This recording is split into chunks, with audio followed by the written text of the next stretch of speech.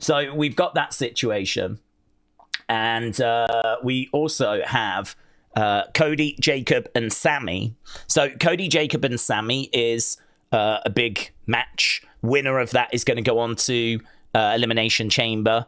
It's very, very difficult to know who's going to get the win in that. We'll have a look and we'll try and do a poll, right? We'll try and do a poll and we'll try and get it so that we can see who you lot think. Because Cody, Jacob, Sami, those feel like potential winners of the Chamber for me. Whoever wins that and then goes through to Elimination Chamber, one of them is sure to be the winner. So I think that's a real hard one to call. We'll have to get you guys to jump in the poll. Alexa, Giulia, Zelina.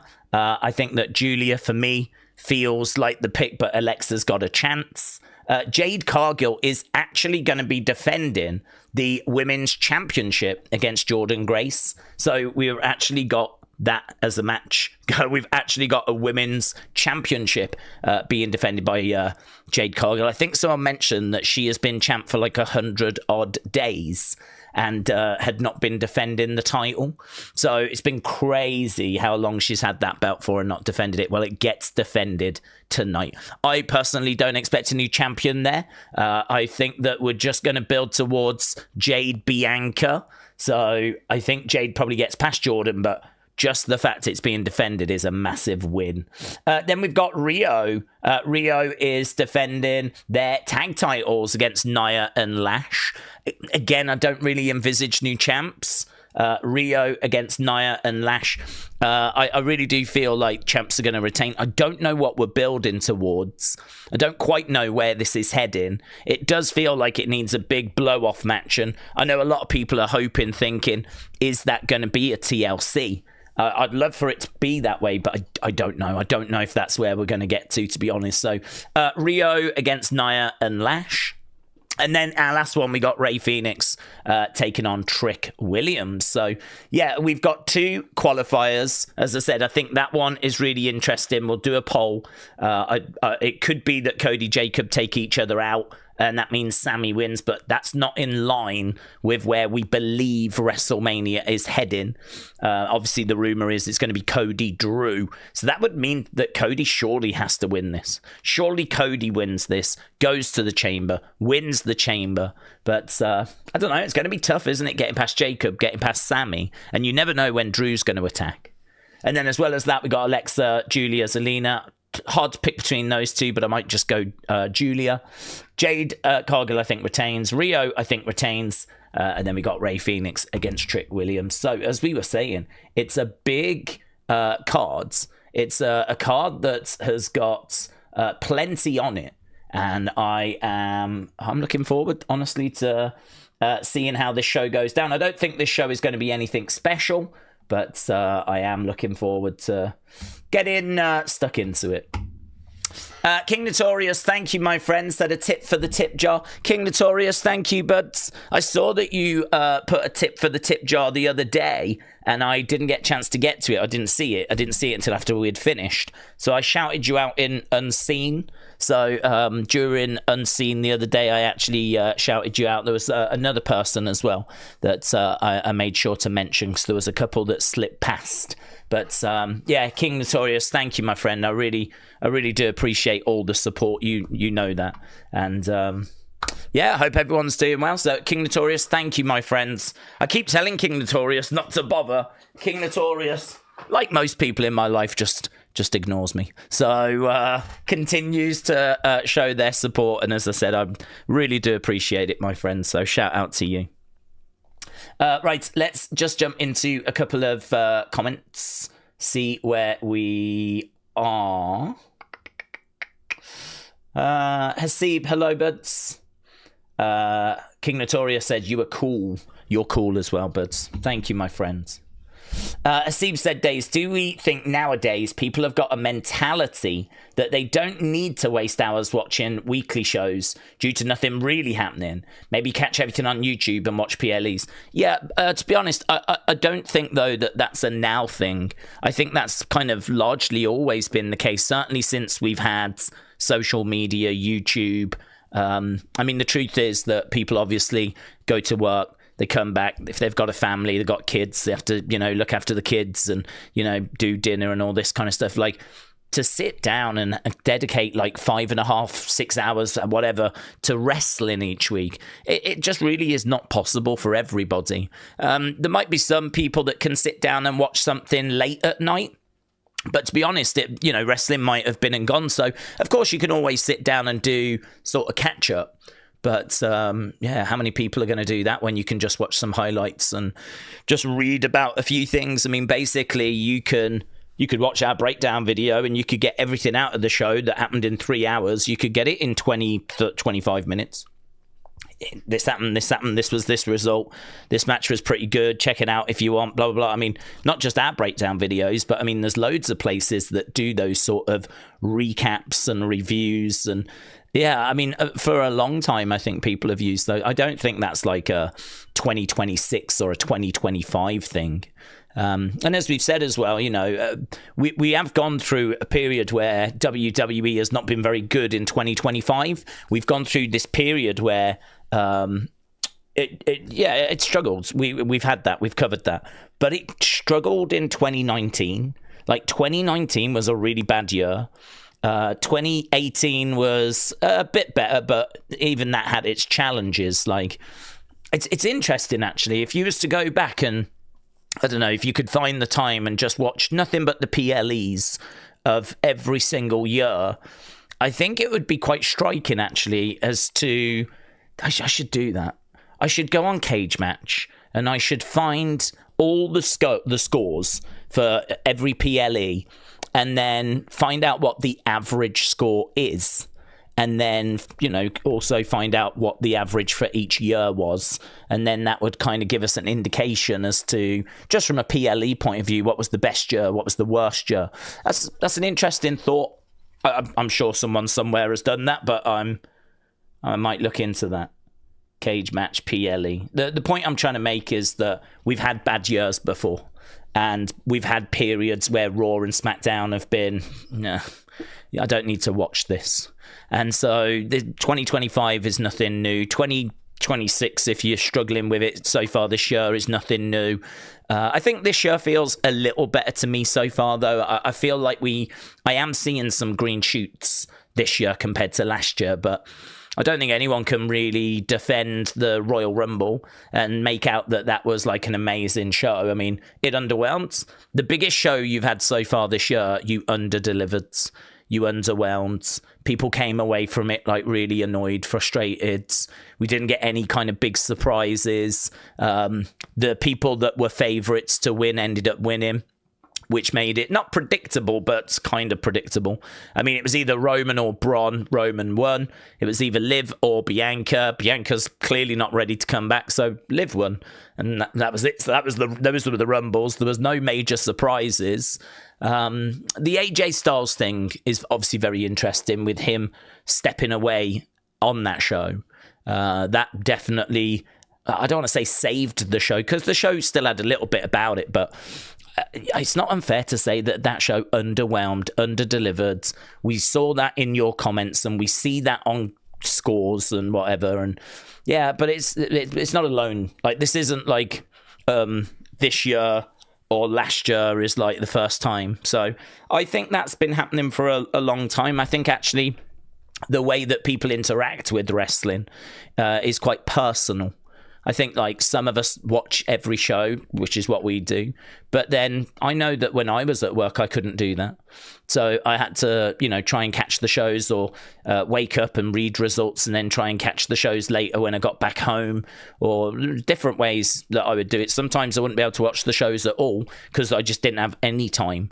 And so then I'd just have to try and, find out what happened from reviews or try and watch some YouTube clips. Or, to be honest, back in the day, the YouTube stuff wasn't as good as it is now. I mean, back in the day, they weren't putting out as much content as they are now, so it was a little bit more challenging. Now, I honestly, I couldn't give anyone a good reason to sit down and watch these shows if you really don't fancy it. If you're really like, I'm not up for it. Like, yeah, there's so many ways that you can follow the action now without having to watch the show. I couldn't really give you a reason as to why you have to spend 3 hours tonight. Why do you need to spend 3 hours watching this show tonight? I mean, I think the show's going to be good. I'm going into it optimistic, but yeah, I do think that lots of people engage with wrestling in slightly different ways and actually probably change themselves. Sometimes they might watch the show, sometimes they'll just watch highlights. Casey, hello. Thank you, my friends. Let's go to down here. Pesantiedi. Shout out to you, my friends. Hope you're doing well.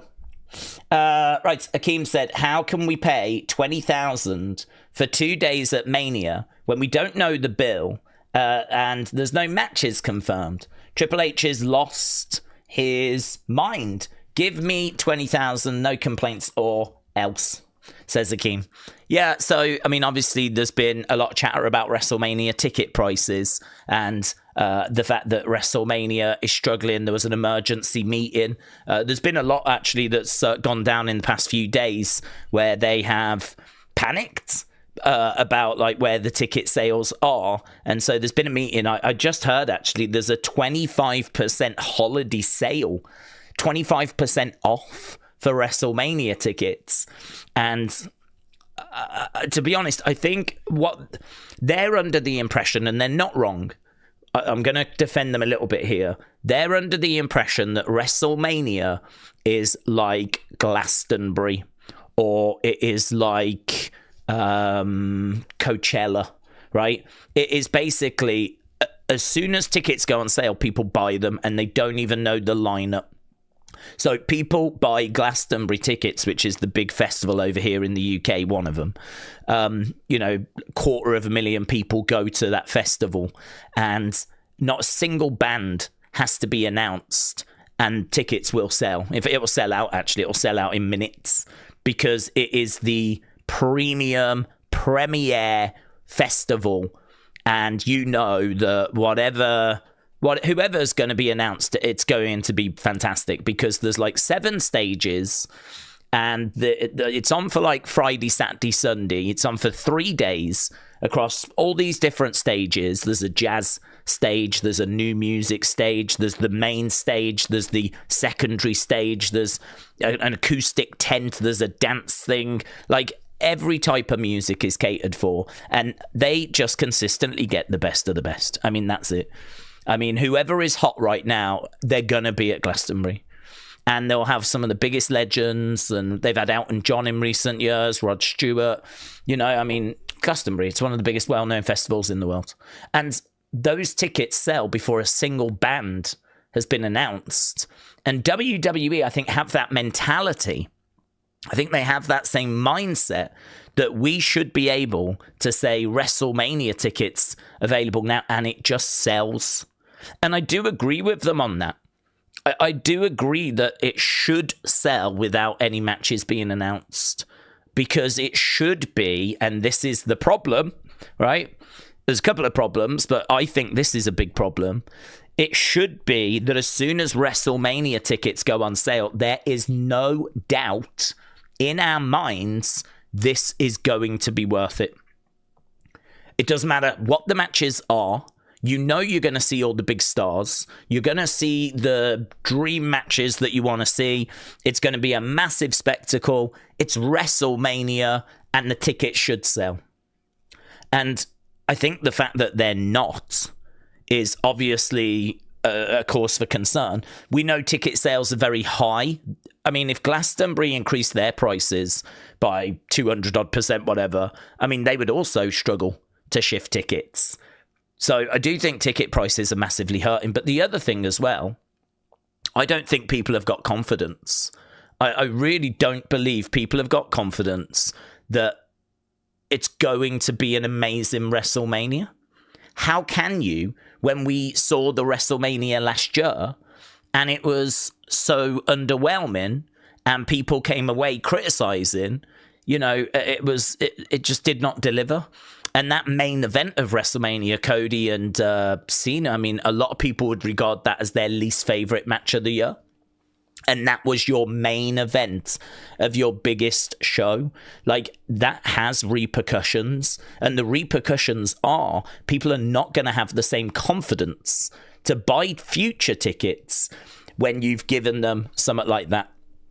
And the other thing as well is that look at the Royal Rumble this year. If Royal Rumble was incredible and Jericho had come back and the show was mind-blowing and everyone was like, my God, this is so good, maybe then people would be like, okay, Mania last year wasn't that great, but at least the Rumble was. I feel good that they're on the right path. But how can you say that when the most recent show was also underwhelming? So WWE right now are in a real tricky place. They've got issues in lots of different areas, and they're all of their own doing. It's WWE hurting itself. You know, the creative last year, not good enough. WrestleMania last year, not good enough. Royal Rumble this year, not good enough. And we can try and be nice about it. We can try and paint a picture and say, well, you know, it'll get better. It'll be better next time. But the truth is, it was not good enough, and now you're starting to see that in slow ticket sales. And we do have to say the price of the tickets is a big problem as well. So yes, there is an emergency meeting that took place. Apparently there's a lot of frustration behind the scenes because plans keep changing. There's a lot of frustration. They just want to commit to a plan, and they keep changing the plan. So there's a lot of frustration about that. There's a lot of frustration around the fact the tickets have not been shifting.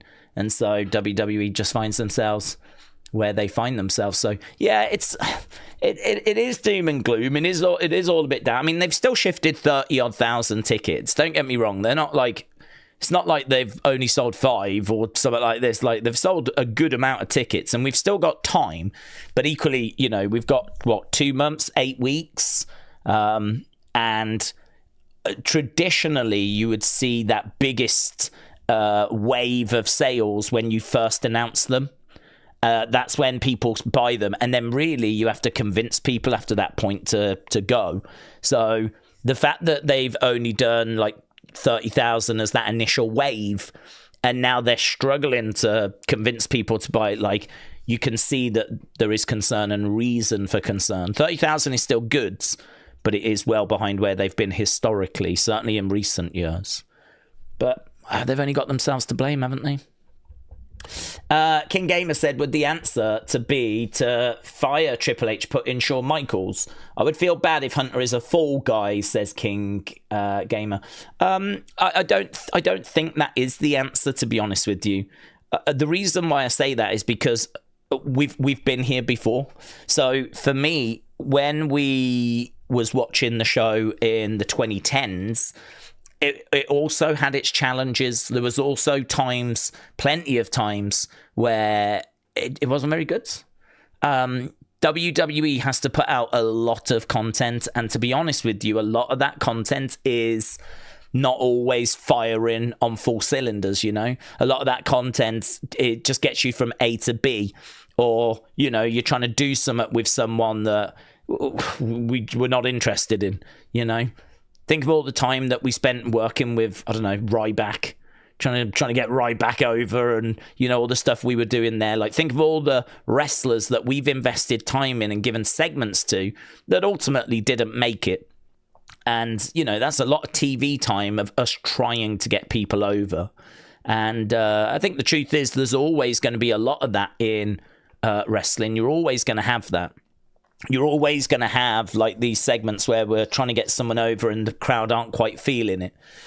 And then you're always going to have bad matches as well, you know? And then you're always going to have bad creative.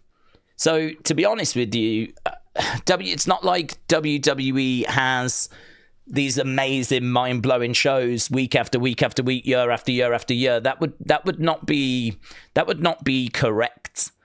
Really, what we do is we follow the stories and we look at who they're trying to push, and we have some good segments, and that is pretty much what you get on a weekly basis. The reason why we're talking about this is because back in the 2010s, we were having a conversation about how Vince needs to go and how Triple H, who was booking Black and Gold NXT, how he needs to take over. Vince is out of touch, and that would be said a lot, that Vince was out of touch. You know, you can't book for 40 odd years and still be like having your finger on the pulse, right? You can't do that job for that amount of time and know what kids are looking for or what's going to work with the younger fans, right? You're out of touch. You got out of touch. And to be honest, I mean, his humor and some of the things he found entertaining, I don't know how many people shared in that and also believed that it was entertaining. That kind of toilet humor that he had, you know, I mean, some of that stuff has really aged badly, and to be honest with you, was not even that funny at first. So I don't want to sit here destroy Vince, because Vince was, you know, incredible. He was a fantastic booker if you look big picture. I mean, what vision to, you know, come up with WrestleMania and to get behind Hogan in the 80s and to give us the Attitude Era and to, you know, give us John Cena and to give us Roman Reigns. And, you know, you look at everything he did. I mean, he came up with the character and executed the character of The Undertaker. You know, without Vince, we wouldn't have some of our favorite memories. But there is rough and smooth. There is light and dark. You know, there is good and bad. There's loads of good that he came out with, but there is definitely bad as well. And in the 2010s, which, you know, that is a tricky period, because in the 2010s, Cena is not around quite as much towards the back end. And really Cena's run is kind of coming to an end. Roman is the next guy to take over, but the fans weren't on board with Roman because of the whole big dog thing and him being shoved down our throats. So you do go through this weird period where we're kind of coming out of Cena going into Roman. And to be honest with you, I don't think it really connects until 2020 when Roman turns heel.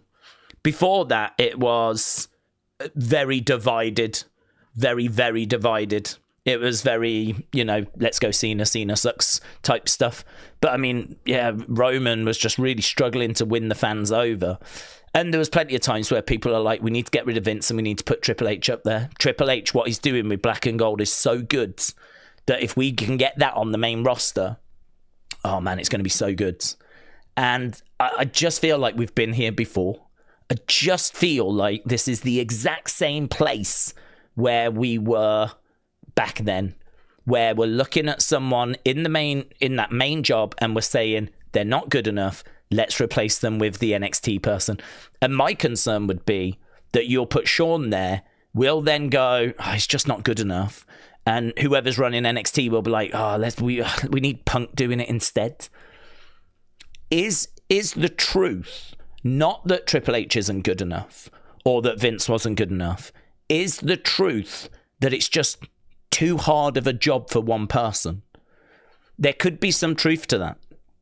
If you think of the amount of content that has to be created, and like every single week for Raw, SmackDown, and then you build into a PLE, like, is it just too big of a machine? Is it just too big of a job for that person at the top to oversee everything and sign off everything? And, you know, I mean, should it be a case that you, rather than talking about Triple H, should it be that we have someone in charge of Raw that oversees Raw creative, and then there's someone in charge of SmackDown that oversees SmackDown creative? And actually, rather than talking so much about Triple H, we talk more about them? Is it that, and Triple H, because there is a head writer for both, but I wonder if they should have even more responsibility. Like, basically, they pretty much get the final sign-off on stuff. It's just Triple H will meet with them once a week just to make sure the plans are in line with what he's happy with, and talk about where he'd like to see things go, and then they go away and they write it. I don't know. I sort of feel like Triple H was responsible for Black and Gold, and that was incredible. But it was 2 hours a week. NXT, which is a very, very, very different beast to 5.5 hours a week, main roster, Raw, SmackDown, it's a much different beast. I suppose what I'm saying is I think NXT is a hell of a lot easier to book for than Raw and SmackDown. And I also wonder if that job is just too big. I wonder if the structure of the creative teams are not correct. Because you do run the risk of firing Triple H, who might be perfectly good, right? And you do run the risk of firing him, and then you have Sean go in there, and then you realise Sean can't do this either. Because booking NXT is so wildly different, like such a different, easier job compared to booking Raw and SmackDown. I mean, should it be a case that Triple H books Raw, Sean books SmackDown? And then, there's someone that comes in that oversees the two of them, maybe Nick Khan, I don't know. And basically, like, he just looks at it, gives the okay, shares a few thoughts, talks about where we're heading so that they can go away and start working towards where we're going, and just make sure that the two shows have got a bit of synergy, that they're not kind of going off in completely wildly different directions, or that we don't have the same story kind of running on both. So you have someone sit down and sign it off. But really, should it be a case that Triple H just books one brand? Maybe you have Sean book the other brand, and then you just have someone like a Nick Khan oversee it, rather than Triple H kind of getting the blame for everything. Triple H getting the blame for any booking decision that doesn't go well. There's lots to think about there. I think that's a good little chat, that. Peasant Yeti, shout out to you, my friend. Firing in some Wrestling Days memberships. Really appreciate it, buds. So, Peasant Yeti, thank you, buds. And Bobster said, Daze, can we give Casey's daughter a happy birthday shout out? She is an honorary member of the community, after all. Yes, I don't know which daughter it is, but shout out to Casey's daughter. Casey, you'll have to let me know which daughter. I know Casey's got two daughters. But yes, Casey, shout out to your daughter. I wish her a very, very happy birthday. Very happy birthday. Days, it's a stacked night, says Hannah. On deck with potential surprises. It's Lyra's birthday. Lyra, happy birthday, my friends. From me and the whole community, buds. Happy birthday. I believe she is 32. So, Lyra, happy birthday, Lyra. It's a good age. It's a good age. You get a lot of candles that you got to blow out when you hit that age, but 32. Yeah, a lot of people might not know that. Casey's daughter is actually a grandmother. She's got kids of her own, and yeah, amazing. So have fun, my friend. I think she's probably down the bingo tonight, isn't she? Love that. She loves a bit of knitting. Loves going the bingo. Heard she was hoping to get a mobility scooter for her birthday. Amazing. Lyra, happy birthday, bud. Hannah said, Daze, it's a stacked night on deck with some surprises or potential surprises. I think Grace is going to win the title. Fatu and Cody are going to do a double pin to advance. Okay. Would we say WWE has more stars or wasted potential talent? I don't know, to be honest, because I think that they have... I think that's really hard to answer. It's hard to answer because I think WWE is, again, always in this situation where it's got top names and then it's got a list of people that you want to see get there. I think about like a Dolph Ziggler. Dolph was never quite at that level and you were just waiting for it to click for him, and I think you could maybe argue it never quite did. You might say Kofi Kingston. I mean, Kofi is someone that I loved and, was really looking forward to watching him, become a world champ, whatever. But, I mean, it's only Kofi Mania that gets him there, isn't it? He manages to connect with the audience, ride that wave of Kofi Mania. And, it's fantastic. It's brilliant. But we never was able to go back to that. Like, that was it. And then, like, you think about Big E from the same group. Big E, also someone that we were waiting to break out. I kind of feel like you can go down a pretty healthy list, actually, throughout history of names that you could make an argument was like unfulfilled potential. I mean, famously, you know, Roddy Piper and Mr. Perfect and Texas Tornado and Earthquake and the British Bulldog. And, you know, the list goes on of people that did not win the WWE Championship. So none of those names were WWE champion.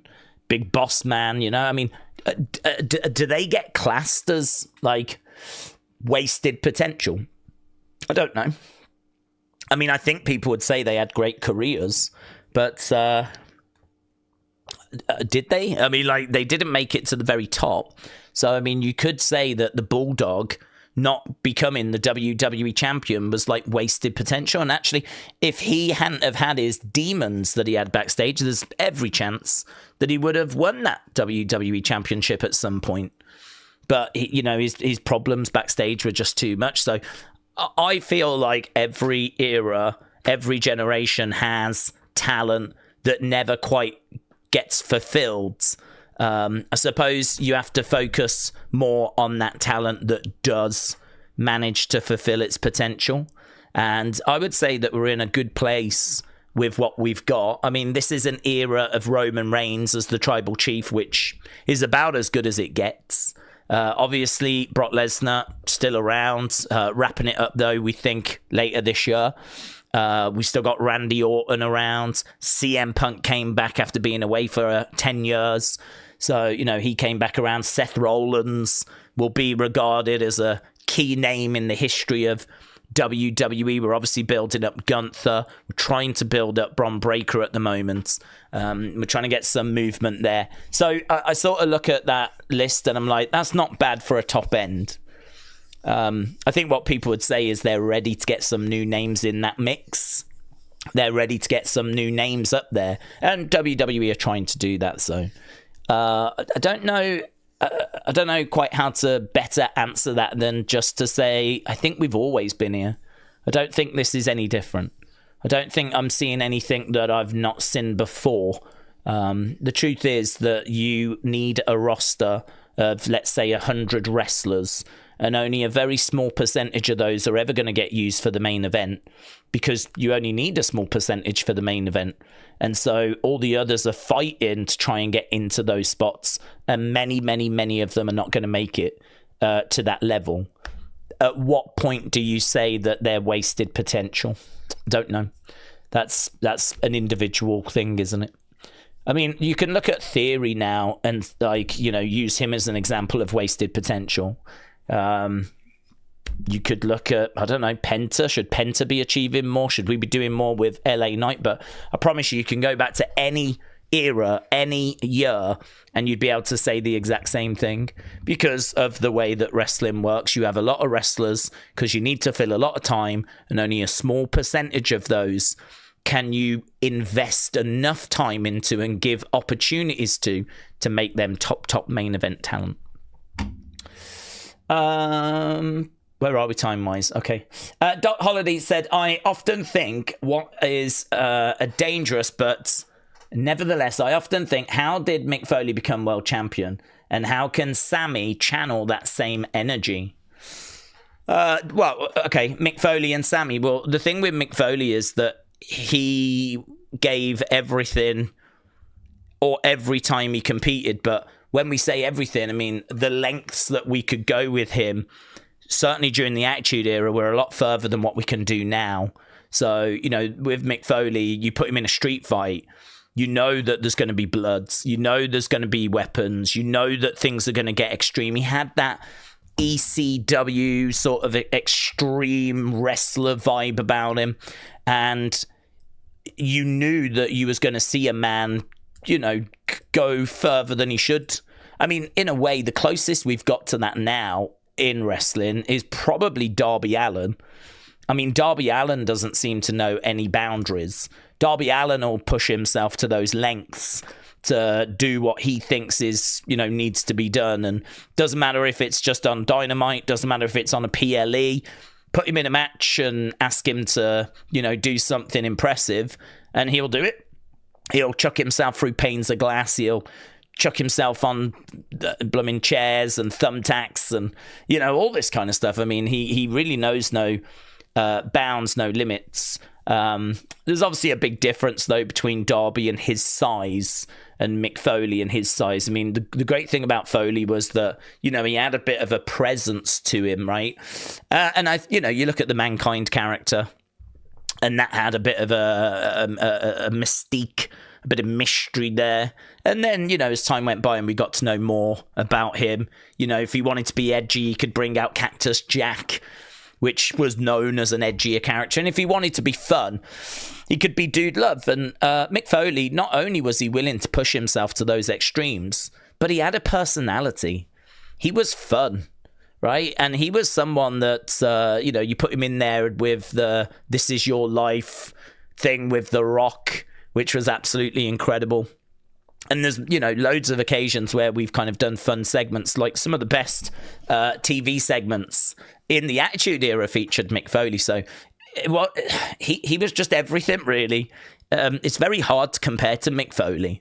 Foley is someone that we haven't seen many times in WWE.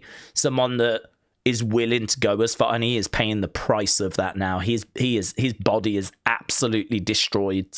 Absolutely destroyed. He is paying the price of pushing himself to those extremes. But he was such a fun person as well. He had such a personality and a charisma to him.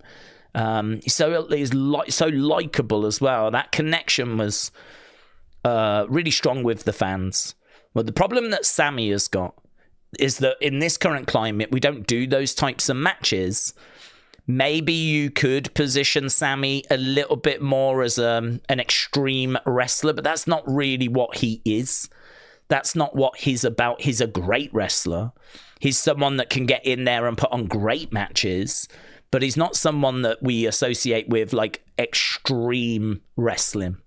He's not someone that you associate with street fights and blood and kendo sticks and thumbtacks. And, if we did Sami Undertaker, would Sami chuck himself off the top of the cell like Mick Foley famously did?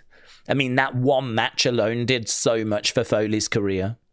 It was the most watched match on the WWE network. And I believe that was true at the time of the network closing down as well, was that when people got the network, the first match they wanted to go to show their friends or rewatch it themselves was Undertaker, Mick Foley, King of the Ring, 1998, Hell in a Cell, and everything that went down with that. Like, that's what Foley gave you. And I don't know that if you put Sami in that spot that you would get those moments. I don't know that you would get that. Sami might think more to get in the ring and try and put on a great match between the ropes. He might not think I'm going to be launched off the top of the cell and go crashing through the commentary table. So I think it's very difficult to compare the two because there's a lot of differences. And there's some similarities as well, though. Neither guy looks like what you would think a world champion should look like. I mean, Hogan was like big, blonde, 6 foot odd, loads of muscles, I mean, he looked absolutely fantastic. You look at like The Rock, and then you look at like or Undertaker that had like a great height to him, size, Diesel, Sid. These are the kind of names that you think of when you think of like WWE champions around that time period. I mean, Shawn and Bret had issues because they weren't the tallest, but I mean, they just dug into parts of their character, right? So I mean, Shawn was HBK, Heartbreak Kids. He kind of really leaned into that arrogance, and that was fantastic. And Bret was that technician. I actually think, if you're going to compare Sami to anyone, Bret would be the direction. Bret would be the person, because Bret was never the biggest, both of these guys are from Canada. Both are in-ring technicians. And so Bret would be the person that I would look at as to being the one that Sami should be benchmarked against. But it's very, very difficult to kind of present him that same way, But it shows that, like, the same challenges that Sami is going through are the same challenges that Brett had. And Brett found a way of overcoming those challenges and becoming one of the greatest superstars of all time. The thing is, though, that was at a time where there wasn't a big name around. Like, Brett didn't have to battle a Roman Reigns in that time period. So when Hogan leaves in 93, we don't really get going with the Attitude Era till 97-ish. So there's about 4 years there where we're really trying to find who the champ should be. And we try Brett, we try Shawn, we try Sid, we try Diesel, we try Undertaker. We kind of go through several different names. So Brett, is around at a good time where there is no outright face of the company. And so, the problem that Sami has got is there is right now, it's Roman Reigns. And if it's not Roman, then it's going to be Punk or Cody, who we looked at the Google trends the other day, and both of them are very, very close when it comes to searches online. So they're, and they're all above Sami. So Sami's got a problem where it's quite crowded at the moment at the top of the cards. It's quite a good top end of the card, actually, certainly compared to mid-90s. So it's hard to see when his time is going to come around. So, yeah, we can talk a lot about Sami and dig into Sami and the challenges and all of that kind of stuff. It's hard. It's really, really difficult. I don't know when his time is going to come around, but the truth is that I think we've got to be honest in saying that character, it's not right. Sami's character and what you've got him doing isn't right. He got hot when he was in the Bloodline, and we were doing really fun stuff with him, and he could show his personality and he could have fun and he could show that he's a fun guy and the crowd could root for him. Right now he's just off on his own. He's just out on his own, and there's no one for him to really bounce off. And a lot of all he does right now is just come out and say, I'm going to beat you. I'm the best. No one wants this more than me. I'm going to be a champion and all that kind of stuff. I'm really interested to see what they do with Sami. You might remember last week he was heartbroken because of losing at the Rumble. He didn't say a word backstage, just kind of stayed silent. It's really interesting, because that could take us in a few directions. Perhaps he just doesn't need to talk. Perhaps shave the head and have him just become like a vigilante type character, standing in the crowds, attacking people. Tired of talking. Talking got me nowhere. So I'm just it's just actions now. And maybe there could be a way forward there. Sami is going to be very interesting to keep an eye on. Very interesting to keep an eye on, because I think they want it to work. I think that he's someone that clearly Triple H is supporting and getting behind, but they just can't find a way of getting him to that top table at the moment. Ethan, hello. Do we see Cody turning heel in the future? Yeah, I think he will. I think he will. I think that Cody is. I think that Cody is definitely someone that is going to turn heel in the future. I think that he is in a very interesting position, actually. He's in a very interesting position because of the fact that he is...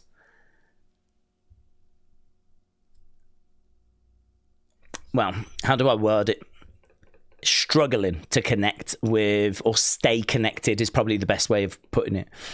He's struggling to stay connected with the smart fans, and I think there's multiple reasons for that. He's bland, he's vanilla, all that kind of stuff, right? And people have just sort of jumped off the hype train and have just sort of gone, nah. He's won that title now at WrestleMania 40, and yeah, this isn't for me. I'm going to move on to someone else now. I'm going to throw my support behind LA Knight and, all that kind of stuff. So, yeah, I think that for me, this is a situation where we are struggling with Cody. We need to find a way forward. A lot of people are saying, I think he is really resistant to that.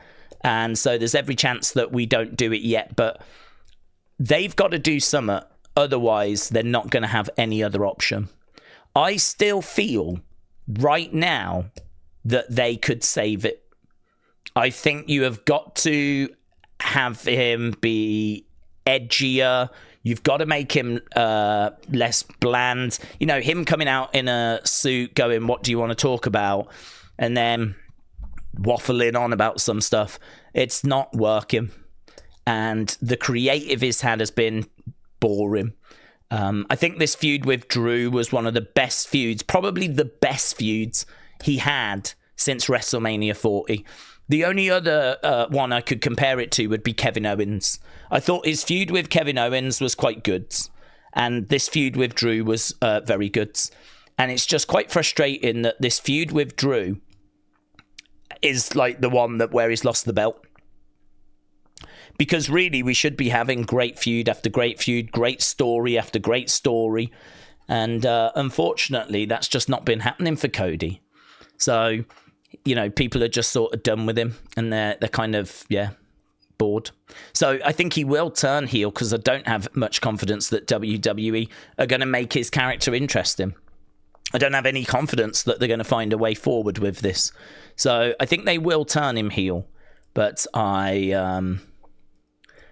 don't know that it'll be anytime soon. I think they're going to desperately try to and fail to try and keep people on board, honestly.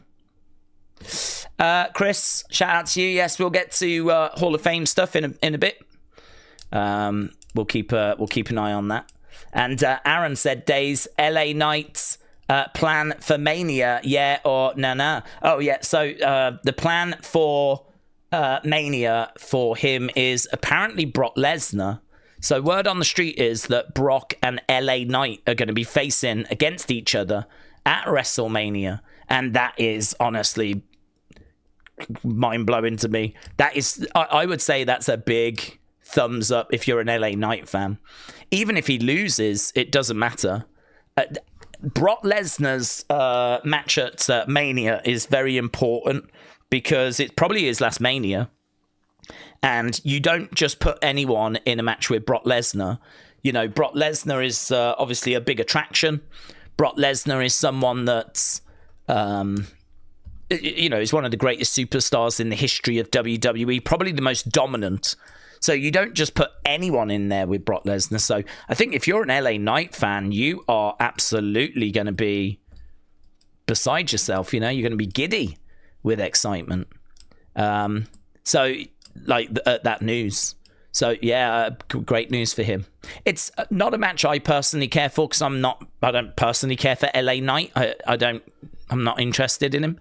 I'm not against him. I'm not down on him, but he is just mid-card to me. Is just someone that, like, he's got his catchphrase. I think I tend to put quite a bit of value on in-ring work. The people I tend to enjoy personally, and this is just me, but the people I tend to gravitate towards are like your Kendall Grays, your Sami Zayns, your Ilya Dragunovs. Really enjoying Carmelo Hayes' work at the moment. Gunther. These are the names you'll hear me praise. And what connects all of those names? What is it about all of those that have got a connection? It's the in-ring work. And the ability to consistently deliver great matches.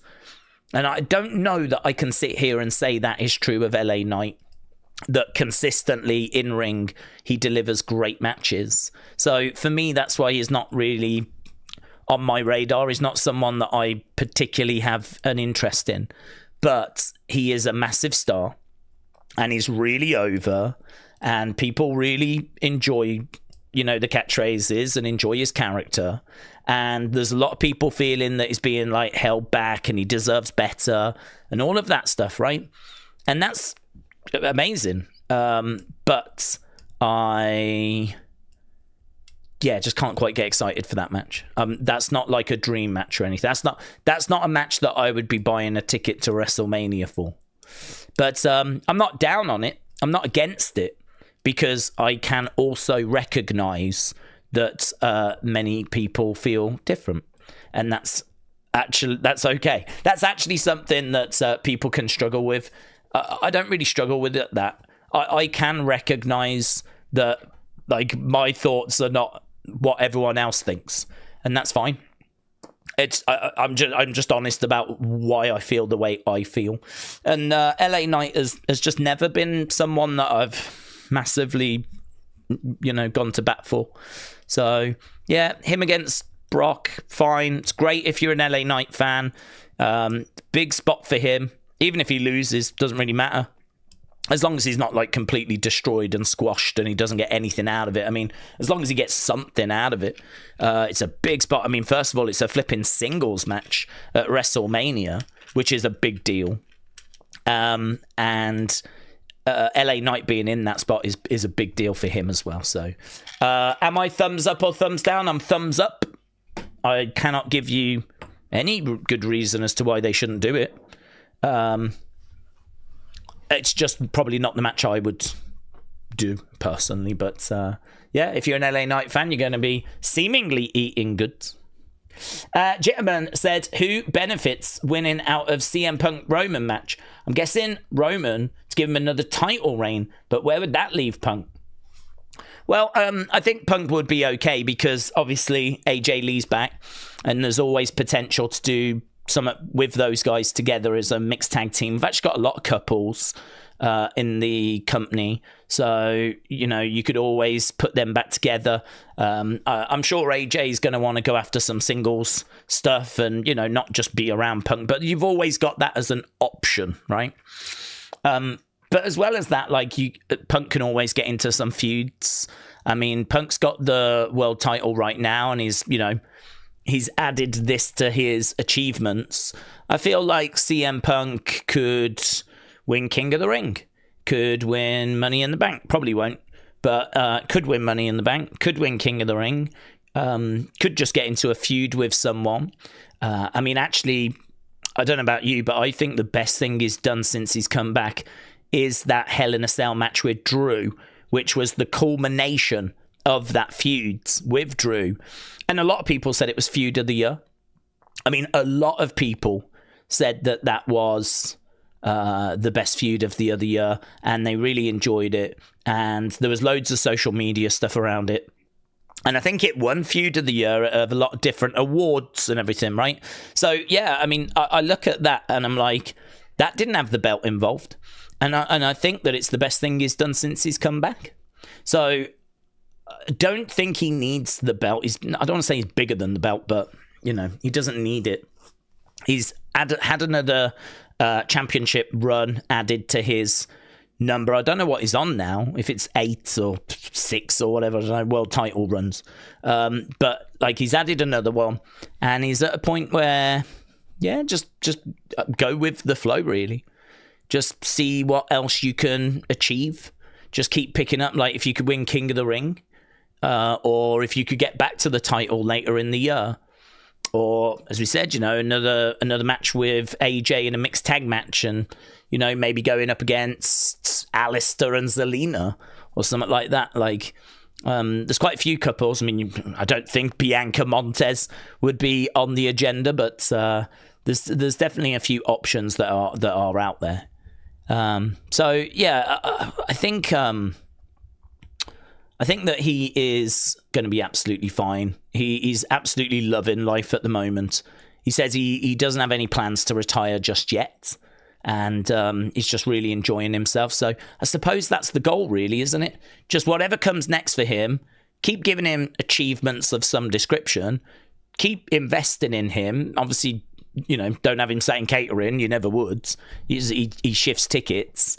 So get him in feuds, get him in, like, high-profile matches, and just kind of just keep moving forwards. But I do agree with you that Roman would make sense, because I think Roman having that belt, I know that people would be frustrated that he would not be around, but I just think from a business point of view, Roman's your biggest star. It's a little bit like Hogan in the 80s. You putting the belt on him just sort of it makes sense, really. It just makes sense.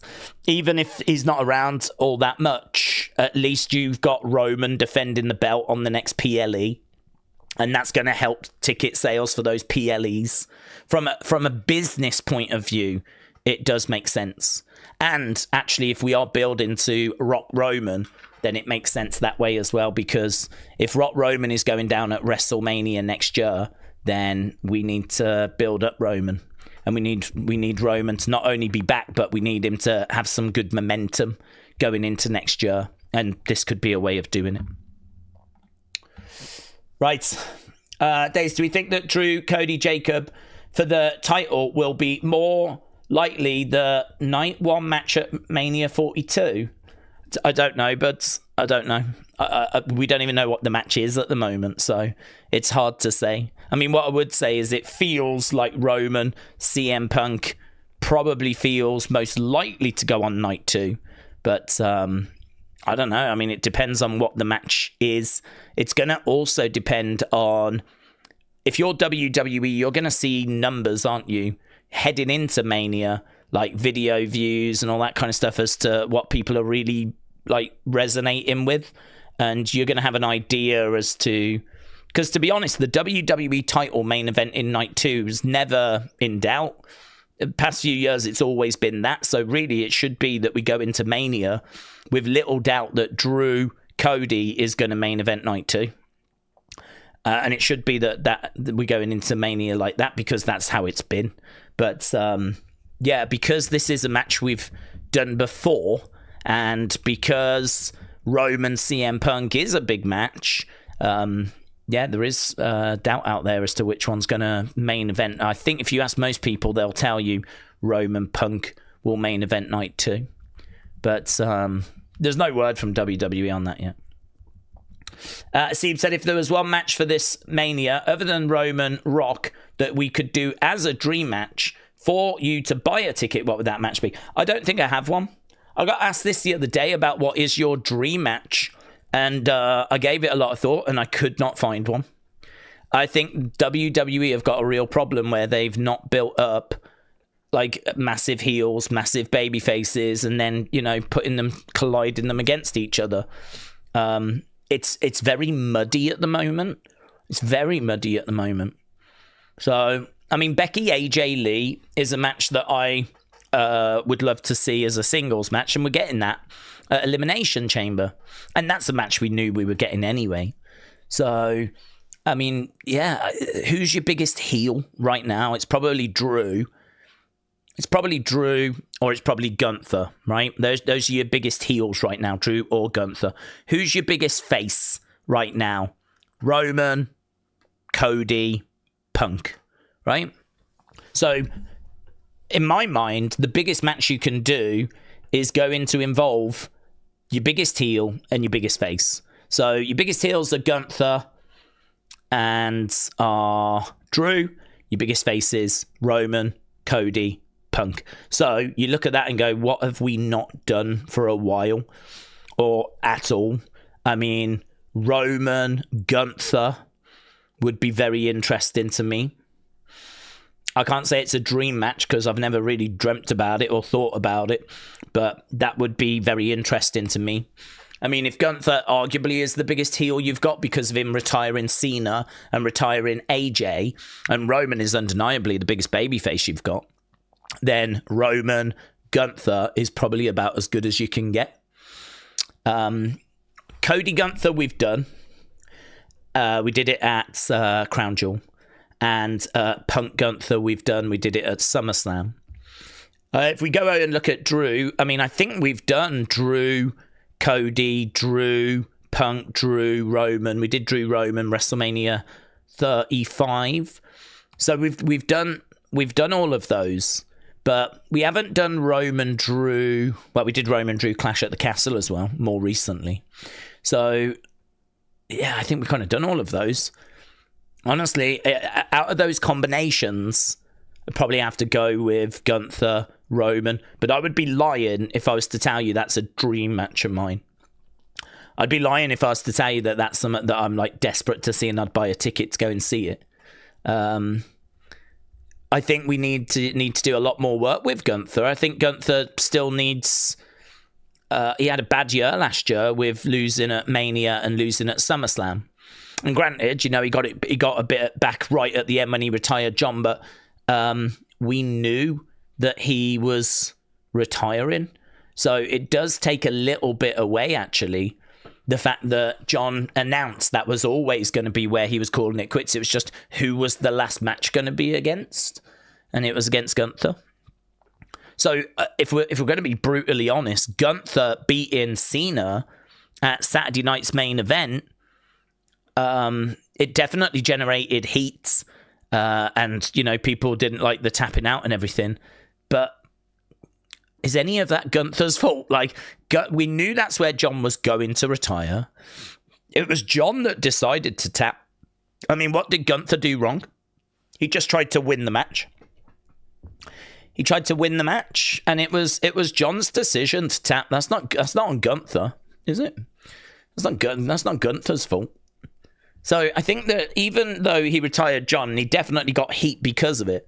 I still feel like there's work that needs to be done. I think the AJ thing was done much better because AJ was saying like that he would carry on if he got past Gunther, and obviously he did not get past Gunther. So Gunther actually ended AJ's career when seemingly story-wise it could have carried on.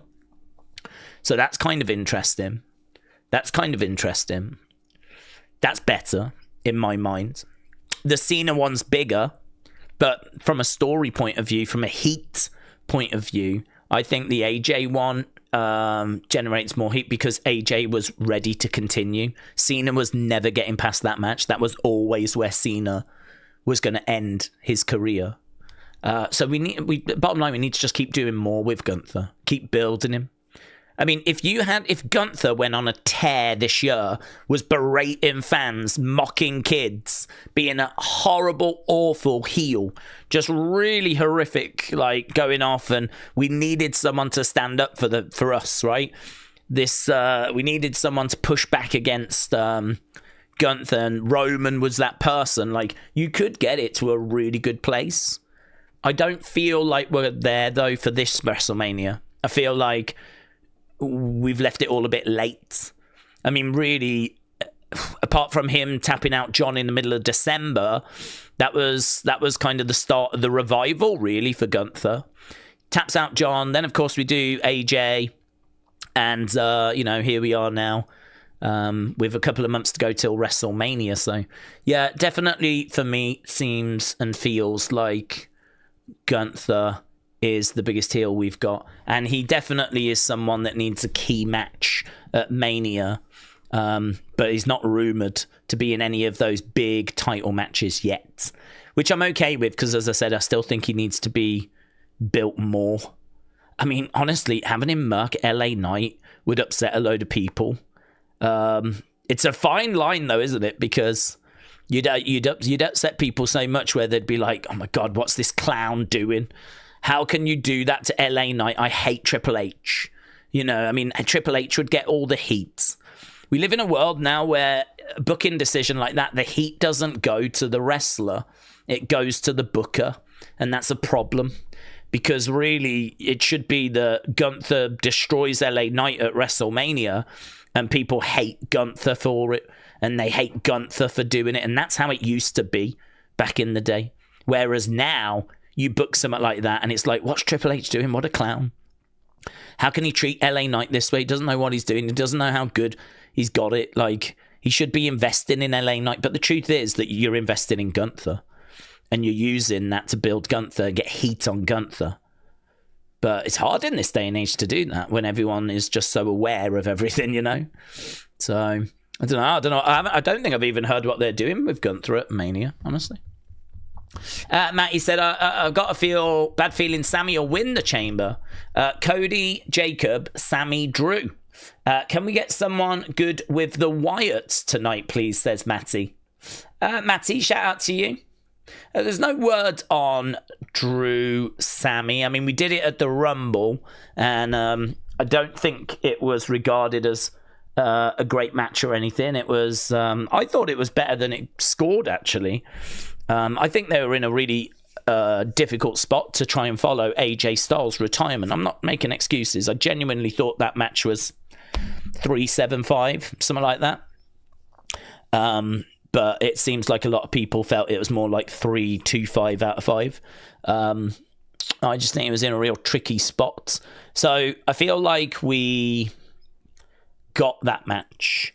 It'd be unusual for them to book that at the Rumble and then do it again at Mania. And the rumors are it's going to be Cody and Drew, with Jacob potentially being inserted. So that's where we believe it's going. But yeah, well, we'll have to see. Honestly, they're very frustrated at all the plans changing. They're very frustrated at the fact that, the plans change, and there's a lot of discontent backstage. So we'll have to see. I can't say exactly where it's going, but I know that there's a lot of frustration. Hopefully Sami wins tonight, said Glockness. Then at the Chamber, and then loses at Mania, because that would be awesome, says Glockness. Daze, if Seth Rollins does return in time for WrestleMania, who do we think could be Seth's new opponent? Because it's not going to be Braun anymore. I would think it'd be someone from the Vision. I think he would still want to go after the Vision. Poppy Croc said Brock Ober should be at Mania. Ober wins, which could set up Gunther to challenge Brock for his career at SummerSlam. Okay. Do we see Kevin Jericho restarting a feud like was rumoured today? I've not seen a rumour on that. There's no word on Kevin coming back. So we know that he's injured and it's a serious injury. So yeah, there's no word on that. I know that that's one of Jericho's favourite ever feuds. I'm sure they would cross paths, but I don't know that it would be physical. It might just be a little backstage sort of meeting. I mean, like Kevin, I believe, is still under a WWE deal, of course, so they could always bring him in to do a little backstage segment. I mean, Kevin is able to walk around and everything. He was on the Cody podcast not long ago. So, you know, it's not like he's bedbound or anything. So Kevin could absolutely rock up to a show, be in the crowd, appear backstage. If we do sign Jericho, you know, you could do a little something, but I think we're a long way from getting him back and, you know, Jericho coming in and starting a feud and all that kind of stuff. I think we're a long way off anything like that. So not something I would be expecting. I wouldn't say that you could never do it. As we said, Jericho could find his way to WWE. We still don't know about that situation, and we could have Kevin return, but yeah, long way to go. Do we think that the masked mystery person could be Bad Bunny? If it is Bad Bunny, then who is under the mask? Could we probably get Logan Bad Bunny at Mania? Do we think the mystery person is Bad Bunny? Well, it could be revealed to be Bad Bunny. I can't give you a reason why they couldn't go that way. Do we think they'll do Logan Bad Bunny? That was proposed by someone. Who proposed that? Someone mentioned, I think it was Cody. Cody said he'd like to see Logan Bad Bunny. I would not. There'd be no one to root for. In my mind, that's heel against heel. No, I don't have any interest in that. Well, I don't have any interest in Bad Bunny wrestling, full stop. And I know that he's coming back, and I know that we're going to probably have him in a match. I mean, he's just done the Super Bowl, hasn't he? So his profile is through the roof right now. This is absolutely the time where WWE would want to try and capitalize. I'll tell you the only thing I did think the other day, though. Bad Bunny has obviously found himself getting involved in politics. And that, I don't know how much of that will be a problem for WWE, because, I mean, I don't care about Bad Bunny, like, politically, right? Bad Bunny I've said many times, the issue I've got with him is the same issue I've got with any celebrity that gets in the ring and wants to put themselves over. I firmly believe that if you are a celebrity and you come into the wrestling world, you have a responsibility to help protect wrestling, right? You're coming into that world, and so you have got a responsibility to protect wrestling. I mean, you love it, which is why you want to be a part of it. And well, there is a responsibility that comes with coming into that world, because this is a scripted world. It is a world where we can do anything because it just gets written down. If Bad Bunny wants to win the WWE Championship, we can do it. It can be done. Bad Bunny could be undefeated. He could go on a 20-year undefeated streak if we wanted to, because we can do anything. But just because you can do anything doesn't mean you should do anything, right? And this is why, for me, when a celebrity comes in who's a singer, that's what he does for a living. He sings, dances, right? Why should he be allowed to come into wrestling and be competitive with trained wrestlers? No one can answer that question. No one can give me a good answer on that. I've never had a good answer on that. How can it be acceptable that he comes into wrestling and can get wins and hit destroyers on the Miz and have street fights with Damian Priest and get victories and wins and not just be absolutely embarrassed? You know, these are meant to be the best of the best, aren't they? WWE wrestlers are meant to be the best of the best. I'm pretty sure WWE doesn't want you thinking the best wrestlers are in AEW. They want you to think the best wrestlers are in WWE. Well, if this is the best of the best, how the hell can a singer get in the ring, even with a couple of months of training, and win and be competitive and not just get destroyed? Some people might say, yeah, but there was shenanigans and all this kind of... No. How is he not just getting destroyed? How was this match not like 3 minutes long with Damian Priest just booting him in the head and putting him away? The truth is, it went as long as it did, and he got the victory that he got, and he gets all these wins and all these great moments because WWE allow that. You know, they write that down. For me, it makes wrestlers look stupid. It makes them look weak. It makes wrestling look stupid. It makes wrestling look like a joke. It's really bad. The optics are really bad. And I kind of feel like the clips that go around that show Bad Bunny winning and show him celebrating, I feel like people go, oh, Bad Bunny was at WrestleMania this weekend where he picked up the victory. And like people are looking at the footage and just sort of shaking their heads, really. Looking at it like... I don't know, man. I just really don't think it makes wrestling look good. I really don't think it makes WWE look good. And that is my problem with Bad Bunny. That's it. I don't care about the fact he sings in Spanish or anything like this. I know there was like the whole political thing that went down. I am not interested in any of that chatter. My only problem is the fact that he claims to love wrestling, but then came in and, in my eyes, disrespected it by, you know, wanting to make himself look so good rather than making the wrestlers look good. That's your responsibility. Your responsibility is to give to wrestling.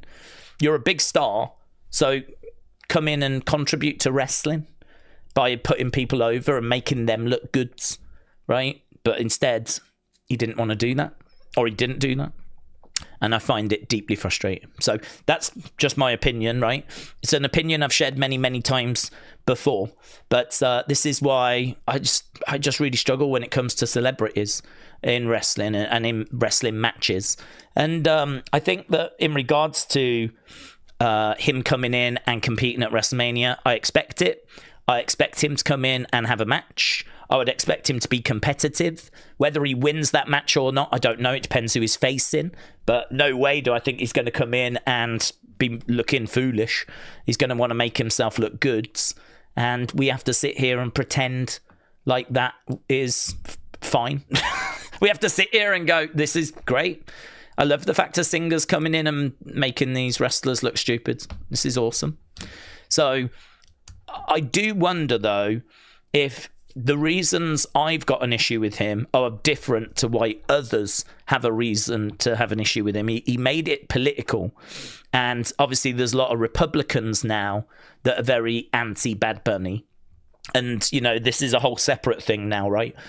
I wonder if he has got a bit too much heat on himself, in the sense of, you know, there's a large part of your audience now, because a lot of wrestling fans, not all, by no means all, but, you know, a good chunk of wrestling fans are Republicans. And actually, you see that in wrestling. I mean, look at Triple H, look at Vince, look at Linda, look at Kane. They've all gone on to actually work for the Republican Party.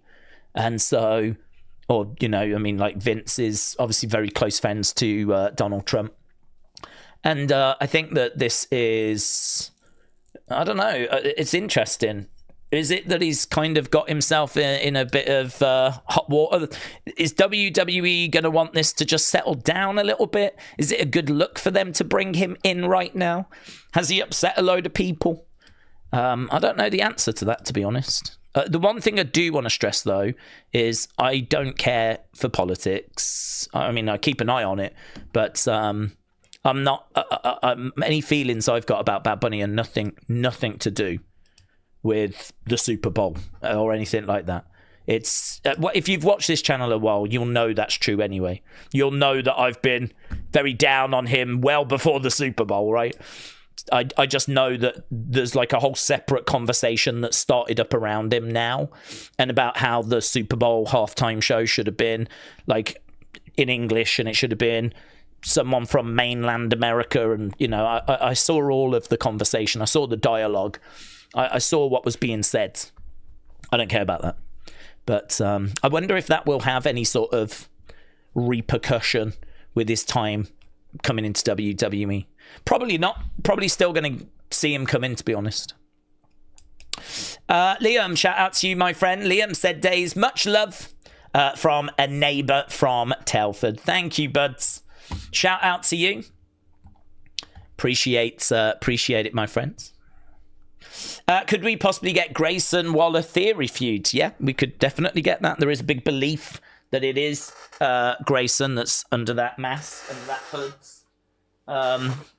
That feels like it's unresolved issue, doesn't it? Feels like an unresolved issue to me, to be honest. So I think we very much could get something between those two. Who do we think jumped? Jacob said Asgard, Mike. I think it was Randy, personally. I think it'll be revealed to be Randy. So, yeah, I'm thinking Randy will be that person. I didn't watch the Super Bowl. Sports are boring, said First 48 Gaming. Yeah, well, listen, just to put a bow on that, if you like Bad Bunny, no problems. Fair play. I mean, music-wise, I have never listened to him, but he's won lots of awards. He's the most streamed artist in the world. I think it's fantastic that the most streamed artist in the world has got an interest in WWE. That is brilliant, right? I'd never say anything against that. It's just the way that we use that. You know, let's bring him in. Let's have him do a song. Let's have him get pushed around. Let's use him as a way to, you know, he can be in the corner of someone. And we do a match and he's in someone's corner. He's in Damien's corner, right? And actually Damien's not around. Bad Bunny gets jumped backstage, gets beaten up by Gunther, right? Bad Bunny getting chucked around. I mean, that is how you use Bad Bunny in my mind. You actually put sympathy onto Bad Bunny. Like, nah, man, that's not cool. He's a guest. He's one of the most, you know, biggest stars in the world, and you're just chucking him around backstage, chucking him into, you know, trunks and all that. And then as a result, Damien's like, I'm gonna get him for you.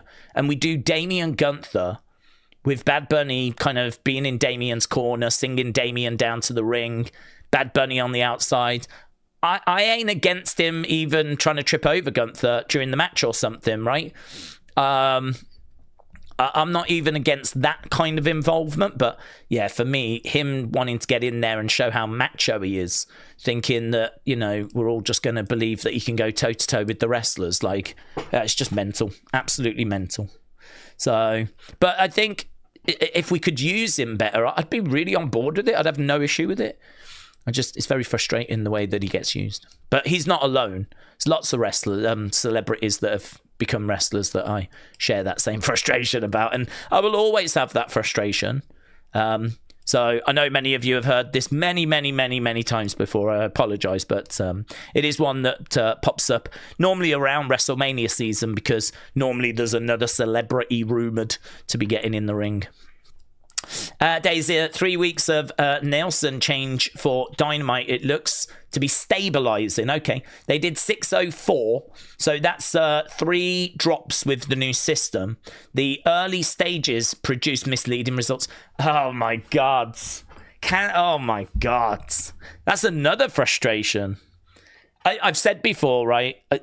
I'm so grateful that people join us, and I'm going to let you in on something, right? I am dying right now, right? I went out last night and I had too much to drink. I was throwing up last night. I am so hungover. I am in a horrible place right now. If it seems like I'm just trying to get through the stream, it's because I'm just trying to get through the stream. There was one point earlier today, I didn't even know I was going to be able to do this stream. I was so ill. I have been sick so many times, and it's all my own fault, right? It is all my own fault. And so I have got no energy. I am running on 0. I am easily distracted. I am in a horrible place, right? But we're here. We're going. We're doing it. It's my own fault. Whenever I used to be at work, if ever I was in this situation, I would just work. I would still show up and just be awful and just like be very unproductive. But, you know, I'm very fortunate that I sit here and flipping get to talk to you guys. So... yeah, sitting here and chatting about wrestling. Let's go. Even if I'm hanging by a thread, I'll do it, right? The only reason I'm telling you that is because I know this is low energy and I know this is not like me at my best, right? But I am trying, right? I also haven't had much coffee, to be honest with you, today because I've just been drinking a lot of water. But I went out last night to a gig, tribute thing for Motown. It was on up the road. We had drinks before, we had drinks after. When we came back to the house, we were drinking. I was still drinking at like 4:30, having gone out at like 5. So like nearly 12 hours of drinking. I have never been so ill as I was last night. And all I've done today is sleep. So anyway, cut a long story short, I'm very appreciative everyone's joining us. If I do seem a bit low energy, it's for that reason. I am hanging by a thread. But we will get through the stream. I might go and grab some water in a second. But just to go back to Big Time's comment there, right? How frustrating that the ratings, when people join us for these streams and we talk ratings, the reason why people want to hear about ratings is they just want to get an idea as to whether a show is doing well or not, right? They just want to get an idea if a show is on the up, on the down, where it is, how does it compare to AEW, how's Raw in comparison to SmackDown, how's NXT in comparison to AEW, how's AEW in comparison to Raw. People just want that. That's all they want. They don't really care about anything else. They just want to know, you know, is Raw doing good? Is it doing bad? Is SmackDown doing good? Is it doing bad? Right? And one of the frustrating things is that they've changed the way the ratings are worked out, and they've changed the system, but they've not changed the system for all of the shows. It's just some of the shows. It's something to do with like normal TV gets one system, cable gets a different system. And what's happened is the numbers have changed a lot recently. We've seen big changes in the numbers, and it's clearly not a reflection of the quality of the show, or that all of a sudden a load of people have just come back. It's just the way the ratings are worked out. So Big Time is saying that apparently with the new system, the early stages had misleading results in them as well. How frustrating. How frustrating is that? I mean, I said, let's leave it a few weeks because this thing is just going to be, it's a mess. We need to find a better pattern. We need to let it settle down. But even I didn't know that those early results were misleading or were incorrect. So I honestly, people tune into these streams, and I'm here doing it right now, even though I'm hanging by a thread, to try and give as much info as I know, or try and, you know, have good conversations about wrestling. I love doing that, and I know you lot love engaging in that. But honestly, when it comes to ratings right now, it's so difficult to have any kind of conversation about them, because none of the data seems to be stable, and there's been big changes, and you know, we can't quite get a read of things yet. So yeah, I don't know. If you're telling me that early stuff was off, then that is even more frustrating. So we'll have to see. We'll have to give it a few more weeks. And as you said, if it is starting to show that it's stabilizing, that's great. But yeah, God, so frustrating. It's been a mess for a little while, actually. But yeah, it'll be good if that settles down. That's all people want when they join us and we talk ratings. They just want to know how the show's doing compared to where they were and compared to each other and everything, you know. Wouldn't it be cool if we could share energy online and I could tweet you some, said Glockness. I know. I could definitely benefit from that. I had some pasta earlier, but I didn't have much. And I was like, oh, I'm going back to bed. I went back to bed, slept for about 4 hours, woke up, had a plain jacket potato with some butter, a bit of butter on there. That was nice, actually. But yeah, normally I've got a coffee down there completely untouched. I couldn't even bring myself to flip in and drink it. So I'm just having a couple of these caffeine pill things, so that should give me a little boost. But yeah, if you ever wondered what an uncaffeinated version of me looked like, it's this stream. So yeah, to be honest with you, if this had been when they were in Saudi, if this stream had been earlier in the day, like when we go to Saudi, I couldn't have done it. I wouldn't have made it. Like, that's one I think I would have had to have just said, I'm gonna not do that one. I'll just have to do the later one. Yeah. So I'm pleased that we're about an hour and a half in and we're still going. Although, to be honest with you, this I don't feel like I'm about to throw up or anything. But I remember a stream. I want to say it was a Backlash stream. It was a big stream. I remember a stream where I only went on it basically to say I can't do the stream. There was that is the worst I've ever been. And I don't even remember if I was hungover or if I had picked up an illness. I genuinely can't remember. But there was a stream, and I want to say it was Backlash. And I want to say it was a few years ago. And I literally only decided I'm going to go on. I'm going to basically say I can't do the stream. And I'll do 5 minutes and just chat with people. And then I'm going to go back to bed. And I went on, and I remember being like talking, and I remember just like 10 minutes went by, and it was like, okay, I'm still okay. 20 minutes went by, okay, I could do another. We can keep going a bit, half an hour. And we ended up doing the whole stream, and we managed to get through. And that stream is the worst I have ever been on a stream. That is the illest, if that's even a word, that I have ever felt while streaming. This right now would easily make the top 10, maybe top 5. But to be honest with you, I'm not sat here with any doubt we're not going to make it through. We will. If it was earlier today, we would not. But it's my own fault, innit?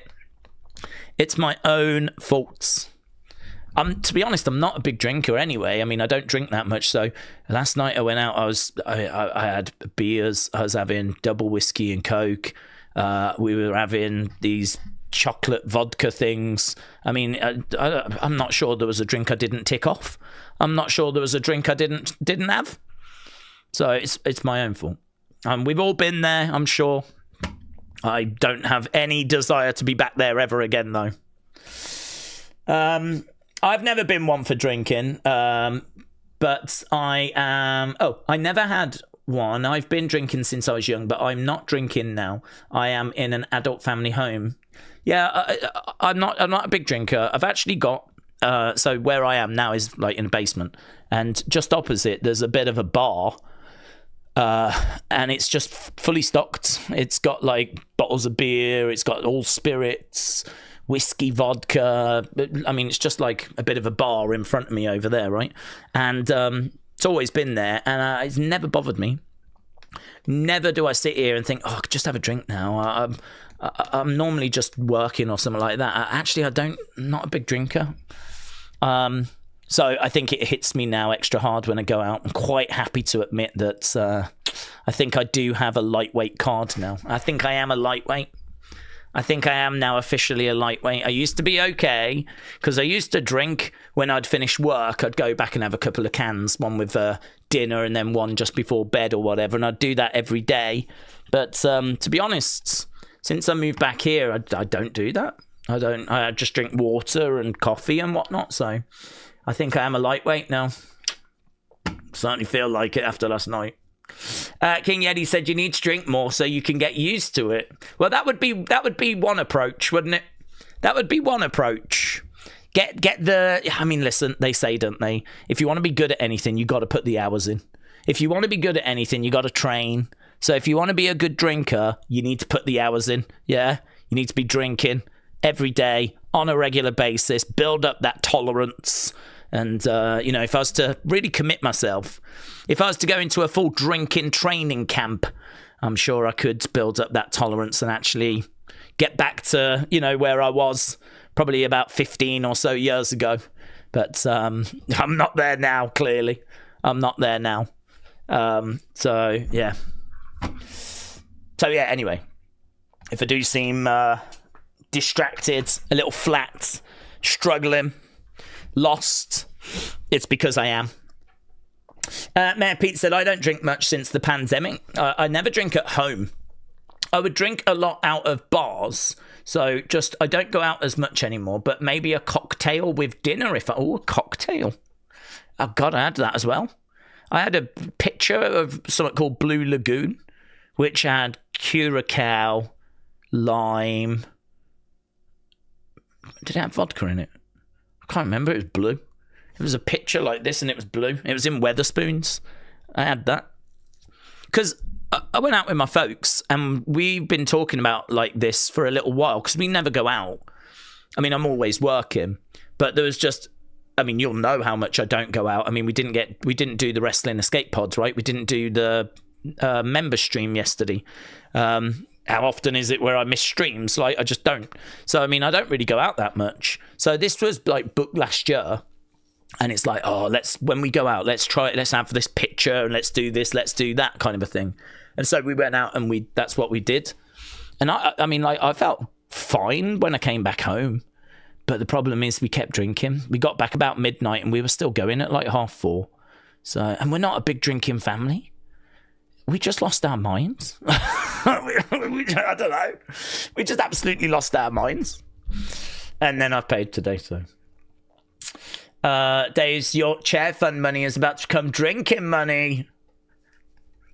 Yeah. Do you know, I didn't, I'm quite lucky actually because I bought the tickets to the show last year because I knew that my folks enjoyed Motown. I like a bit of Motown. Who doesn't like Motown? So they came down the road to Market Drayton, right? And it was just a tribute thing. It was like Four Tops, Temptations, Marvin Gaye. They were doing all those songs, right? And I saw that and I was like, that'll be a good night out. Let's do that. Let's go there. And we'll watch that show. And everyone was in agreement. So I bought the tickets. So because I bought the tickets, it meant that like my brother and my dad paid for the drinks. So technically, I didn't have to spend any money on drinks last night. Probably why I wasn't shy on having drinks. It's probably why I was quite happy to just keep accepting them because I wasn't having to pay for them because I got the tickets instead. So, yes, there is no drinking fund and there certainly won't be after yesterday. Miss Clown said, cheers to you, Booze Days. Miss Clown. Do you know, it's funny, actually. I've met Miss Clown and we went to the pub. So all of a sudden there's a pattern emerging, isn't there here? There's a pattern. Miss Clown, hope you're well, my friend. Aaron said, have a pint on me. Actually, don't. Aaron, thank you, my friends. I am never drinking again. Those famous last words. I mean, it was bad. It was bad. I threw up so much, the toilet got blocked. My sink got blocked. And then because the toilet was blocked and the sink was blocked, I had to try and make it to the bath, to try and throw up in the bath. And I didn't even make it. So I threw up on the floor. It was bad. It's been bad. It's been bad. It's been bad. It's bad. We're doing okay now, though. We're in a slightly better place. Although my bathroom is not. That is still a work in progress. There is still work that needs to be done on solving that situation. Aaron said, just put it in the tip jar. Drink water. Don't go stone cold. I know. Yeah, I've been drinking water. I was drinking water today. As soon as I woke up and had some water, immediately threw it back up again. I have really bad hangovers. That's what I've learned. That's what today has taught me. I have really bad hangovers. Like, I get sick. Like, I just throw up. And it takes me longer now to shift it. When I was young, I used to be able to, like, get hungover. And I always remember being fine by about 1 o'clock. So if I'd been out drinking, I'd drag myself to work because, you know, it's my responsibility. It's my fault. So, you know, I'm not going to call in sick to work. I've always had that mentality, right? I think I used to work in a record store. And obviously, if you work in a record store, drinking is kind of part of it, really. Going out with your mates and having a drink, yeah? So it's not cool, really, to kind of go out drinking and then call in sick the next day. It's not like a cool thing to do. No one thinks you're cool for doing that. So I suppose I've just been sort of conditioned to be like sex and drugs and rock and roll type thing, yeah? Working in a record store, you know, if you're behind the till and you're hungover, that's kind of seen as a badge, really, of honor, really. You're kind of seen as, like, fair play. You know, you got yourself into work even though you're hanging. You know, that's kind of how it should be. You did that to yourself. That was your decision to go out drinking, and here you are, right? And in that kind of record store world, that's the culture, really. That's kind of how you deal with it. So I've got that mentality of, like, dragging myself in regardless.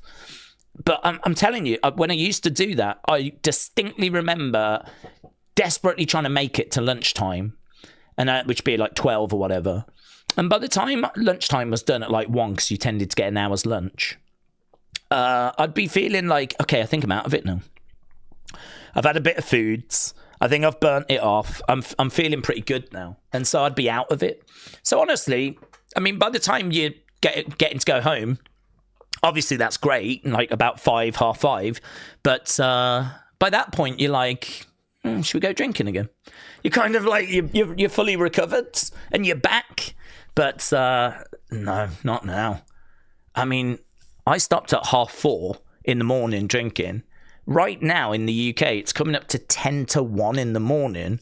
I'm not going to be sick or anything now. I mean, I'm past that. But I still just feel out of sorts. I still don't feel right. Like, it's still not like, I can't like fully focus, and I'm still not like quite 100% back. It's like, this never used to be this way. It's like affecting me 12 hours later than it used to. This is mental. So, I don't know. Part of it, as I said, definitely is because I just don't drink now. And if I drank on a regular basis, I'd deal with it better, wouldn't I? But I just don't drink anymore. So I am quite happy to have the lightweight badge now. Quite happy to admit that I'm just not a big drinker and that it messes me up when I do go drinking now. So, yeah, this is not going to be the start of a downward spiral. It's very much lesson learned.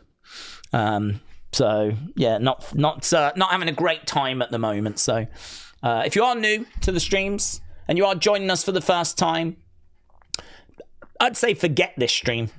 Like, throw it away. Yeah. This, normally we've got a bit more energy than what we've got at the moment, but we're doing okay. We're hanging in there, yeah. I feel like that cat on that poster. that's like hanging there. It's got its one paw on that rope. That's me right now. Undeniably Martin said 16. Cheers, Alco Daze. Martin, shout out to you.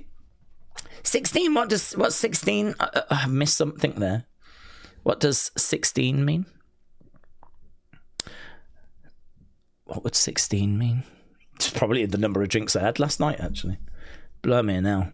As we said, I came back and I was drinking Buzzball. I don't know if you've ever had Buzzball, but it's like some sort of vodka, chocolate. They're in this, like this sort of shape container. Who's drinking them? They were going down way too easy. They're very smooth, you know. They're a lot like Bailey's, but just more... They're like an Irish cream sort of a thing. Very creamy, chocolatey. Honestly, that's a silent killer, that is. That's a... You don't even know that you're flipping drinking. It's bad. It's bad. Martin, shout out to you. King Yeti said, it's called getting old. No, ain't that the truth, mate? Ain't that the truth? If you're out there and you're young, do you know what? Best advice I can give you, just drink. Just drink loads. Keep drinking. Drink alcohol. Get smashed. Because you will recover quicker than when you're older. Because you're going to have to stop when you're older. It's no fun when you're older, drinking. It's okay. You can get through it a lot easier when you're young. So get it out your system now. Just drink. Drink. Yeah. Get smashed every day. Absolutely wasted. And you'll recover the next day quite quick. I mean, you'll be okay. You'll bounce back. But I'm telling you, when you get older, it's just not that way. It's just not that way. And so then you're going to have to start thinking about stopping and slowing down. That actually might be the single worst piece of advice I've ever given out. I would just like to cover my own ass by saying, please don't do that. Please don't do that. Yeah. That's what we call bants. Yeah. Don't forget I'm hanging. Camden said, hope all is well. Camden, shout out to you. What's your take on cannabis? What's my take on cannabis? Don't really have a take on cannabis, to be honest. It's not something I have really engaged with. It's not legal over here in the UK, but of course, when you're a kid, it gets passed around. Never been a smoker. Never smoked cigarettes. Never smoked cannabis. Never really engaged in it. I understand that it's great for like pain relief. I understand there are medicinal purposes, and I understand like how relaxing it can be and why people chill out with it. So I don't know. I suppose my take on it is that it's legal in a lot of states now, and not everywhere though, as Liv Morgan found out. She had cannabis in the car, didn't she? And got pulled over and got in a bit of trouble. So I don't know. I don't really have a take on it, I suppose. I mean, it's a bad thing to be doing, isn't it? I mean, any smoking is not going to be good for you. I mean, actually smoking, it obviously is massively damaging your lungs. And I mean, that's not a great thing. But some people find great use for it medicinally. It really helps them. So, I mean, yeah, brilliant. And some people, I mean, listen, we all know about mental health issues. And we all know how hard life can be. If there's people out there that find comfort in smoking and it chills them out and levels them off and it, you know, helps them, you got to weigh up the pros and the cons, haven't you? You got to weigh up the pros and the cons, and you got to try and figure out like what is worse. Is it worse smoking once in a while, a bit of cannabis, or would it be worse to not do that and to, you know, have all these anxieties and, you know, mental health issues and all that stuff? So, don't know. It's I don't really have a take on it, honestly. I just think it's a decision people have to make themselves about whether it's right for you. But we all know the downsides to it. I'm to be honest with you, I don't have many vices. I don't smoke. I don't drink. I don't gamble. I don't do drugs. I suppose the biggest vice in my life is WWE. That's the biggest problem in my life. Is watching WWE. And in 2025, it was a lot like self-harm. So yeah, it was That's what I tend to do. I think if you like work at some, focus on something, and spend so much time with something, like I do with wrestling, it doesn't really leave a great deal of time for other things. And certainly I'm not taking up drinking after last night. I can tell you that much. Chris said, I'm not allowed to drink. You're not missing out, but I had enough for both of us last night. So, listen, you don't need to. You're not missing out. And Lisa said, Hall of Fame induction. Amelia is 6 months old and is great. Yes.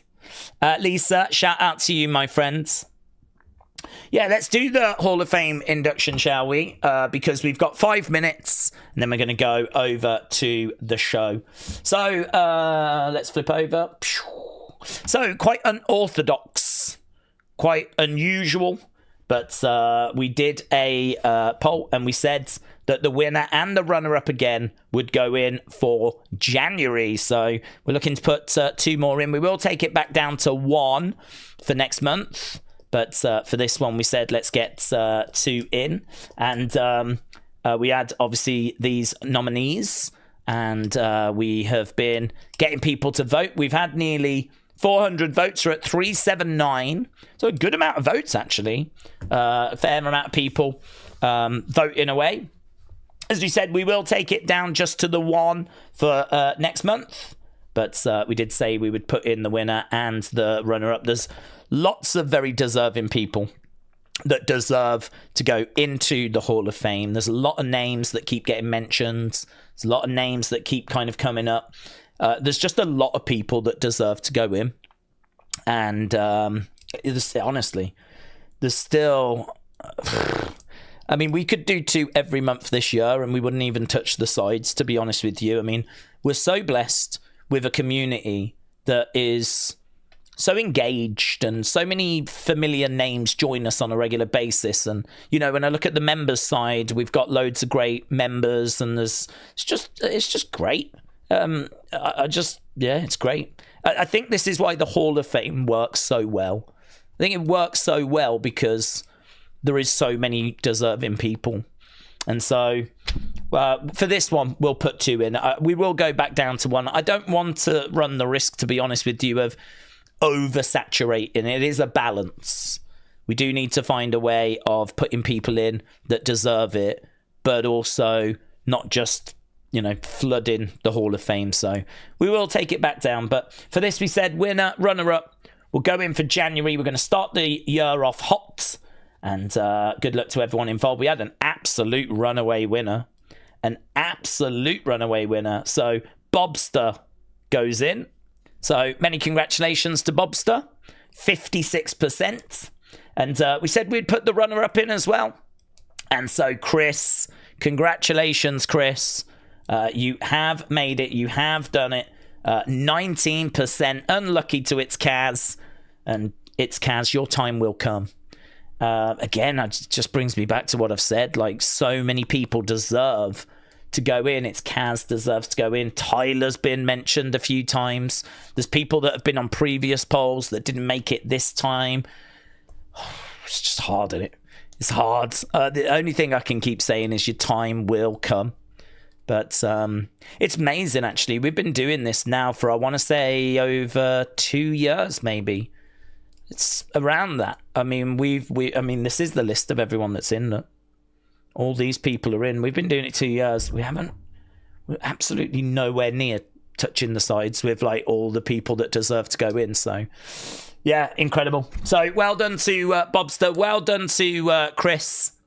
If you guys can send a picture over, I will get that added to the little video at the top.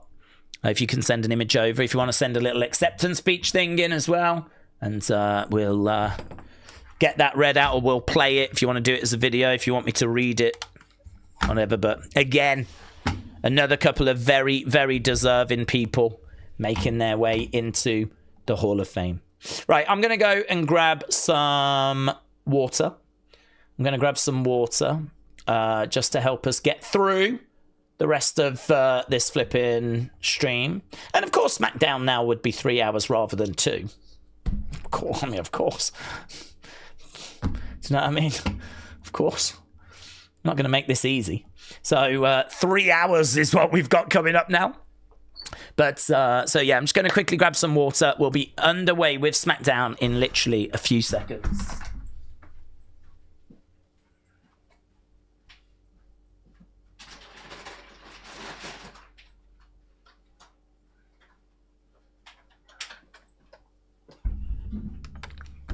Right.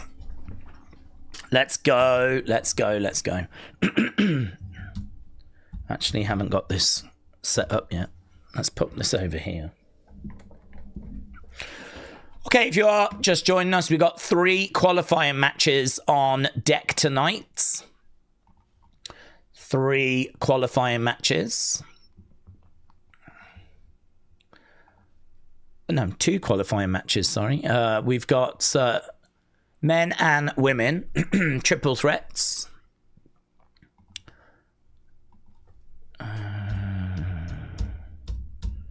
Just got to search for SmackDown. For some reason, it wasn't on my homepage, which is a bit strange. Okay.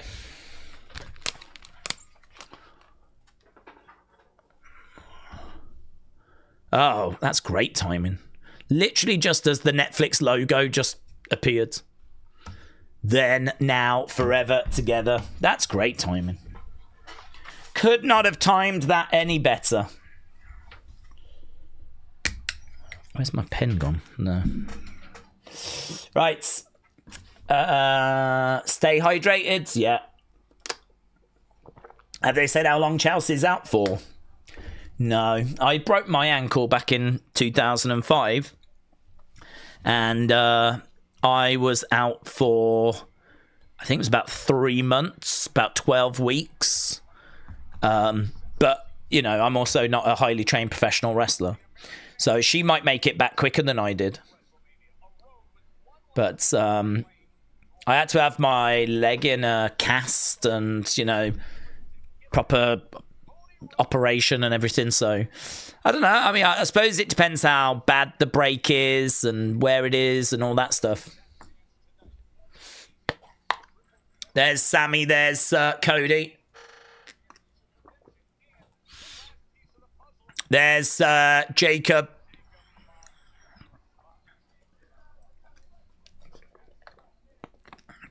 Oh, gas. No breaks. There's Alexa. It's no Charlotte. Is Charlotte with her? No. Okay, there is Kiana and Giulia. They're both arriving. Daniel says Matt and Jeff are going to fight tonight. Matt and Jeff are going to fight tonight. What are the Hardys? Is there a TNA show? Jordynne, Grace, Jade, Cargill. I haven't heard about them being on.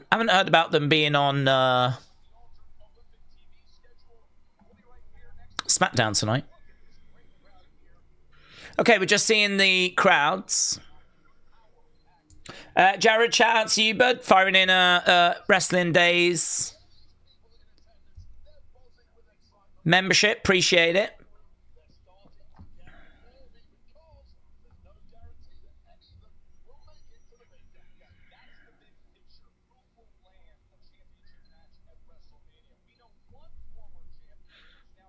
That's interesting from yesterday.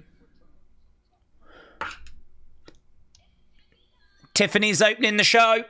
Okay, so Fightful said yesterday there was a late change to last week's SmackDown. Apparently, WrestleVotes found out that The Miz was going to attack Ilya. The angle made it to some very late drafts, but it didn't end up happening. This would have led to a match between the two. We've not heard if this has been completely scrapped or just delayed. So there we go. That's Fightful, and that is Wrestle Talk.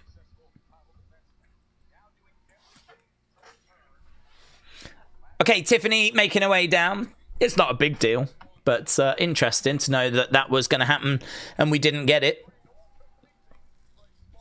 Right, what's Tiffany going to say?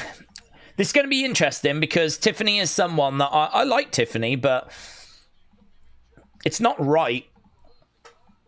It seems like there's a lack of depth with her character at the moment. Definitely looking for like a good promo. Definitely looking for some substance. That's what I'm looking for. Whether we get that, we're about to find out.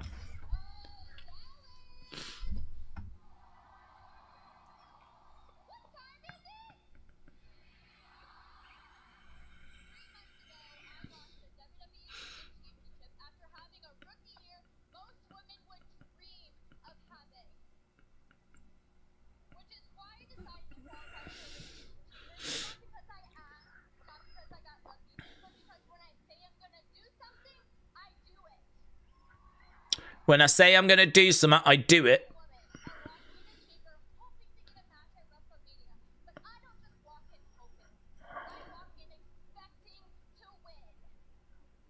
I walk in expecting to win the chamber.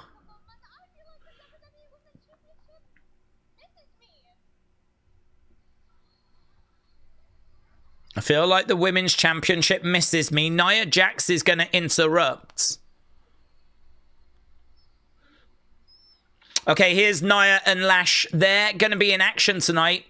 They're going after the women's tag titles. They're in their gear, and this segment could lead to that match, actually. There wasn't really much there, was there? They kept it quite short, actually. So Tiffany kicks things off. Doesn't really say a great deal, just... I'm going to try and qualify. I'm qualifying. I'm going to win the chamber. Daze, how are you? Hope all is well. Should be good tonight. Even if Cody loses, or even loses at the chamber, he's still 100% going to be in that Mania match, said Edward. Edward, I hope you're well, buds. Why are you so obsessed with me? What the hell is in the middle of the ring? What does that say in the middle of the ring? It says mad something.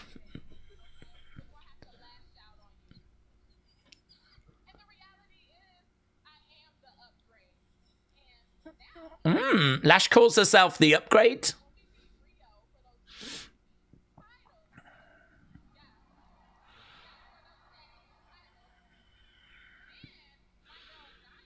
Sign in the crowd says you're toxic.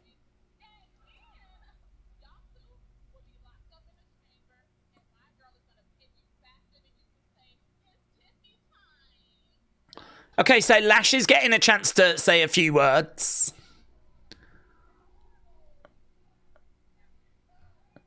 There's a Tiffy time chant.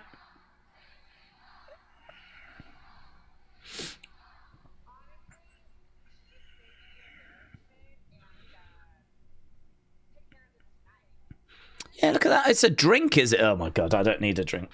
15% alcohol. US Air Force have sponsored as well. Here's RHIYO. RHIYO coming down. It's a hot crowd tonight. A crowd are quite excited. Quite vocal. Here's Rhea and Io. They're making their way down. And this is going to be leading to that match. And that match is clearly going to be opening the show. Not much, to be honest, in that opening. It's very short. It's just, I'm going to win. No, you're not. You're not as good as me. Blah, blah, blah. Here's Rhea. Let's see what she's got to say.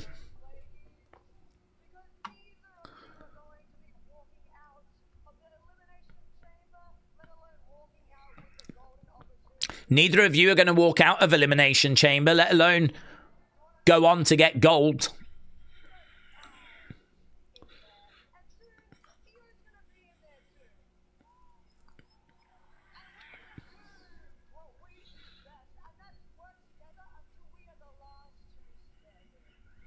Okay.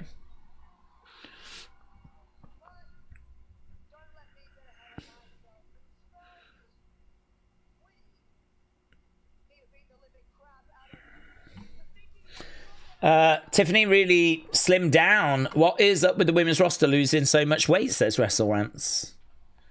I don't know. Perhaps just putting in some work in the gym. Getting a bit leaner. Okay. Yeah, honestly, there is absolutely nothing to say about that open.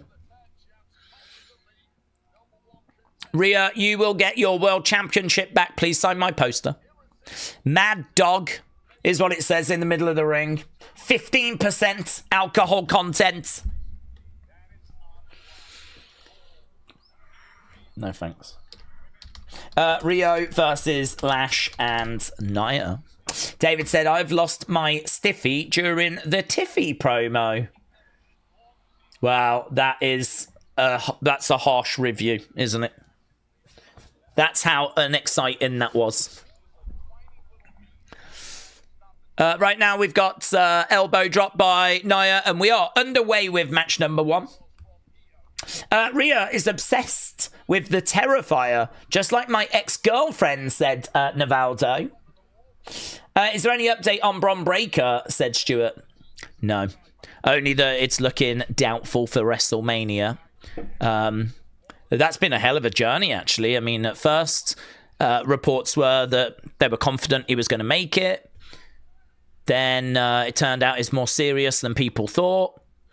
Now we've got reports that people are doubtful that he's going to make it. But you never know what you can trust in wrestling. I mean, it could be that they're saying that it's doubtful because, you know, when he comes back and makes it in time for Mania, it just makes it a bigger moment. So, no update. EO with a drop kick. Nia goes down. Is it 12? Is it now 12 months of Bron Breakker? No. That was a Dave Meltzer comment that got took out of context. Stomped there by EO. Rhea against the ropes, big knee. So yeah, we looked at that in Unseen. People were saying that it was going to be 6 to 12 months. But actually what Dave Meltzer said was he said, it's believed to be more serious than first thought. Don't know how long he's out for. It could be like 6 months, 12 months. I don't know. I've not been told. Those were like that's what he says. But the only bit that gets taken is the 6-12 month thing. But actually, the immediate thing he said straight after that was, "I don't know," and that wasn't being reported. The fact that he said, "I don't know," this is one of the problems with Dave Meltzer, right? Is that I think he gets information, right? I think he does have a source in WWE. I think that he has got connections, and I think he does find out information. And there are things that he's got correct in the past, but he will add a little bit more speculation-wise, and that gets reported like fact as well. So, you know, if Bron Breakker's not out for like 6-12 months now, people will say Dave Meltzer was wrong and the information he got was wrong. But he was very clear in saying, I don't know. I don't know how long he's out for. You know, it could be like this or this. It could be, might not be. It could be. I don't know. So it's always worth, where you can, trying to go to the original source and reading it for yourself. Right now, I believe we've gone commercial break as Lash has got EO. So right now, the heels are in control. Backbreaker there by Lash. Not expecting it to be a case that we get new champs here, but we could do. EO gets foot on the rope. We're at advert. Picture in picture, said Edwards. He does combine speculation and rumour too closely, says Mayor Pete. Yeah, and I think like that really has hurt his reputation. I mean, I do think that he's got bad information as well. I'm certainly not going to sit here and defend him, because I do think there's things he said that have turned out to be wrong. But there are things that he does get correct as well. It's a mixed bag. And then mixed in with that, you got this speculation as well. So I don't know. We always say the same thing, and I'm just going to keep saying it. When it comes to rumors and wrestling rumors and dirt sheets, always take it with a pinch of salt. It just, whenever we talk about it, it gives you an idea as to where the conversation is right now. But you never quite know if that information is accurate or not. So when it comes to Bron Breakker, don't know is the honest answer. We don't know how long he's going to be out for. It's just the narrative changed. At first it looked like it wasn't that bad, and then it became more severe. Okay, the heel's still in control here. We're not doing a great deal. We're still doing commercial break. Lash Legend just throwing in a few shots. Connor said, would you say that if we wait till SummerSlam to get Bron Seth? Yeah, we'll definitely get that match. I mean, I don't know when. I don't know if I could say SummerSlam, because, again, it depends how long Bron's out for. I don't even know that WWE themselves have got that answer. I mean, they might have an idea as to when he's going to be coming back, but, you know, what kind of program is Seth going to be when he is back? So, I mean, to be truthful with you, WWE right now, the reports are that they keep changing the WrestleMania plans. So there's a lot of frustration about those WrestleMania plans changing. So as of right now, I'm not even 100% convinced WWE quite know what WrestleMania looks like. Let alone when are we going to do Seth Bron. Lash grabbing Rhea. Rhea going into the edge of the ring. I can't give commercial break timings. I don't have Sci-Fi. Oh god, yeah, it's on Sci-Fi tonight, isn't it? Do you know, I completely forgot about that. Yeah, this is on. That is going to batter ratings. Every time we go on Sci-Fi, the ratings absolutely crash. Sci-Fi, I think, is a much, much smaller channel with a much weaker lead-in. Ratings are normally atrocious when we go on Sci-Fi. Drop kick there by Io. Lash goes down. Crowd are still making plenty of noise here. Io down, trying to get over, trying to make her way to Rhea, trying to make this tag. Going over, tag made. In comes Rhea. Drop kick there by Rhea.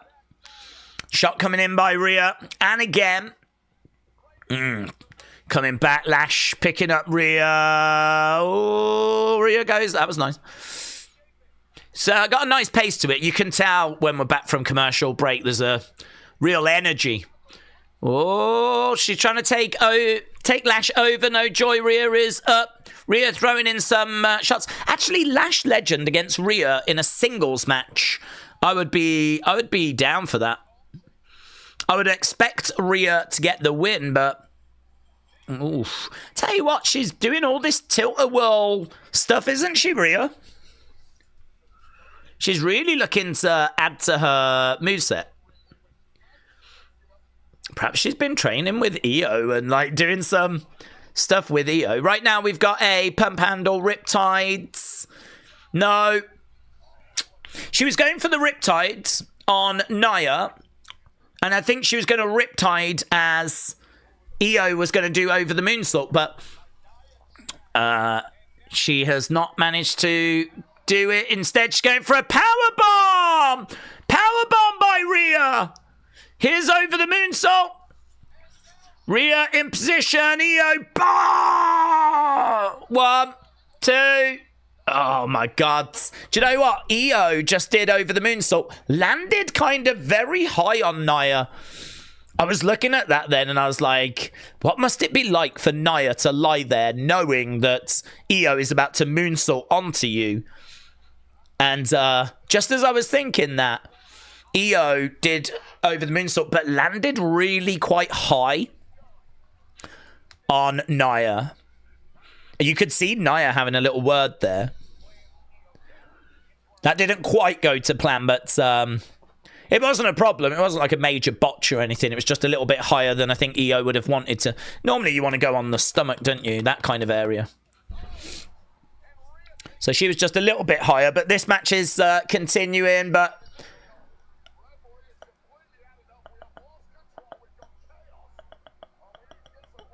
So what have we done? I don't understand. Is it a double count out, or is he just DQ'd, or referee has just lost control of this one and he's just called for the bell? So I'm guessing this is going to be like a no contest, double DQ, something like this. They're all just fighting on the outside. Yeah, fans are chanting ref, you suck, and I gotta sort of agree, actually.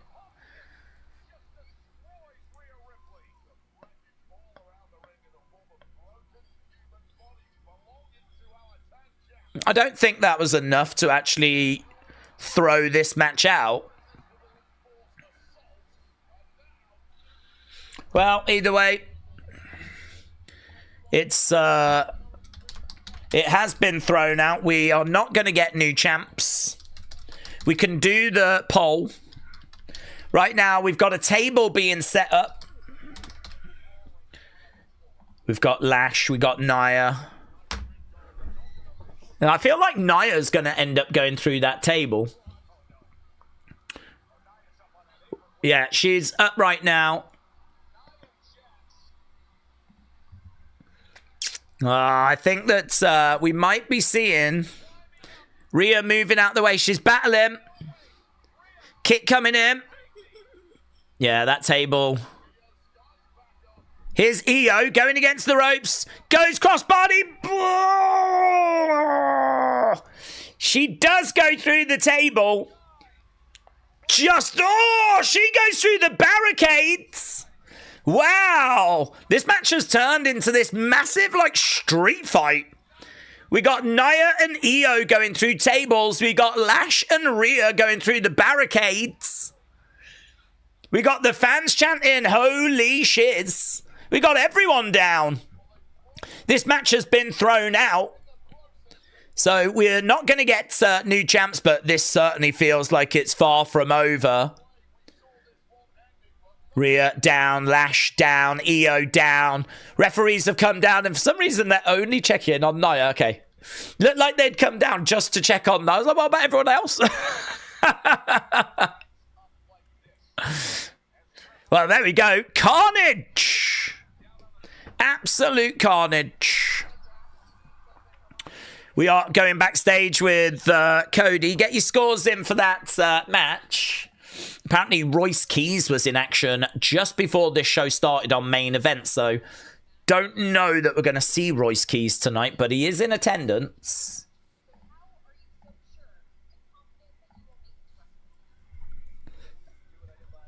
Okay, we are backstage with Kathy and Cody.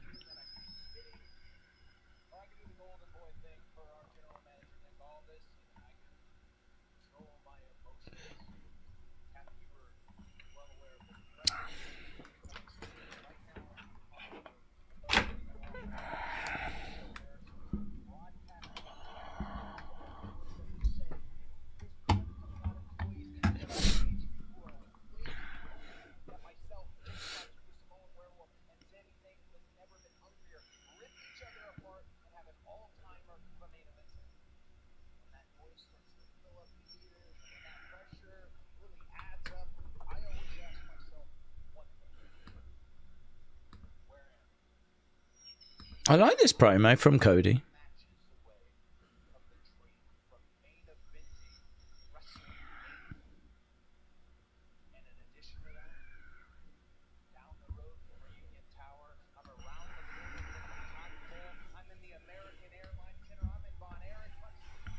Oh, I'm in Von Erich country.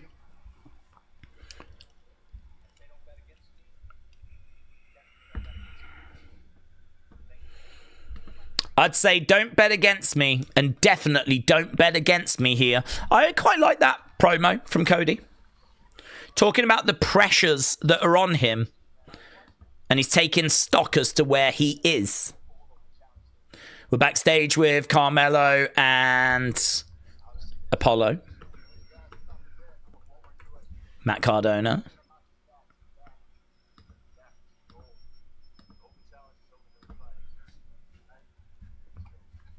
Oh. The Open Challenge is open every Friday, but tonight it's closed. Here's The Miz.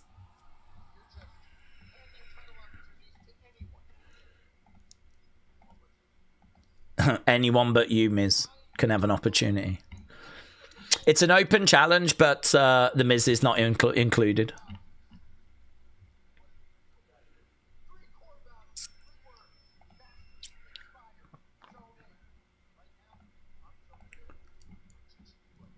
Miz is zoning in.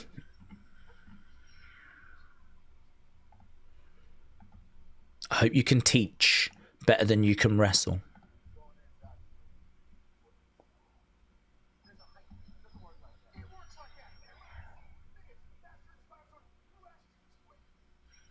Okay. That was a great promo, said Allison. Yeah, I rated it. I rated it.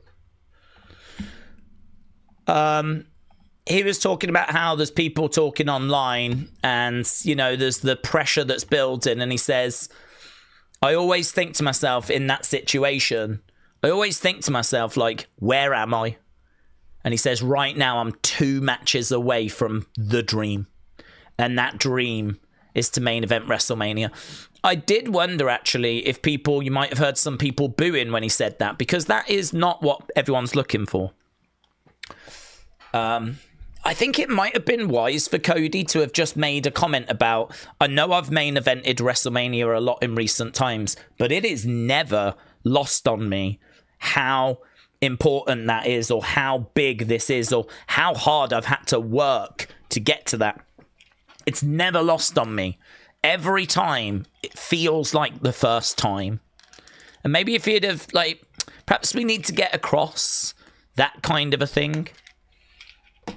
Because it does have a little bit of an air of, oh no, I don't want to see you in that main event again at WrestleMania. I've seen it at 39, I've seen it at 40, I've seen it at 41. Like, it is someone else's turn. That to me might just need a little bit of work, but I thought the general premise of it, and actually doing it in front of his boss, was kind of cool. What's the Netflix equivalent for AEW, Disney Plus, or HBO Max? Said Humpty. I don't know how they rank. I'm not sure what the so if Netflix is the biggest, I mean AEW is, you know, considerably behind. Certainly, if you look at the numbers, it's, you know, as well established second place, but it's a decent bit behind. So I don't know.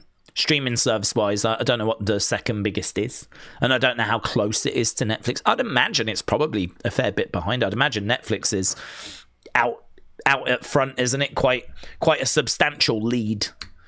So I'd have to have a look, see what the biggest streaming platforms are. Do we think Oba will have a match at Mania? Yes. Any word on Bianca? No. No word on Bianca. Wondering when we are going to see her. There's a bit of concern, actually, that, you know, the fact she's still not back from this injury. And it's such a mental injury. Such a mental injury. Because it's just a broken finger. I mean, everything else works. So, but, I mean, obviously, she went through a period where she couldn't even bend her finger. So, I mean, she wouldn't be able to grab things, and like, it's as bad a broken finger as you could have. Like, she couldn't move it. Like, she absolutely messed it up. So, I mean, it's going to be really interesting when she comes back to hear about what she's been through. Because we haven't really heard any information. We haven't heard any sort of detail about, you know, what she's been going through. But she's lost 12 months of her career. She's lost it. I mean, it will be a year when we get to WrestleMania. Like, that's if you break a leg type injury. I mean, I remember, like, when we found out she had done it, word came out after Mania last year, and you was like, oh, you know, I mean, now that sucks. So she'll be out for a little bit. No one, not even her, would have thought we'd still be here now with her not being back. So, yeah, no words on it. Obviously hoping that we get her back soon. Still believe WrestleMania is her and Jade. Haven't heard anything different to that. So I still believe that's where we're going, but no words. Oh, here's Zelina and Alistair. Last match, I believe the last match was that triple threat, that amazing triple threat from WrestleMania.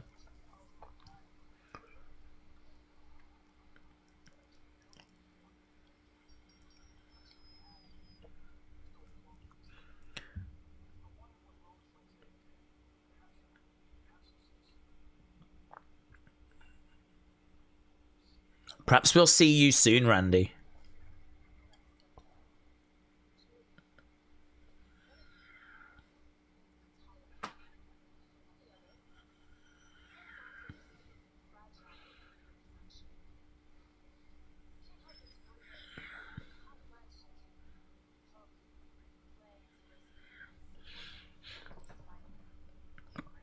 We're just hearing from Zelina. She is in action in that triple threat tonight. Daniel says, Tan Wrestling pay-per-view tonight. Tan. Matt and Jeff are fighting on the pay-per-view. Tag team match with the Righteous. Tag team match with the Righteous. Daniel, appreciate the support, buds.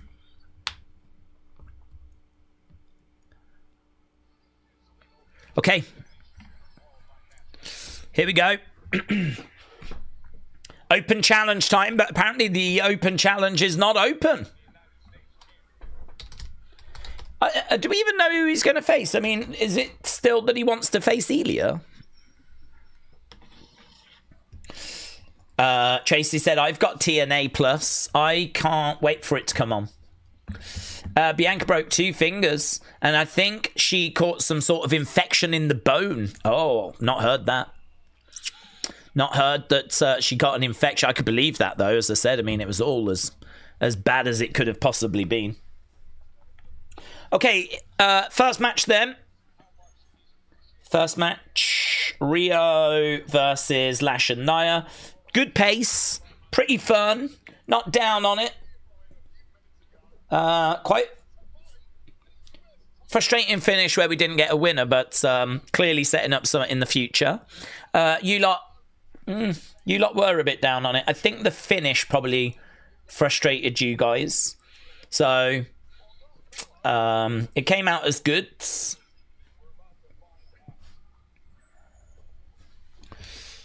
Good 87, so I would have been higher than that. I was thinking good 95, but good 87. Okay, we got Mello in the ring. Daniel said I meant TNA. Matt and Jeff are fighting tonight on a fight trailer. Daniel, thank you, but we don't really cover TNA, to be honest, but there'll be people out there interested in knowing that. So, Daniel, I appreciate the support, my friend.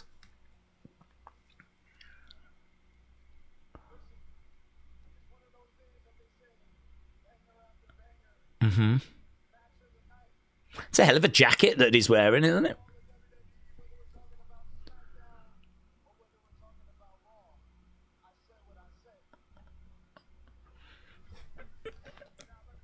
Let me tell you. Oh, that's kind of fun. As your US A champion. So is that his way of saying I'm the A champ on this show? I'm the US A champion. All right, Mello's going to be in a qualifier for the Elimination Chamber next week.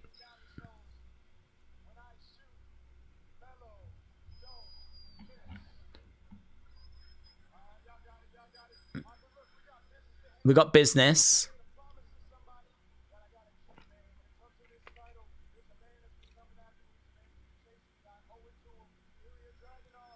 Yeah. He's calling out Giulia. Oh, wow. Ilia's coming out.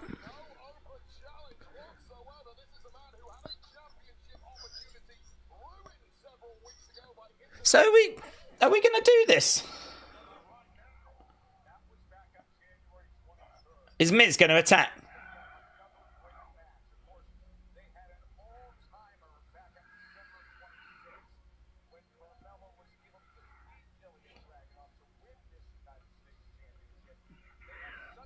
I mean, if we are going to do them, I've got a horrible feeling Miz is getting involved here, you know.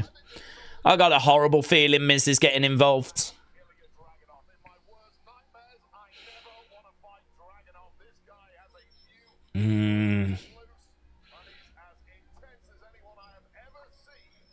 This'll be a banger, man. Solo's coming out.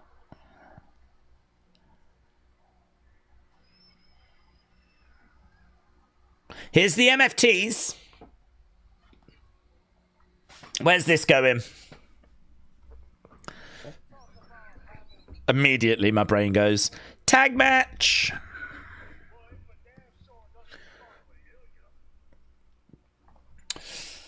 The lantern.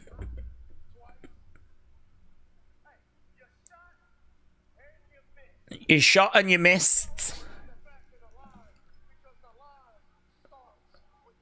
Okay, so Solo's saying you had your shot and you've already missed.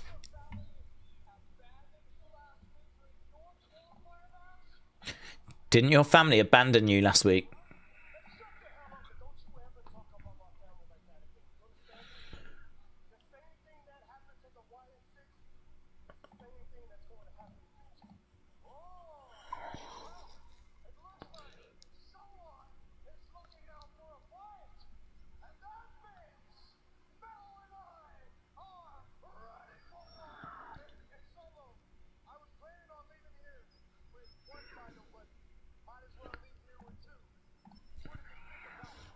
I was planning on leaving with 1 title, but I could leave here with 2.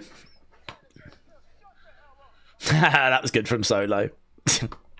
I'm gonna leave with 1, but I'm gonna leave with 2. Shut the hell up!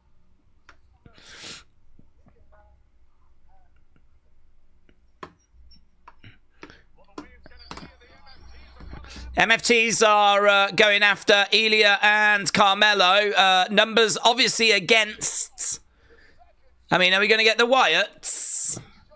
Are the Wyatts going to make their presence felt?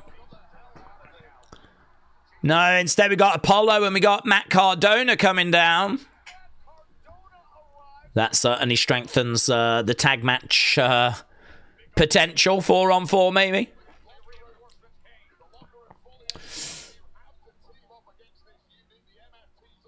MFT's in there. They're beating up on everyone. Now Shinsuke's coming down. Ba, ba, ba, ba, da, ba, da, ba. Ba, da, ba, ba. Okay, Shin is come down to the ring. So we've got a very busy ring right now. It's like a flipping Royal Rumble. Fans are singing along to Shinsuke's theme. Babyfaces have cleared the ring. Here's Aldous. He likes this. Here's what we're going to do. Oh, no US Open title match. 10-man tag match instead, now that Shinsuke's come out.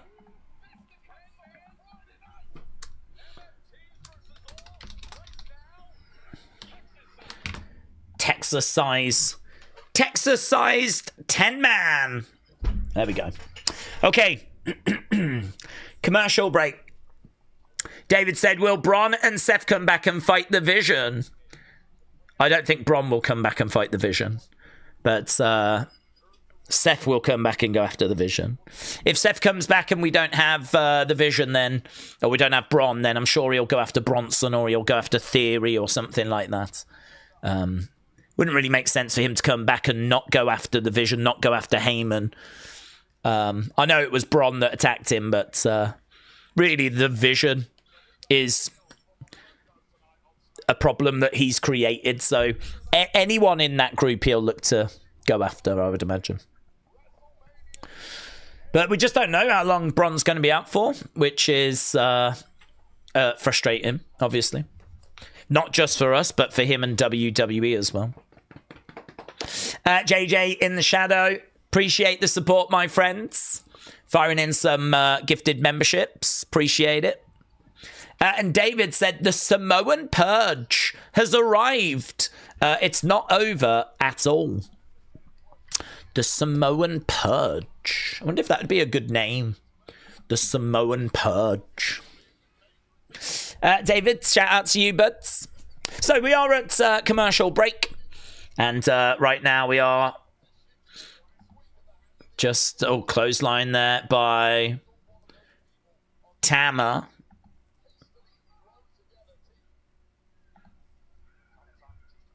Tama, yeah. So they're battling away at the moment as we are at commercial. Daze, do we think that Randy will also main event WrestleMania?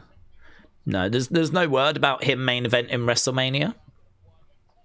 So I don't really have any reason, or there's nothing to base it on to say that he's going to be in that spot.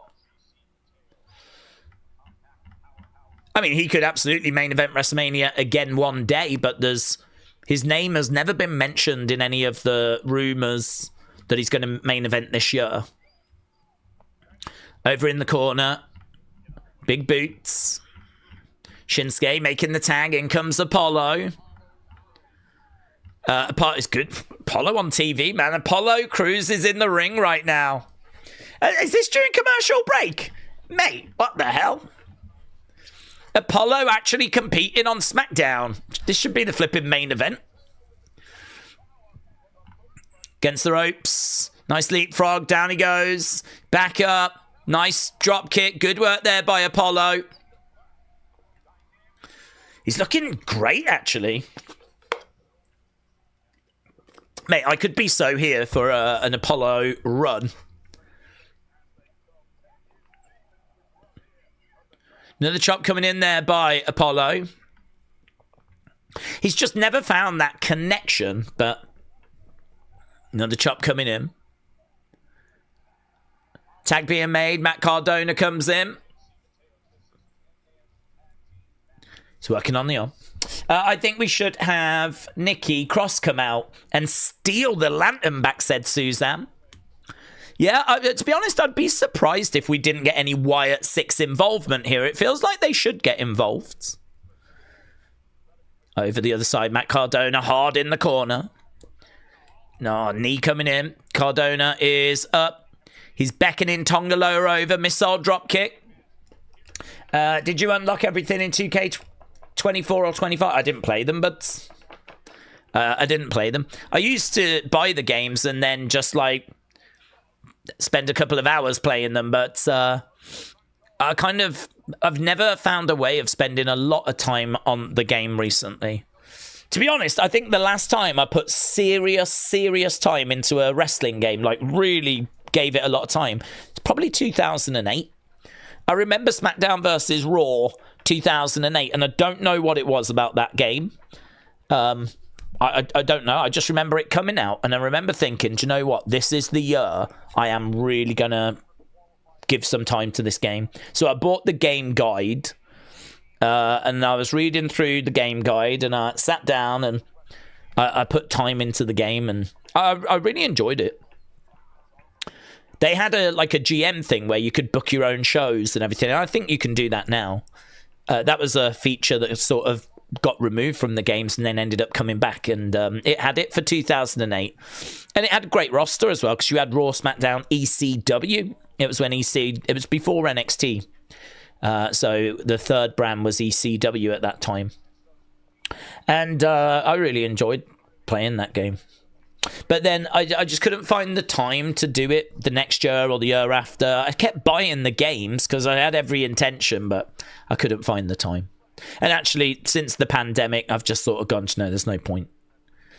And actually, I think the way that the games have gone has been very disappointing because, I mean, people are telling me the prices of the game now, like how much it is to have everything. It's like $140-$150 to have the everything version that gives you all the DLC and everything. I mean, back in the day, there was no like DLC. I mean, it was all just in the game. And now, like, you've got all this DLC and there's all these unlockables and in-game purchases and I don't know, man. I mean, I'm not sure what the My Faction stuff is, but people tell me that you have to spend money on that as well. So I think even the cheap version is like 70, 80, something like this. I suppose you got to expect that in this day and age, but considering I already know I ain't going to have the time to play it, there's no point buying it, is there? So, no, to answer your question, I don't engage in the game. It's I'm sure it's great. I'll be interested to see what reviews it gets. Okay, Elia spills to the outsides. Are we still at commercial break right now? No, I think we might be back. They have replaced DLC with a battle pass, says Robbie. Okay. If you pre-order it, you can get the DLC for like $70, says Grog. Daze, how are you, said Liam. Sorry, I've not been in for a little while. I've had a lot to deal with, but I'm back. Well, Liam, welcome back, my friends. Yeah, I'm doing okay. I'm not doing okay today. Absolutely hanging by a thread today, but in general, I'm doing tickety boo. So welcome back round, butts. This is the second match, 10-man tag.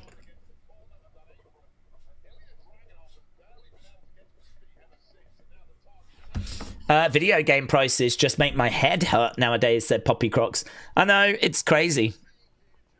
It's crazy that they cost that much, but I can understand because there's a lot of work that goes into them. And there's big teams, and I get it. I mean, games have always had a, fairly high price, but what we're seeing now with this generation is kind of eye-watering. Certainly the prices of, like, Switch 2 games I've heard are really high. $100 range kind of stuff, It's just hard, isn't it? It's just hard. Life's hard. How can you afford such things? I think if you're going to get it, you've really got to be putting the time in for that kind of money, But I'll be interested to see what the reviews are like, what new features there are, and I just don't know what else they can do now, to be honest. I feel like they've done everything that can be done, really. Here's Elia battling his way out the corner. Kick coming in there by Elia. Solo stumbles back against the ropes, goes down to one knee. So right now we got Elia down on his hands and knees. Solo. Dragunov trying to charge over, but Solo knocks Elia down. Elia Solo might be an interesting singles match if we were to do that. Big stomp there by JC. JC is in. I don't know what Solo was kind of doing. That looked like he was saluting on the outside for a second. I like the face paint on JC. It looks good. It looks really good, actually. Do you know, if he had like a hoods and had like different presentation, rather than coming out with the MFTs, came out on his own with that face paint and had like good entrance music, I wonder if you could do something with JC, because presentation wise with that face paint, he looks great. 1, 2. I just sort of feel like, right, if I got a picture of JC looking like that, put it on a thumbnail and said, this guy is coming to WWE, I know people would be really excited about that image, because it'd be like, who's this guy? Who's this guy? With the face paint, like, what's he about? What's this about? And I know that people would be really excited by that and would be really engaged with that. It's just a bit disappointing that we've got him and he's in the MFTs and it just feels like an afterthought. Perhaps that's the downside with like these big factions, you know, it's hard to shine and stand out. Solo goes over, knocks down a couple of members of that team. Kick coming in there by Elia. We're back, said Edward. Thank you. Glockness said, what are we going to get first? A Jericho return to WWE or Grand Theft Auto? Well, Grand Theft Auto's November, isn't it? I'm not expecting to see any of you at that point. Not because I'll be playing it, but I'd imagine many of you will. They're estimating that it's just going to, be record-breaking, just the biggest entertainment release of all time. My brother wants to buy a PS5 just so he can play that game. He doesn't have a PS5 right now. But he wants to buy a PS5 just so he can play Grand Theft Auto 6. Mello is in there, and down went Solo. Kick to the back. Look at that. Lovely. Springboard leg drop. 1, 2, Carmelo looking for the pin there on Solo, but it's all breaking down. Here's Bang Shinsuke. Oh, Tama. There's Apollo with a German. It's got a good pace to it now. The match itself doesn't really matter. The match itself is, it doesn't matter, does it? Who matter? MFT wins or what, it doesn't really matter, but I'd say they're doing as good a job as you could hope for. Rough Rider there by Matt Cardona. He gets murked by Tala. Referee has completely lost control of this. Completely lost control. Shouldn't this match get thrown out considering the first match was thrown out? You got the referee in the corner. At one point, is this? He's got his hands on his head. He's absolutely despairing at the facts. Kick coming in. Shot there. This match is completely gone. Completely gone. Surely WWE, if you're going to throw out that first title match because it broke down, how can you tell me this one hasn't? Tala clothesline to the outsides. Matt Cardona goes through the ropes. Apollo goes over, comes down on Tala. Here's JC. The ref might as well go. You might as well just go. Just head to the back. You've completely lost control. I don't even know who the legal man is. I'm not convinced he knows who the legal man is. He's in the back going, come on. Come on.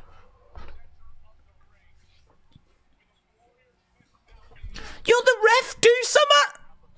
Do something. You're the authority. There's no point being in the back going, oh my God, Jesus, oh my God. They ain't achieving anything, is it? You should get fired. Flipping useless.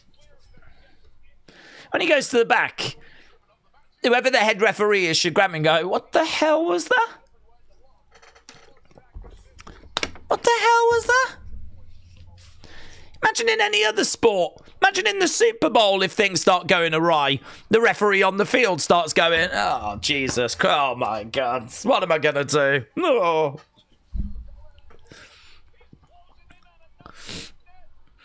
Shot there by Solo. Elia knocks down Solo. Things are happening. That's what, if people want to know what's going on, things. Just things. Lots of things.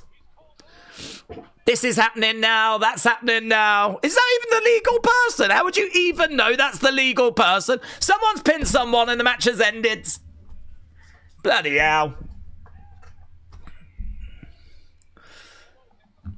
Well, there we go. Things happened. Things happened and MFT's won.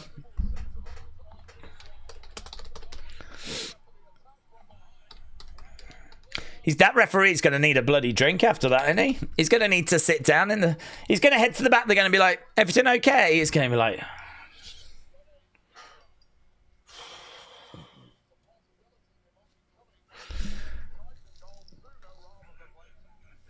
It's a win for the MFTs. Lights going off. Here come the Wyatts. Please do something good. Please do something good. Okay, they're actually up in the stands. There's the Wyatt Six.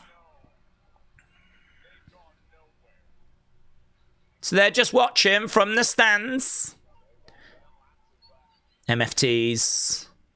Hold up the belts. Hold up the lantern.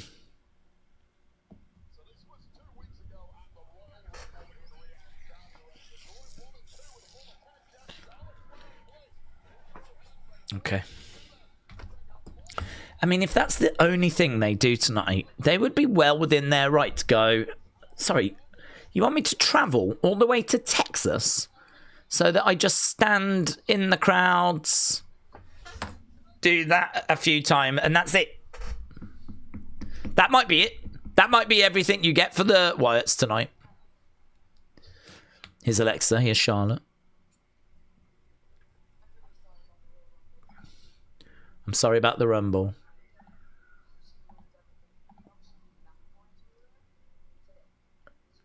Charlotte apologizes. Will you be my galentine?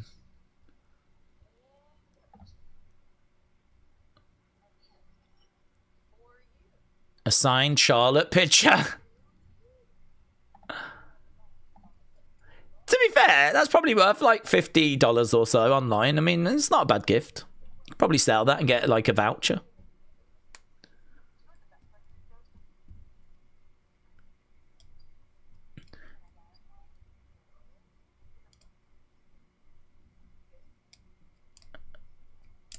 I'm gonna woo you.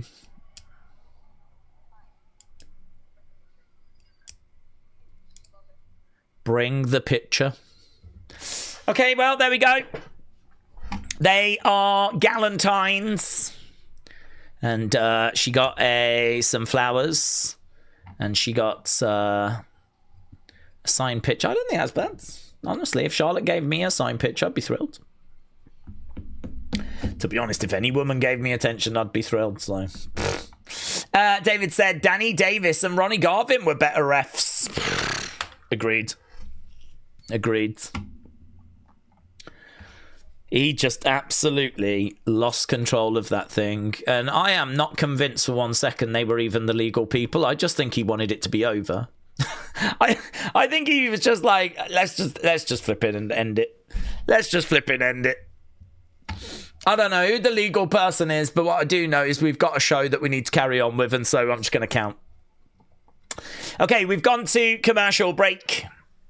And we are an hour into the show. It's a weird show, to be honest. I know we say that a lot, but it is a bit of a weird one. That felt very much like filler, but I suppose it was also a way of just getting people onto the show. But, I mean, you could have done that at a house show, a live event, you know? And then before that, we had the women's title match, and that just descended into chaos as well. One match gets thrown out, the other match does not make it make sense. We open up with Tiffany. She didn't really say anything. In fact, that whole open just wasn't really there. It wasn't really a thing.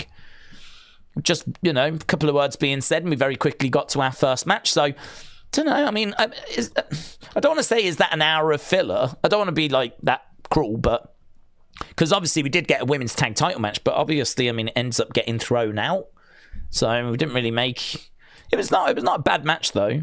I still think it probably deserved a bit of a higher score than Good 87, but yeah, don't know. It's a bit of a weird one, isn't it?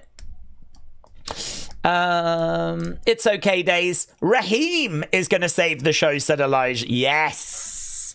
Let's go, Raheem. Cody Rhodes is going through his Akeem era. Love that for him. I wonder if he should come out dressed as Akeem. That was when One Man Gang found that he had roots and ancestry from Africa. So he started to like channel a more African vibe, and you know, he changed his name to Akeem. which rhymes with Raheem. He wore like yellow and like danced his way down to the ring. Yeah, man, that is such a wild character. I loved Hakeem, but I can't say that culturally it was probably love that was shared by people.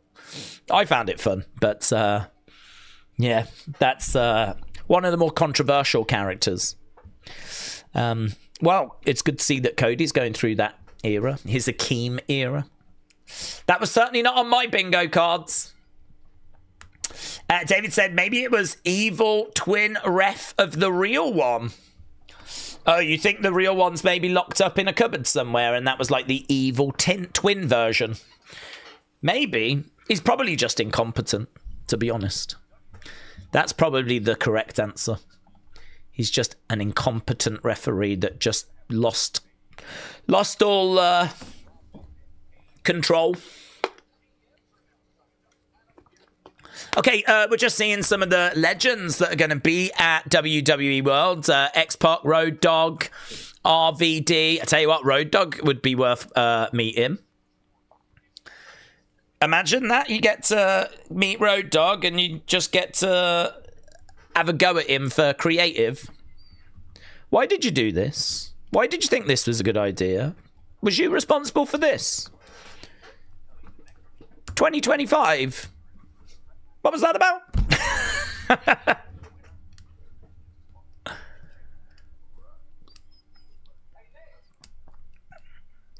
Oh, here's Kit Wilson.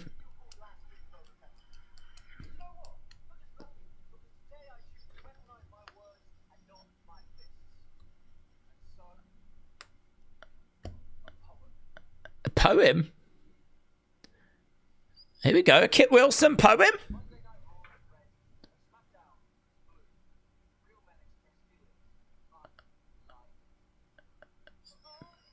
It's not a great poem.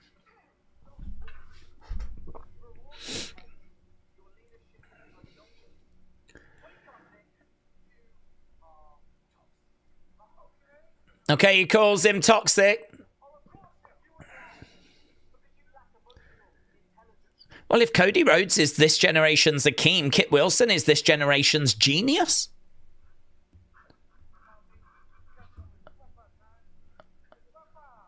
Wepper. Can I show him it's Wepper time?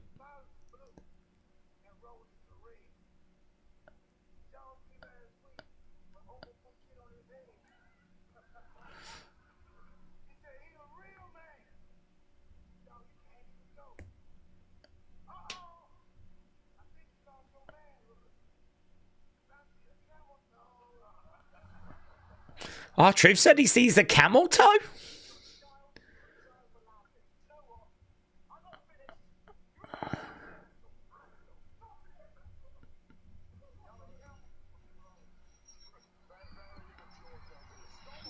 Okay.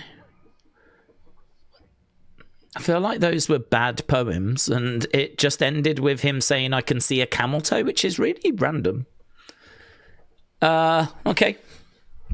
Here's Alexa.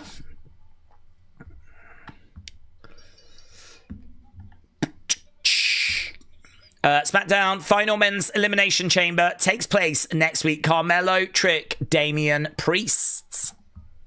So that goes down next week.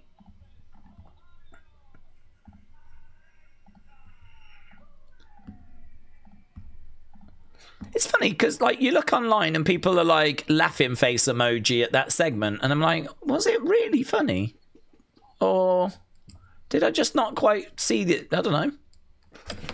Perhaps I'm just not in the right headspace.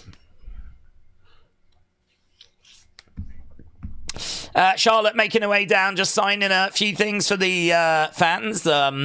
She's come down with Alexa. She's brought the flowers and the signed picture. Alexa on the edge of the ring. So it's going to be triple threat time.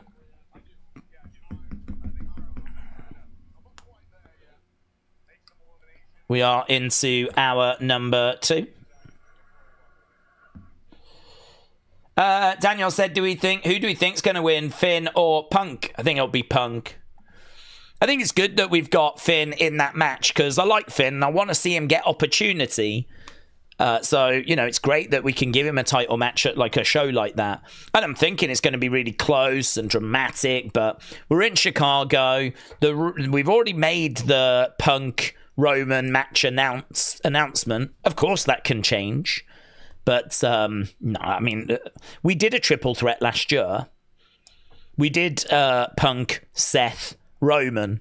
So I think this year, Punk, Roman makes sense. I don't see it being Finn, Punk, Roman. I don't see it being Finn, Roman. There's no rumours of that. Here's Zelina. So she's getting her entrance without Alistair. She's coming out with his music still.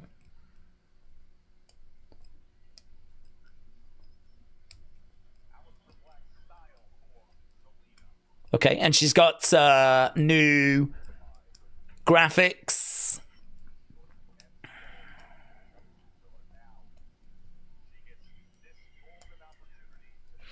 Okay, so Zelina making her way down to the ring. Carrie and Scarlett. Oh, wait. No, Zelina and her husband said Metal Mama. It's very similar, isn't it? Alexa versus Zelina versus Giulia. Should we do a poll and see what people think in regards to who's going to win? Let's end this poll. The 10-man tag. 56, 23, 12, and 9. So you lot said that was good 88. Yeah. Oh my God. I mean, we are really struggling match-wise tonight. We've had 2 matches, and so far you lot have said it's good 87, good 88. I mean, it's all well and good us not having great matches, but have matches that are that low down. This match needs to deliver. And I think it can. Giulia, Alexa, Zelina. I like all 3 in this match. We know, though, that sometimes with these matches, these triple threat matches, they can put a few too many of those sort of silly spots in, and sometimes the chemistry can be a little bit off, and don't know. There's no guarantee this is going to be a banger, but it could be. I'd rather be optimistic than pessimistic. Giulia getting in the ring then. So Alexa's in there. Zelina's in there. Giulia is in there. And we'll be underway with this very, very soon.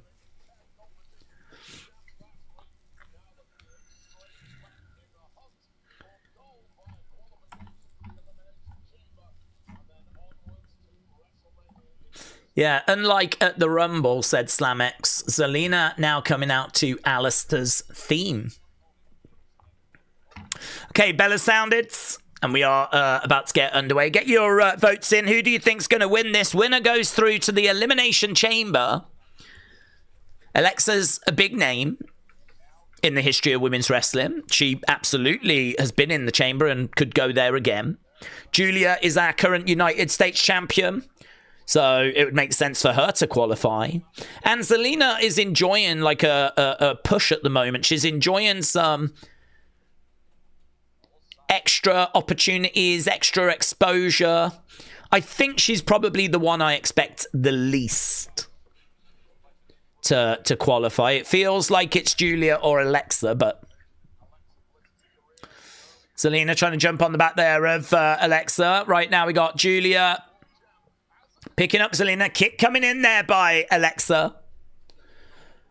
Alexa goes into the corner, face first down. She goes to the outsides. Giulia, Zelina circling rounds. Why are they just watching each other pin, says Donkey Nuts. Mentally, and maybe I should not think this way, but mentally I was thinking, I wonder if they're not too worried about breaking it up because it's the start of the match and they don't think it's too early, they haven't wore them down, it ain't going to result in a pin at this point. But So mentally, I was sort of thinking that, but yeah, you're right. Them sort of watching each other pin each other, even in the early stages of the match, it's a bit silly. Doc Holiday said, I've got this show at about 3 out of 10 so far. The lack of Raheem Dong talk this week is killing it for me. The Camel Toe mention shot it up for 3 for me. Oh, really? Camel Toe mention did it for you. Is that carrying the... Jesus Christ. If we're saying that this show is only getting points because R-Truth mentioned Camel Toe, where are we? What's going on? Alexa comes crashing down on Giulia. Alexa on the outside of the ring comes down on Giulia again. Giulia goes down. Here's Zelina. Right, Meteora. Meteora by Zelina. Oh, what's she doing? She's on top of Alexa and she's stroking her face. Blimey now. Some people's scores might have risen amongst a few other things in that moment. She was just on top of Alexa, like literally on top of her, stroking her face.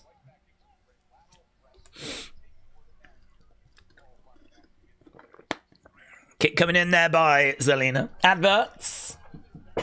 Cooper said they booked these too fast-paced. They need to slow down. It can get too messy with these triple threat girls matches. I actually agree with you on that, yes. Right now she's like a crucifix against the ropes by Zelina. Daze, do you know that we've got a few pervs? You do know we have a few pervs. I'm here, says Cooper. Well, I know, but that's why I thought for those that aren't watching or had maybe just glanced away for a second that they would be interested in knowing that that moment had occurred. Listen, it's very important to know your audience, and I very much know this audience. It's bottom of the barrel, degenerates. It's basically like the perverts, the kind of the dark side of the internet. That's what this community is. So I know that when it comes to like really pervy moments like that, it plays very, very well to you guys. So I just want you to know I'm aware of that, and if I see anything along those lines, wardrobe malfunctions or anything like that, camel toes being mentioned, I will always try and raise that up, make sure that none of you miss those things. Other communities, other watch-alongs, they probably talk a lot about wrestling and really good in-ring skills, and they probably talk a lot about really nice reversals, and they probably show an appreciation for the art of professional wrestling. That's not why we're here. That's not what we do. We are literally looking for nip slips. We're looking for the odd ball to fall out. We're looking for anything that could be classed as being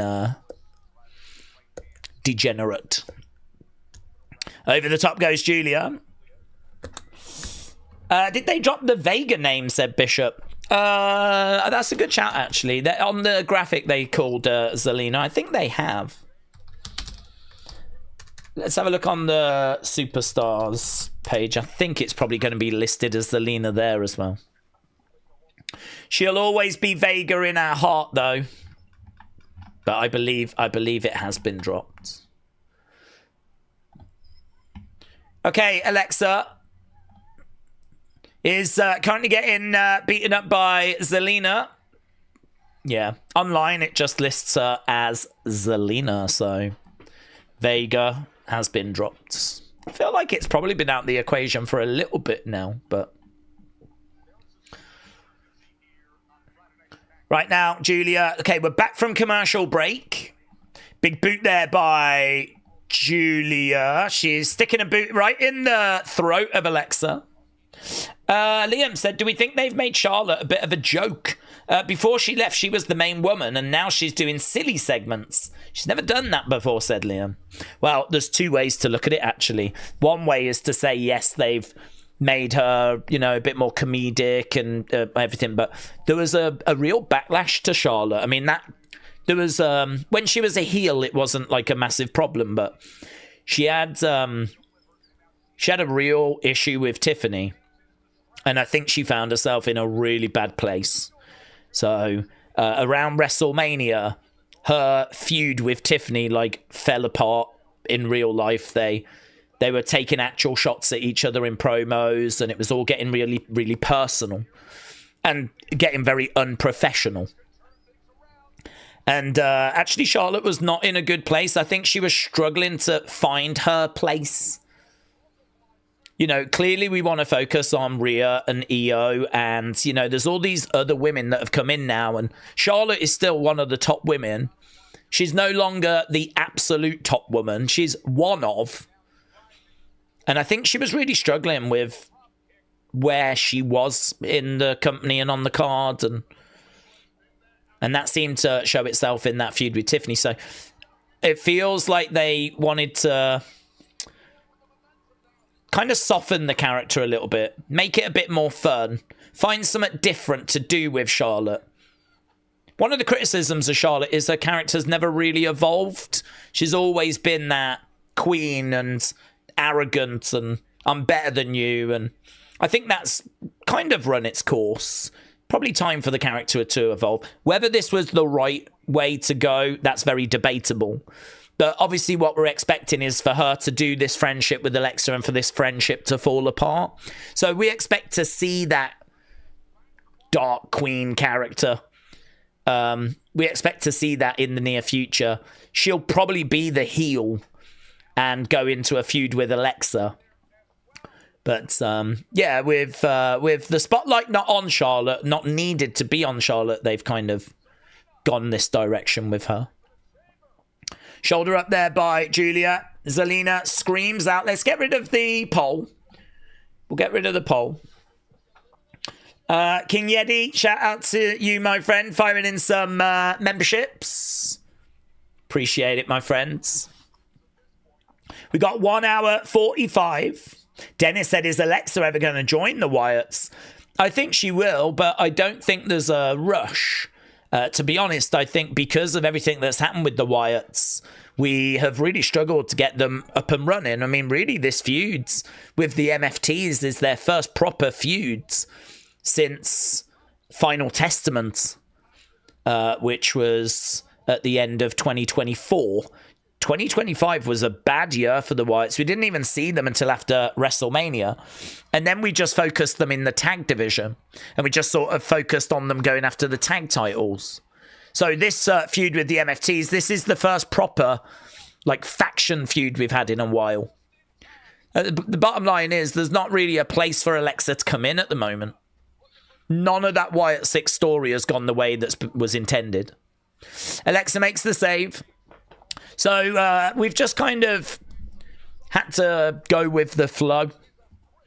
And she's just not needed at the moment. But I'm sure there'll come a time where probably Nikki will need some support. And that's when I think we'll see Alexa coming over. She'll probably want to be away from Charlotte at that point. Going for the cover. Giulia makes the save.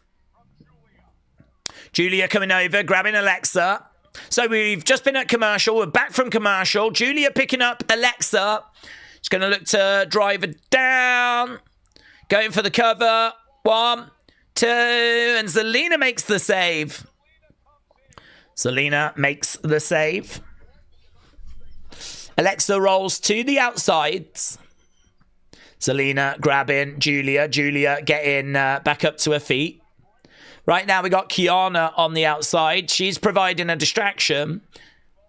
Zelina goes over, throws in a shot. She goes down. Giulia goes through the ropes to the outside. Zelina in the middle of the ring, posing away.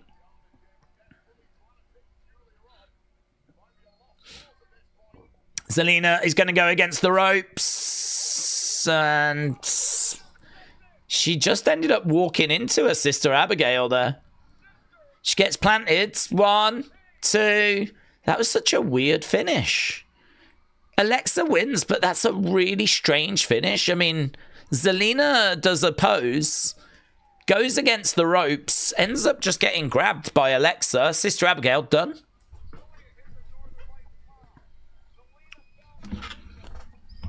Well, it's Alexa that picks up the victory. Alexa goes into the chamber. Finish of that was very strange. Didn't feel like it sort of built, or I just thought it was out of nowhere. There's Tiffany backstage. We are going to see a women's championship match tonight. I wouldn't mind if you won, says Tiffany.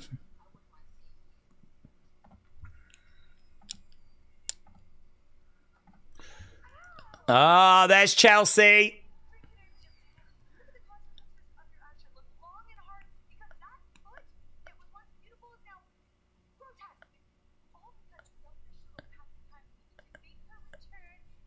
Tacky time.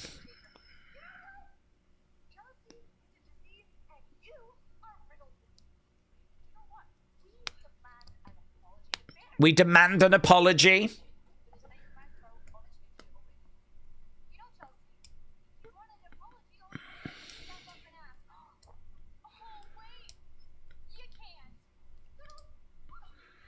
If you wanted an apology, all you had to do is step up and ask.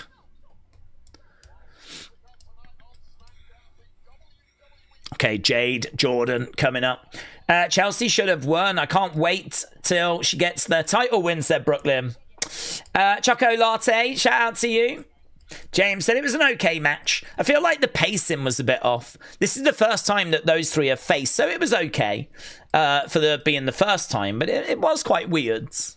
Restaurant said that was it was an atrocious finish. I wonder if that was just the planned finish, or if it just, I don't know, they said, we've got to wrap it up.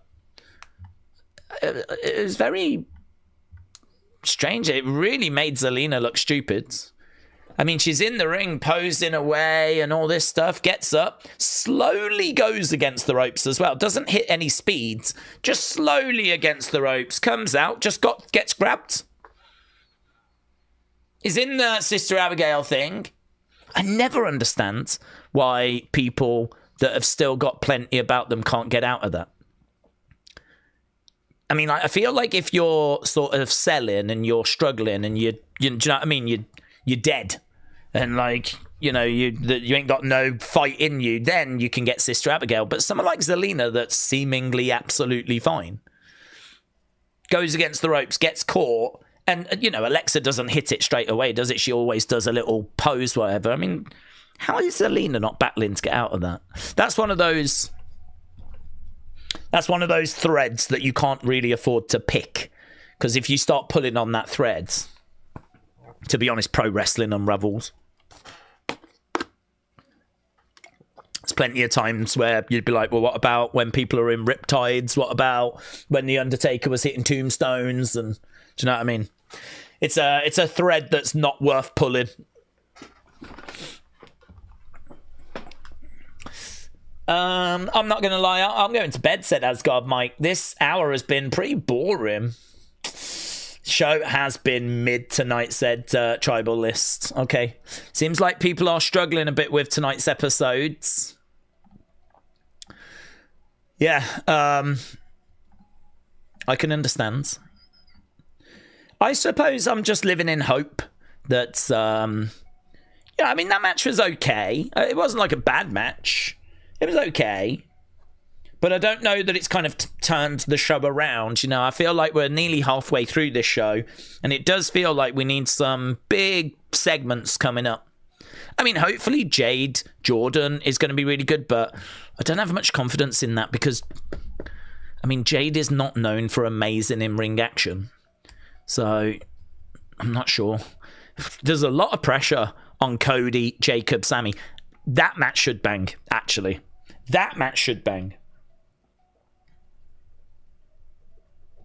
Okay, Alexa, Zelina, Giulia, get your scores in. What did you think about it so far? We've had good 87 and good 88. Is that going to be a better score?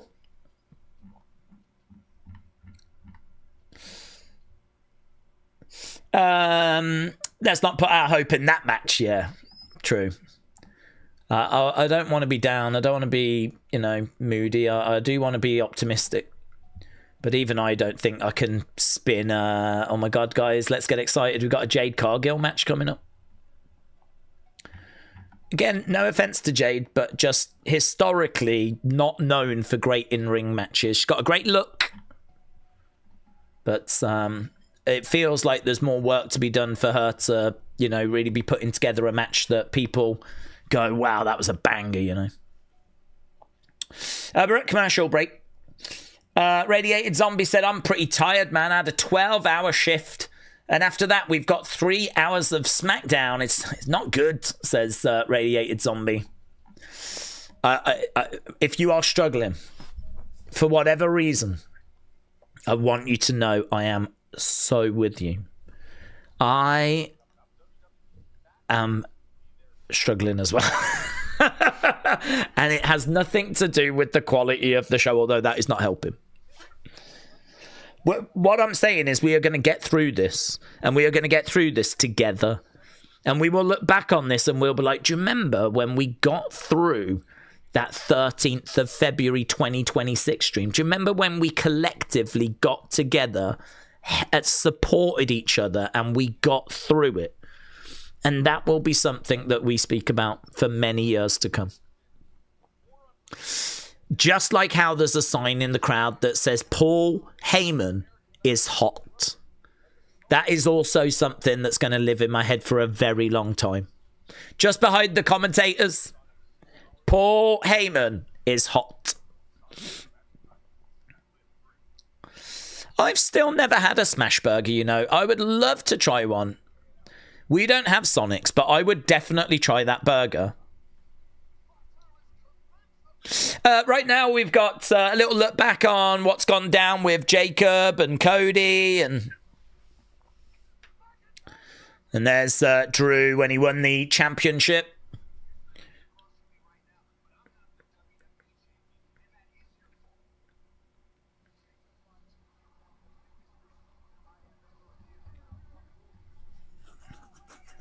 And then they brawled at Saturday night's main event.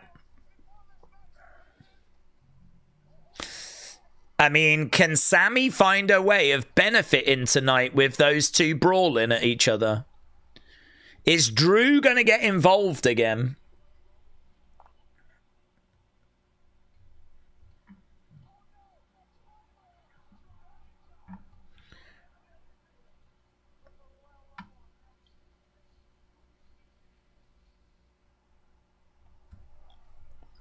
Okay.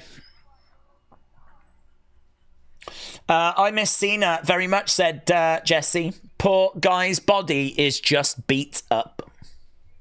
Paul is hot. Lava be like, why is it so cold here, says Iron Sentinel.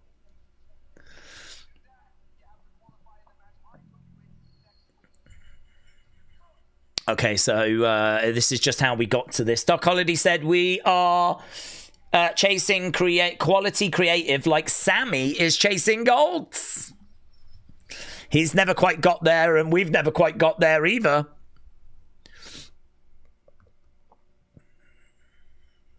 Okay, here's Rey Fenix. He's got some resistant bands. Here's Sami.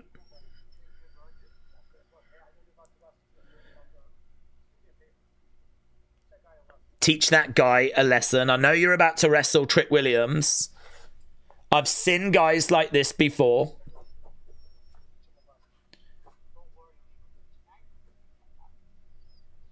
Okay.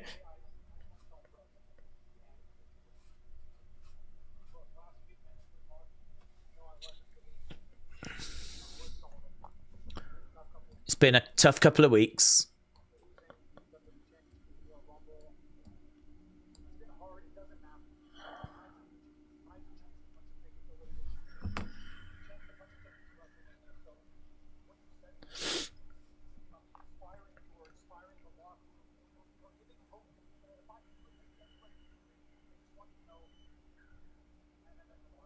What you said last week meant a lot to me, says Sami.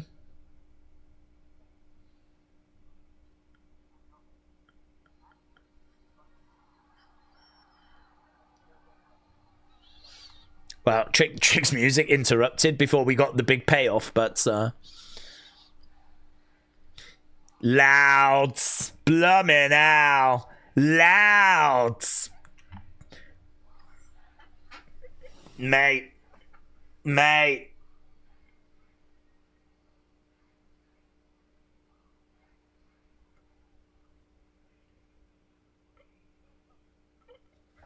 Wow. I don't know if that's being sweetened, but if that is not being sweetened, they have got a megastar on their hands, because that is the kind of reaction that makes you go, what?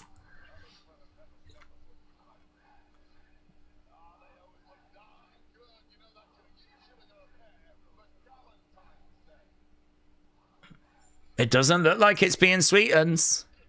You can find plenty of people in the crowd chanting.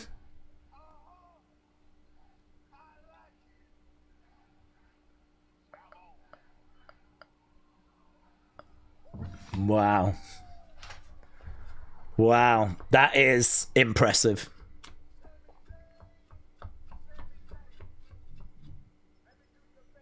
Imagine that at Mania. Imagine him coming out at Mania. I mean, that was some serious noise being made in this arena, but imagine that at a big PLE.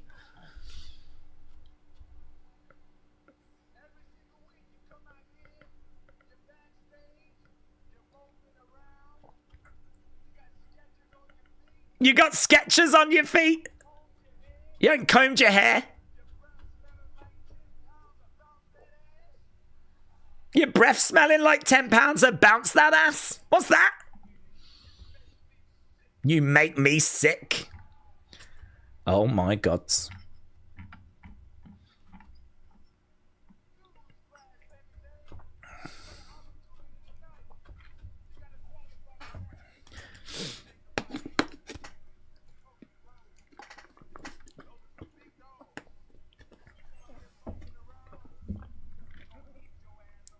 If you're going to be moping around, they're going to eat your ass alive. There's a lot of ass conversation in this promo.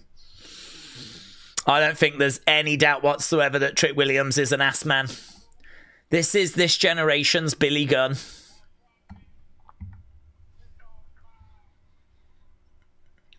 Lemon pepper steppers. There's a big cheer for the lemon pepper steppers.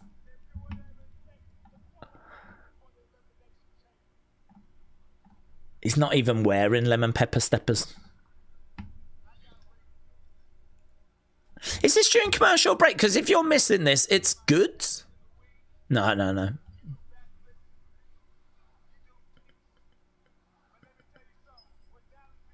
People are watting and he's riding it.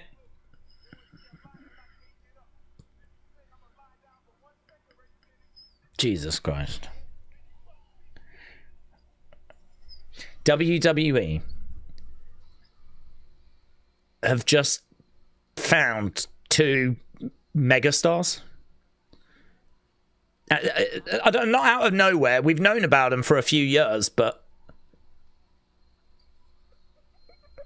I mean, Obafemi, Trick Williams.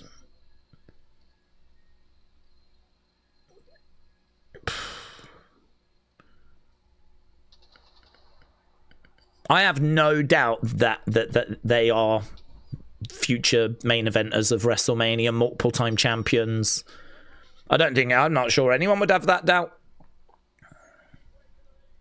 If we have a group right now of Punk, Roman, Cody, Seth, you know, if that's this generation's main event scene, you know, the next generation's main event scene, Bron Breakker, maybe Theory if he can get his act together, Oba, Trick. I don't know if Gunther will still be about.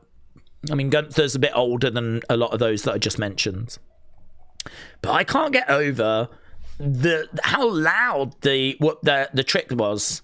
Even Fadeaway Media says this was the loudest Whoop That Trick chant ever.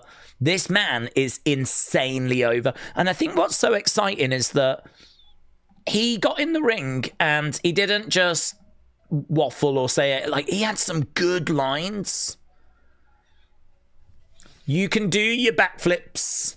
You can do your kicks. But when you go to a zoo, you don't want to see a squirrel doing flips. You go to see a lion like me. That's what Trick Williams said about Rey Fenix. He cooked Sami. He cooked Rey Fenix. He's got crazy aura. That's the best thing I've seen on this show. There is nothing I've seen on this show that has had a bigger impression on me, and I include the camel toe bit, than Trick getting that amazing reaction and then getting in there and cutting a great promo. That was fantastic. Mad Dog said, can't Trick change his ring gear now? To be honest, I think they like the look. I think the whites just looks so classy. His ring gear's got like white and a bit of gold on it. It just looks so good. Just really pops for him, really works for him. I mean, I don't know. I mean, obviously his, he's a big black guy, and like the white against his skin, just like it just works. I don't know if it would work as well if it was on like a big white guy. I don't know. But it works for him. He looks $1 billion. Actually, I think, doesn't Jade do something similar as well? She wears white. And it pops and it works and it just looks fantastic. So, I don't know. I mean, listen, he can change his gear. He could change it to, lots of different things. We've seen him wear lots of different stuff over the years. But I think they're really happy with the presentation on this. That white kind of jacket that he's got, the white and the gold, and how much it just oozes coolness and value. Like it looks expensive, and he looks the part. I think they've just found a great presentation. They're quite happy to ride it. Can't say I'm down on it. I think it's really good. But yeah, I mean, we know this guy. The thing with Trick, I would say, amazing aura, amazing presentation. We know that he can talk because he loves rap battles, and actually we've seen him go to rap battles where there's people that, like, that kind of 8 Mile going off on each other stuff. He goes to those events. I don't know that he takes part, but he certainly pays attention. And so lyrics and words and how words go together, and like all of that is something he's got a real interest in. And that's obviously going to be very beneficial for his promos. I suppose what I'm saying is that publicly speaking, improving your vocabulary, coming out with witty one-liners, that is right in his wheelhouse. That's not something he's a stranger to. That's something he embraces and he's really good at. So promo-wise, he's always going to be worth listening to. Presentation-wise, he's always going to be, looking like $1 billion. He's got a good height to him, a good size to him. He's a good-looking guy as well. I mean, he's just ticking all these boxes. The only thing is, in-ring is about 3.75 out of 5. You don't tend to get, like, 5-star Trick Williams matches. He can do them. He can have great matches. Put him in there with the right opponent. He can do it, but... I'd imagine this will be like a really good match. Fenix is a great opponent, though. I mean, Trick can do his side of the bargain. Fenix can do his side. Maybe you can get something good out of this. But oh man, I'm excited. I'm really excited about the future when it comes to him. And Oba. Back elbow there by Rey. Going for the cover. Kick out. So yeah, if we want to be excited about something, if there's something here that we can go, do you know what? This show might not have been a good show, but let's just hold on to that, shall we? Let's just hold on to this moment. Because that moment right there is like confirmation of just what this guy can go on to achieve. It's funny actually, because he's not really a typical wrestler that I tend to freak out for. As I said, a lot of people I enjoy their in-ring work, and Trick has had some good matches, but I think it's an area he can improve. But he's so charismatic. He's so charismatic. He's so got fantastic presentation, the whoop that trick, the entrance music, the look. It's all like so good. I just live in hope that we can just keep improving that in-ring and just keep going, keep evolving. Trick laying out Rey Fenix. Crowd are chanting, whoop that Trick. Trick Williams' ass mentions show shot up to a 6.5. Oh, that's massively improved your score, is it, Doc Holiday? Okay, let's end this poll so we don't get too confused. You lot said that was good 90 for that women's triple threat. We're underway with this match right now. Oh, big shot there by Rey Fenix. I'm agreeing. I'm just glazing. I don't know why Trick got called up, said WrestleRants. Oh, I think you can see why he got called up. That was serious aura when he came out. And look, he's not bad in the ring. He's not a bad wrestler. I just think that would be the area that needs improving the most. Don't think you can get the presentation better than it is. Don't like, promo-wise, I don't have any concerns. Grabs him. Oh, nice tilt-a-whirl backbreaker. Looking for... Oh, look at that. Nice. Net breaker. So tilt-a-whirl backbreaker into a net breaker.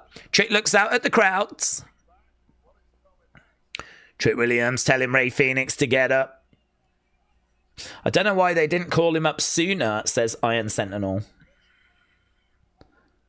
Here we go, looking to come in. Big clothesline, turns him inside out. Kick out.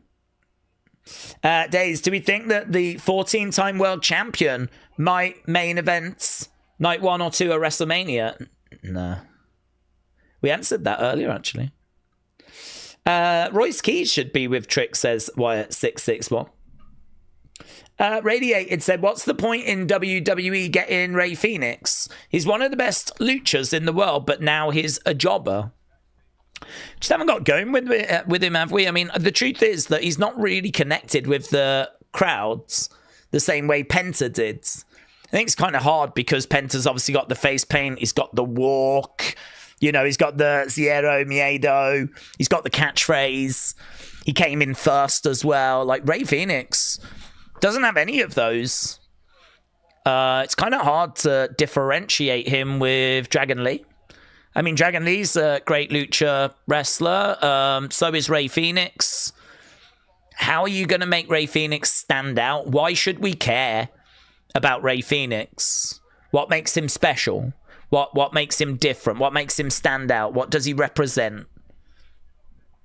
I can do this shiz all day, says Trick. I don't even know if he should be using language like that. I can't imagine he'll care. Back in the ring goes Rey Fenix. So those are the challenges that Rey Fenix has got. Those are the challenges WWE have got when it comes to Rey. If he can just put on, like, if he can keep getting matches and put on a string of bangers and show that, you know, if it's a Rey Fenix match, it's gonna be a banger. Like, that might be something. Him winning the US title and doing the open challenge thing and getting people used to, you know, just how good he is. Everyone knows I hate his entrance as well. Coming down, pretending he's an aeroplane. That doesn't help. Because, fun fact, he isn't an aeroplane. He's just a man. Trick Williams with a headlock.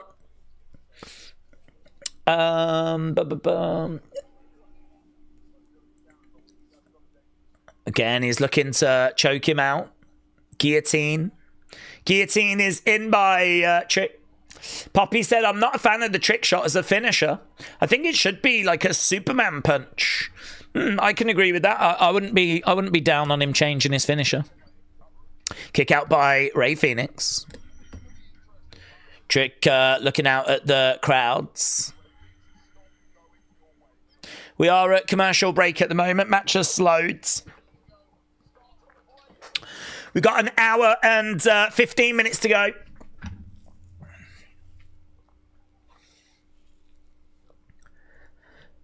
He's a piece of garbage, says Trick.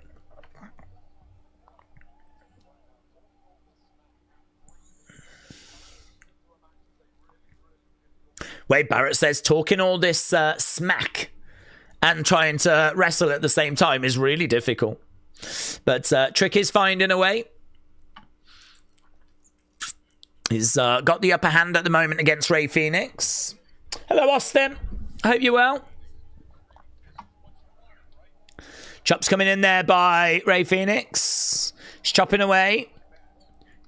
Chopping on Trick. Fenix, middle of the ring. Looking to go over against the ropes. Clothesline. Looking to go over again against the ropes. Gets picked up and... whoa, look at that. No messing around. Launches him up in the air. Boy, it was kind of 5-time. A trick slap.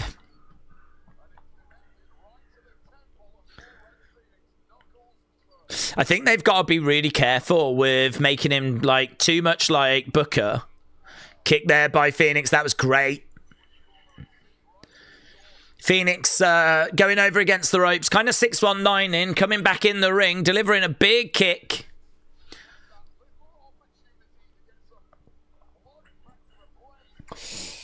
I'd love to see Trick use the perfect plex, said Poppycrock. No one's used it since Kurt Hennig. We've got a "This is awesome" chant. I'm not quite sure where that's come from. To be honest, just had a little dip momentarily. Even the stream is struggling with this SmackDown. Fenix is up top. He's going to look to... whoa, crossbody. Down goes Trick. Rey Fenix goes over the other side. He's up top.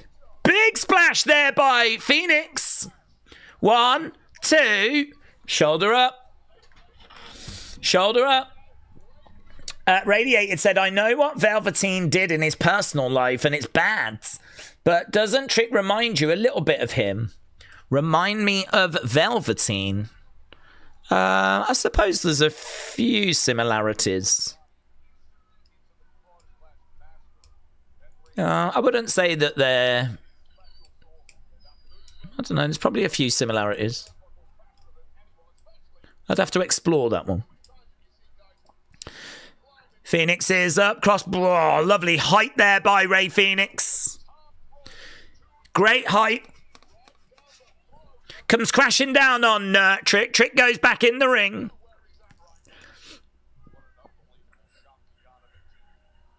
To be honest, every time Rey Fenix does an impressive move, the crowd respond by saying "This is awesome." So I don't think I don't think it's like really a reflection of the match. It's just they get excited by the moves that Rey Fenix does.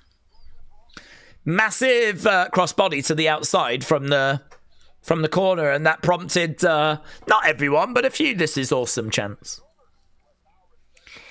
It's probably the best match we've had so far tonight, though.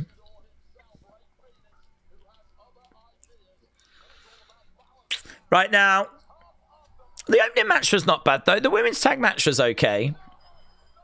Double stomp. Going for the cover. 1, 2. Kick out by Trick. Kick out by Trick. Crowd are booing. They're just showing that crossbody again.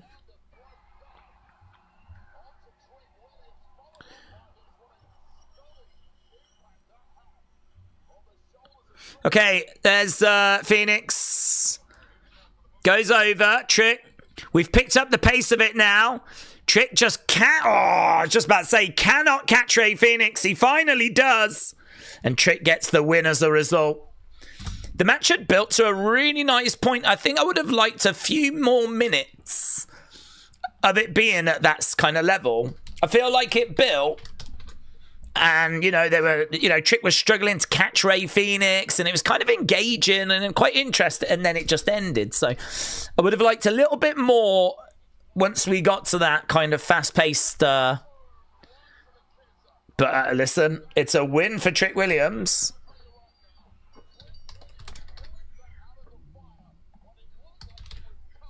Trick pulled that out the fire. He's struggling to get back up to his feet here. The referee raises his arm.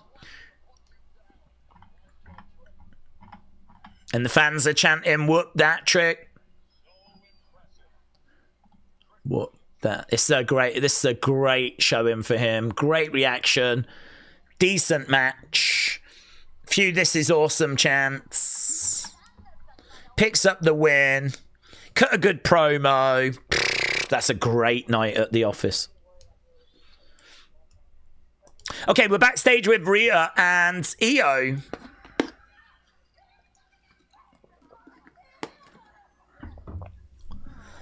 Oh, Giulia's livid. Giulia is livid.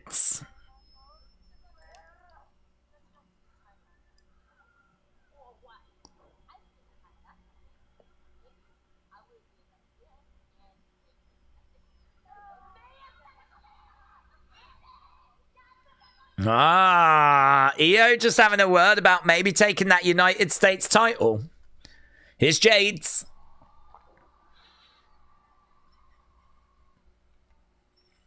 Jade looks at Io, looks at Rhea, gives a little laugh and walks away. Ellis Sturb said it's decent. It was a bit rigid in certain points. Trick looked like he had a pretty solid handle on things. Furthermore, though, it seems like Fenix is starting to build some rapport with the crowd. So, Ellis Sturb, thank you. I love Trick. He's my favourite, says Ramona. Austin said it's crazy that WWE has completely ignored Kyrie accidentally costing Asuka in the Rumble. Instead, they just put clips on YouTube. Which have been fun, but they don't get any attention compared to them being on TV, says Austin. WrestleMan said the crowd are really loving it, and it had some fun spots, but nothing crazy. Phoenix got in a lot of offense. Kame said Ray is awesome in the ring, but he just doesn't have the aura that Penta has. It's kind of like Christian to Penta's Edge. Oh, okay. That's an interesting comparison. Brony said, I am not a Jade fan, but can someone explain why no one gives a shiz about Dom not defending his title, even before he got injured? But everyone is complaining about Jade not defending the title. Yeah. I don't disagree with that. I wonder if part of it, though, is because Dominic has been competing a lot in AAA and has been defending the AAA one. So could it be that people have still been seeing him and he's still been competing and he's still been defending? It's just that he hasn't necessarily been defending that Intercontinental Championship. Plus, I think he picked up an injury as well, didn't he, from his dad, which kind of had him out of action for a little bit. So it could be the fact that he's had a little bit of an injury. He's been in AAA. He has been defending a title down there. He's been present. I'm not trying to defend that because I agree that, you know, rough ballpark. It's obviously not a written rule, but every 30 days you would look for that belt to be defended. We clearly have not followed that for Jade's. And I don't think since she's won it, she's actually defended it on TV, which is about 90-odd days. And she's not been injured or anything. The other thing as well, people were concerned about Jade winning it when she won it because we know her in-ring is not the strongest. So there was already a bit of a, oh my God, how's this going to go? So then add in the fact that she has not been defending it, you're kind of like, blimey now, this is why I didn't want her to get it in the first place. I don't think people necessarily had that trouble with Dom when he won, but I got to be honest, I'm quite happy to criticise Dom's Intercontinental runs. I think the IC belt has really suffered since he had it. I mean, if you look at what we're doing with the United States Championship, how often that gets defended, how exciting that is. And then you look at like what we've done with Dom since he got it at WrestleMania. I know he dropped it to Cena and won it back, but it's not been good stuff. We've not had like great feuds. If anything, he should not even have it. It should be that he's got that AAA championship and he just focuses on that. Let someone else have a run with the Intercontinental. Let's do stories around the Intercontinental. Like, if you're not going to be around because of your AAA commitments, then let's put the belt on someone else. So I don't disagree with you. I think within what I've just said are probably honest reasons as to why people treat the two different. I don't know that it's like hypocrisy, but there could be some hypocrisy that's in there. But I agree. I don't think his run has been great at all. Daze, he's only defended that AAA title twice. His next defense isn't until March 14th. His first IC reign, he defended 5 times in 7 months, and the second reign has been 0 times. Yeah, I'm in agreement with you. I've just said I'm not crazy about his Intercontinental run, but he has had an injury that he was out for a little while with. He got injured in December, didn't come back till was it end of Jan kind of time? So he has been out with an injury. AAA, I don't know when he won the belt and how many times he's defended, but he's been in tag matches and he's been ever present and he's been around and he's been in AAA, and I think people know that he's been doing stuff in AAA because he is a double champion. So I think that buys him some leeway as well. It's hard because, let's be honest, there's people out there that don't like Jade's and they're going to criticize her and they're not even going to think about Dominic. So I'm not here to defend those people. Those people are hypocrites. And, they can defend themselves as a result. But I do think that there is a difference between Dominic's run and Jade's run. And I think that there is some truth in the fact that Jade is very simple. She won the belt like 90 odd days ago. She's been appearing on the show. She's not been defending it. And it's very easy to look at that and go, what the hell's going on?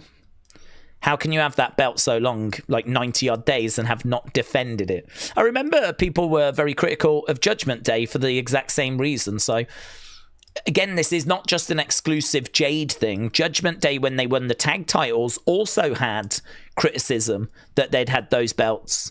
And there was graphics online saying that they had not defended them, and this is a joke and it's killing the tag division. And I remember all of that. So I really don't believe that the criticism for Jade's is unwarranted. I mean, if you've got the belt, you should defend it. And if it's a case where it's like, okay, well, why aren't we doing it for this person? You could have a valid point, but I'm quite happy to sit here and say he should be defending that IC belt as well. If you've got a belt, you've got to defend it, haven't you? And it's a rough rule, but it's a rule that has, long been sort of accepted in wrestling, the old 30-day rule.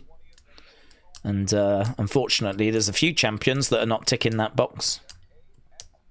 Certainly the United States champion is, though. That thing gets defended pretty much weekly. Here's Jacob.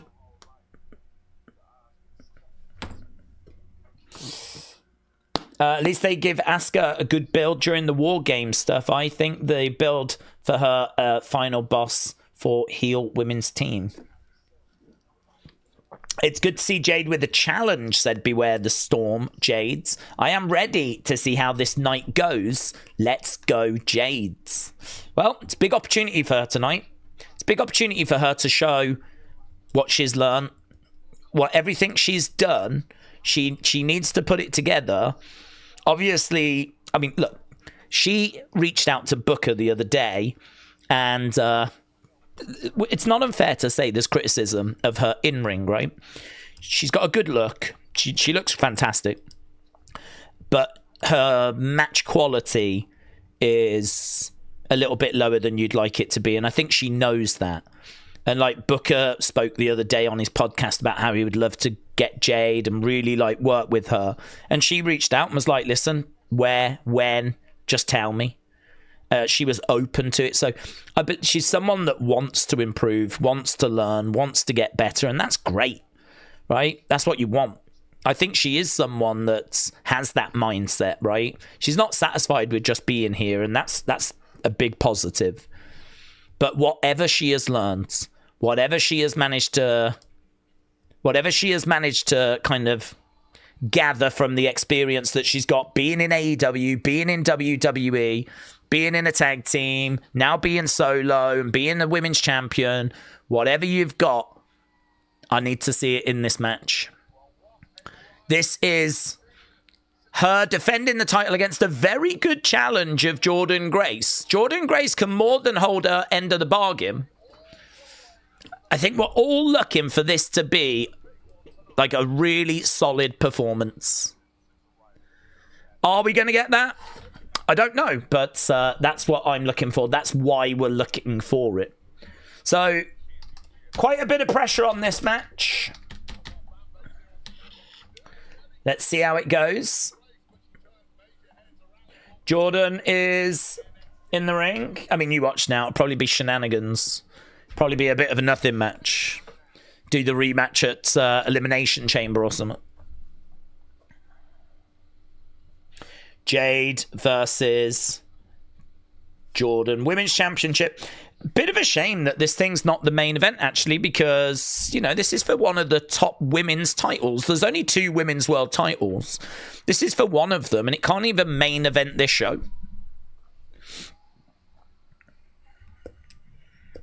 I'm sure they must have thought about putting it in that spot, but when you've got Cody, Jacob, Sami, talent of that caliber in a match trying to qualify, it's hard to kind of not put that as the main event. Okay, Jade making her way out. Jade wearing pink tonight, actually. I don't like it as much as the white.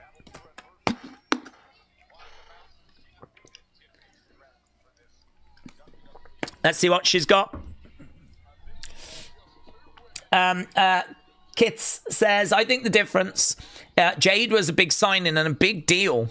Dominic started way lower on the cards and is still mid-cards, but Jade is main events. That's interesting. So, we think there might be something in the fact she's like the world champion, and that means more than being just the intercontinental champion. That's it. I didn't consider that. That's interesting.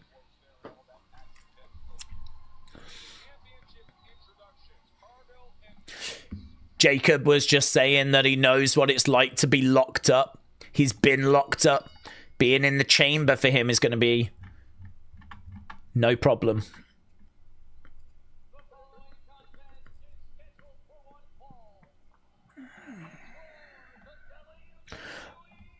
Okay, we're doing the intro for this women's championship.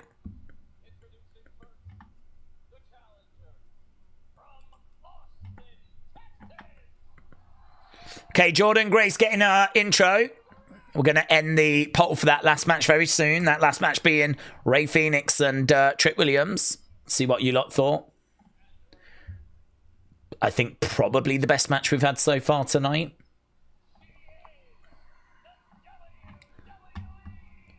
Let's get rid of the poll.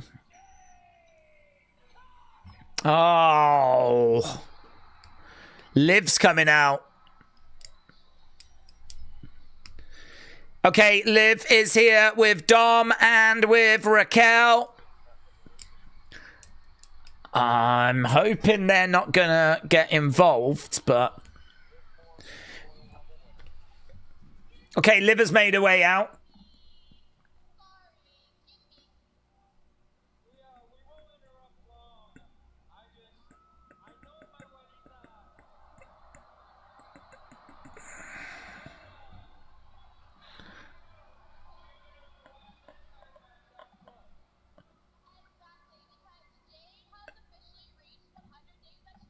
Jade has reached 100 days as champ.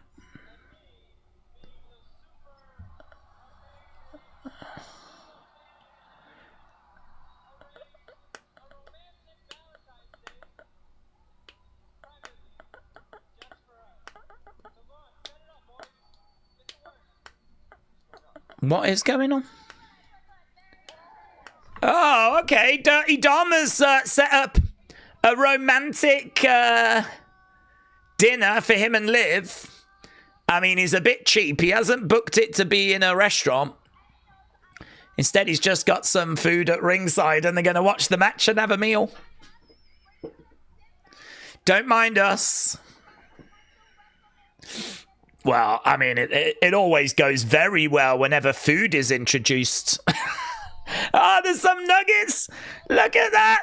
It's 2 plates of nuggets. Oh, my God. Look at that. Nougays. Wade Barrett called them nougays. They're not nougays. They're nuggets. So they're heart-shaped nuggets. Oh, my God. Make sure that you treat the loved one in your life this well. I mean, here was me thinking that this was going to be cheap and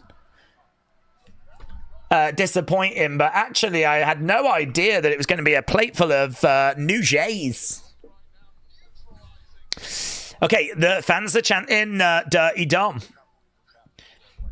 Fans are chanting Dirty Dom. Jade was kind of looking out at the fans. I think maybe... I don't know if she was disappointed. She's a heel. Okay, that's pretty fun, actually. I'm giving him this. I'm giving him this. Big boot there by Jordynne.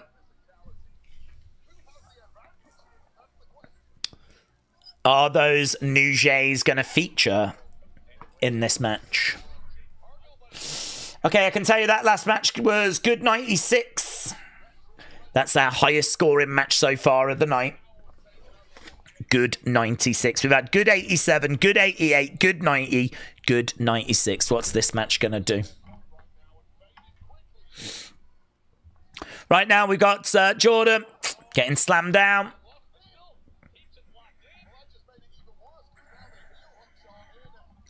They're rolling around on the ground. They're going to the outsides.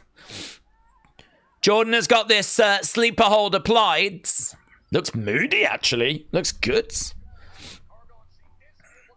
Jade, though, drives her back into that ring post. Ah, she went for a big chop. Jordynne moved out the way. Jade getting back in the ring. Jordynne grabbing the leg, pulling Jade out. Takes her down.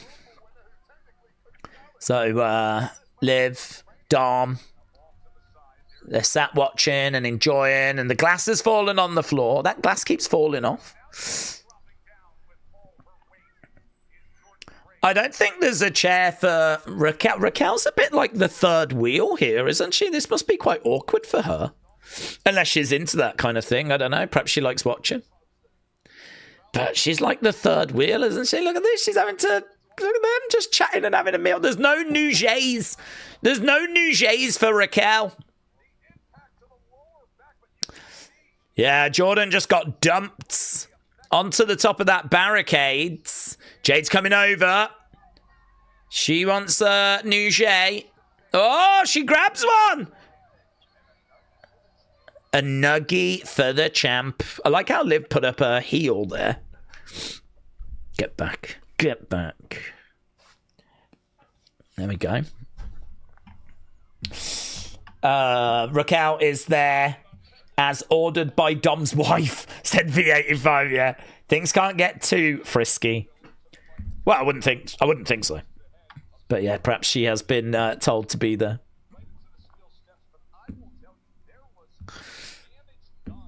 To be honest, there's not loads of nuggets on the plate. Shouldn't take too long to work your way through those. And is that what women want? Just a plate of nothing but nuggets? Maybe it is. Dirty Dom chants by the crowds. Right now we got Jordynne in the ring. Metal Mama said always the bridesmaid, never the bride, Raquel. Okay, over in the corner goes Jordynne. Liv is talking. The way she does it doesn't add anything to the character. She's straight up annoying. I guess that kind of works because she's a heel, right? No, said WrestleRants. Brony said it's very annoying. The Rip said, my sister is very fussy, so she'd be happy with those. Listen, I'm sure many a girl would be happy with those. You've got two strong women in the ring, and they've got Liv and Raquel there. It is an unfortunate distraction, isn't it? This is Jade's first title match. It's very hard to kind of pay attention to it, like when we were getting ready for it, when you've got Dom and Liv having a date night at ringside. Fall away slam there by Jade. Kip up there by Jade. I mean, there is just no way that it's not going to lead to something, you know? With them being at ringside. Jade's back elbow into Jordynne. Jade charging in again. Back elbow by Jordynne. Jade goes down. Jordynne on that middle rope. Stomped there by Jordynne. Going over, grabbing Jade. She's working on that arm again. Shoulder tackle. Jade goes down to one knee. She comes back up. Jade grabbing Jordynne, throwing her against the ropes. Picks her up. Slams her down, looking for the pin. 2. Kick out there by Jordynne. Headlock is in. Jade with a headlock on Jordynne. Jordynne. Okay. I think we're just coming back from commercial break. Jade selling that arm quite nice, said V85.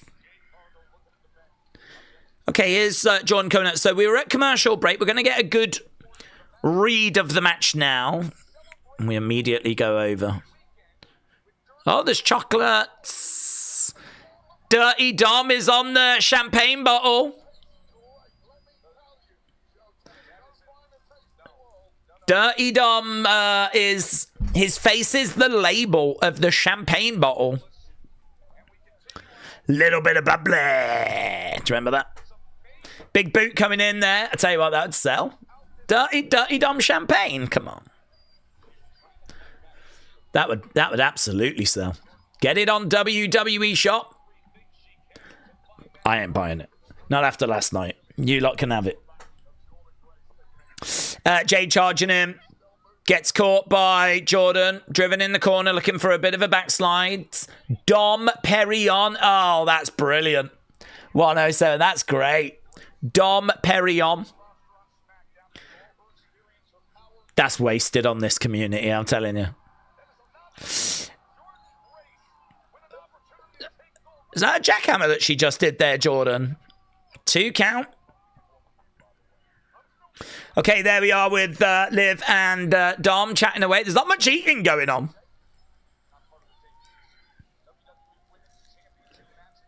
Jade in there, in a bit of trouble with Jordynne. Jordynne's got Jade on her shoulders. Jade gets... reverses, gets down. Elbows coming in there by Jordynne. Super kick coming in there by Jade. Picking up Jordynne. Oh, lovely takeover. Headlock takeover. Kip up. Oh, blimey now. That was kind of sick, actually, by Jordynne. She's picking her up, looking for a power bomb. No, Jade goes back. Jordynne. Spine buster. Jade with a spine buster. And shoulder up. Shoulder up. Tracy said these people get one and they get chicken nuggets. Well, she seems happy with them.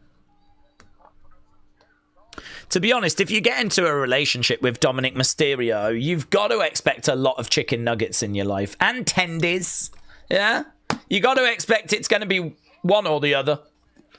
Big boot there by Jade. Roll up by Jordynne. 2. Kick out by Jade. Roll through. Jordynne. Blimey now. Crowd don't seem massively into this. We're not getting the "this is awesome" chants and all that stuff. Jordynne driving Jade down. Kick out by Jade. Jordynne showing the power that she's got. Good strength.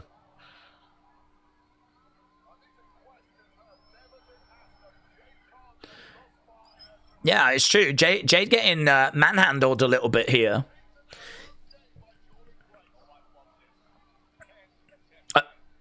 I'm not sure what we're chanting. There was a chant there. Slap coming in by Jade.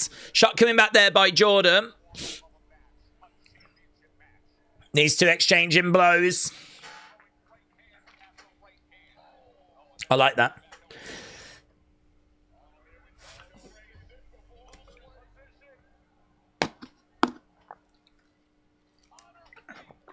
Big boot there by Jade. Is this going to be the beginning of the end? Jaded. She's got her up. Drives her down. That might be it. 1, 2, 3. That's it. Jade wins. Okay. Well, it's a clean win. I'm pleased about that. That gives her a little bit of credibility. The fact that she's able to win clean.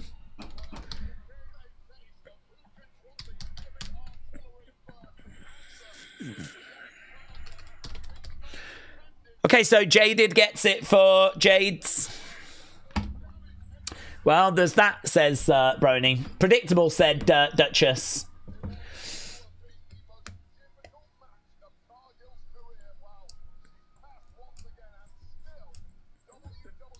Well, let's have a look. Let's see what people thought about that match. To be honest, Liv and Dom didn't really get involved, did they, at all? I mean, Jade went over and stole the nuggie. If you challenge me, that'll be your ass. Liv eats a chocolate and blows a kiss.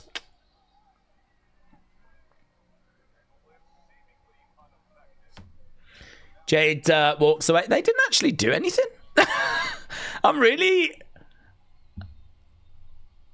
shocked. I'm surprised that we didn't... Oh, here's Candice and Johnny. I suppose it's because that's not the direction we're going, is it? We're all expecting it to be Liv and Stephanie. So we don't really need to do anything with Jade.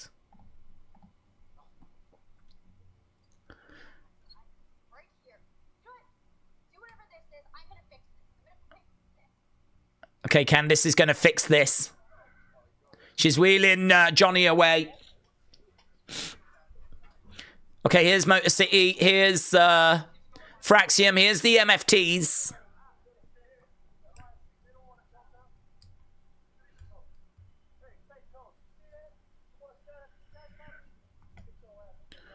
If you want a shot at these titles, get your asses in line. Well, no. That's caught his attention. Oh, Dexter draw him.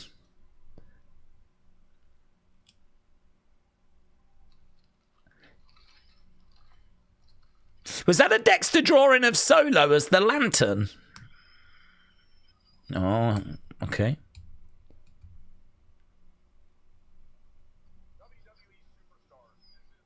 That looked like a good drawing, actually.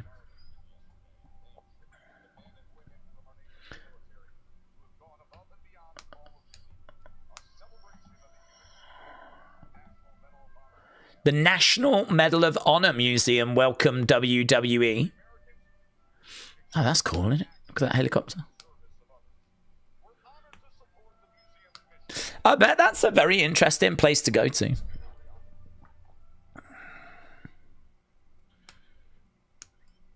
Don't really see them doing much with the military anymore. I mean, we don't do tribute to the troops or anything like that anymore. That's cool. Right. Daze, Ariana Grace, their women's world title They just Saya Lee, Kalani, Ash, JC. Span of 6 months. What are we doing? I don't know what you mean. Randy said, 1 year. It's my Daze community birthday. Happy Daze community birthday, buds. 12 months. What a time to be alive. Randy, shout out to you, my friends. I just wanted to show this image because some people might not be watching the show. There's Solo with his eyes sewn shut, the light in his mouth made to look like the lantern. It's a good picture, that is. He's an excellent drawer, though, isn't he, Dexter? We've always known that.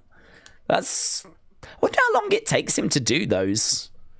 It's probably a good couple of hours work there. Blooming hell. That'd be like months for me, and it would not look anywhere near as good as that.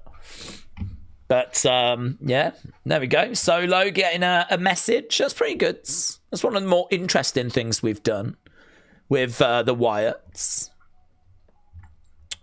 Okay, there's been a few bits. That we have. Oh, that's a better close-up, actually. That's better. There we go.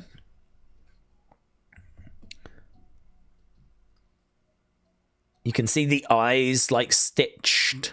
I wonder if they'll sell that. You could sign that and sell that on the auction site, couldn't you?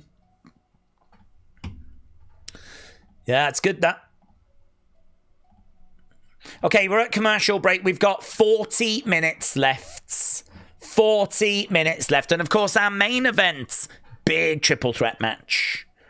Big triple threat match coming up. Randy, appreciate the support, my friend. Firing in a gifted membership. Thank you, buds. Appreciate the support. And as I said, happy anniversary. It's our anniversary, Randy. I was in the army when I went to Iraq. Tribute to me, buds, says WWE Army. WWE Army, shout out to you, buds. Robbie said today it was reported that they are uncertain on plans for Jade at Mania, but it sounds promising. Well done, WWE. That is definitely a Dexter drawing, said Denham. Yep. Jordynne's on her way to the mid-card level, said DTA. Camera focused on Liv during the world title match. Like, amazing. Well, I mean, look, we got the match. Get your votes in, because we're going to end that poll soon. We are just at commercial break. When we come back from commercial, which is now, I think we've probably only got one match left, our main event, unless they can squeeze some in quickly. Obafemi had 5 consecutive eliminations at the Rumble, tied for most in the entire match. Obafemi. Few Oba chants from the fans. We got an Oba vignette.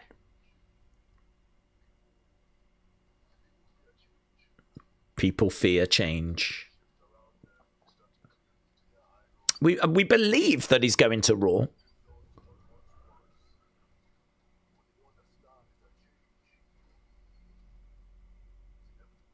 Change is inevitable.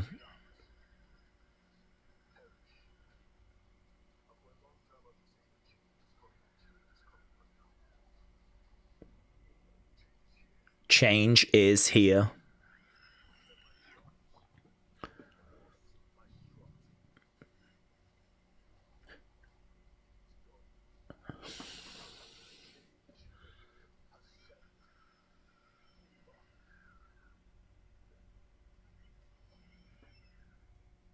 You will hear my drums.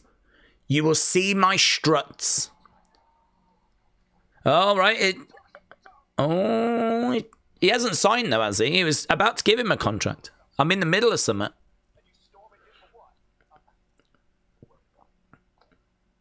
He was trying to give him a SmackDown contract, but I don't know that Oba signed it.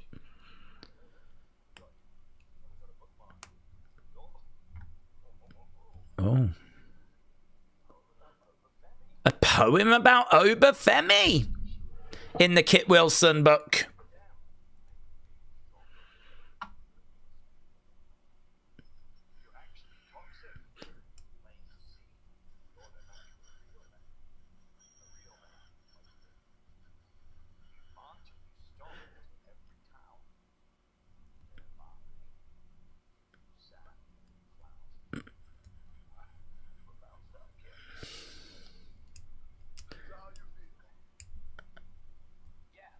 Okay, he's written a poem, and it's not very complimentary.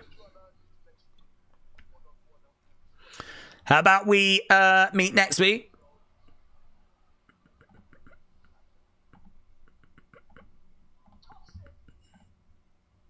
Kit Wilson storms away. Toxic. Okay. Ober Kit next week, says Wrestling Fan. Ober's gonna whip his ass, said Tracy. He's no genius, said Lone Star Friends.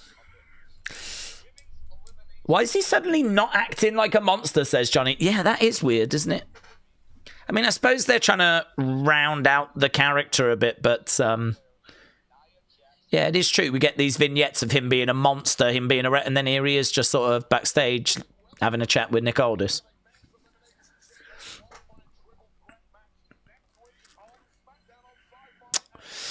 Okay, Carmelo, Damian, Trick, that goes down next week. Matt Cardona, known as the Indie Gods. Everyone's hyping him up for WWE to re-sign him. They do. He comes back where he left off in the mid-card and boring. No change, no nothing, says Brony. Here's the champ. Here's Drew.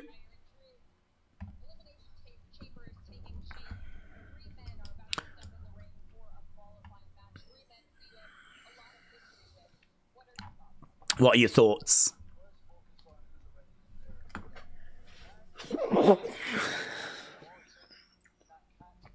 Is there a jewel missing on the belt?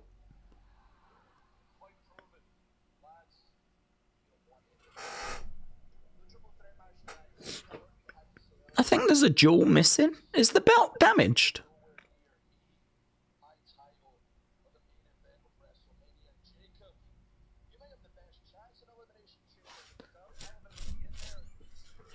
I can't tell if it's damaged or if it must be.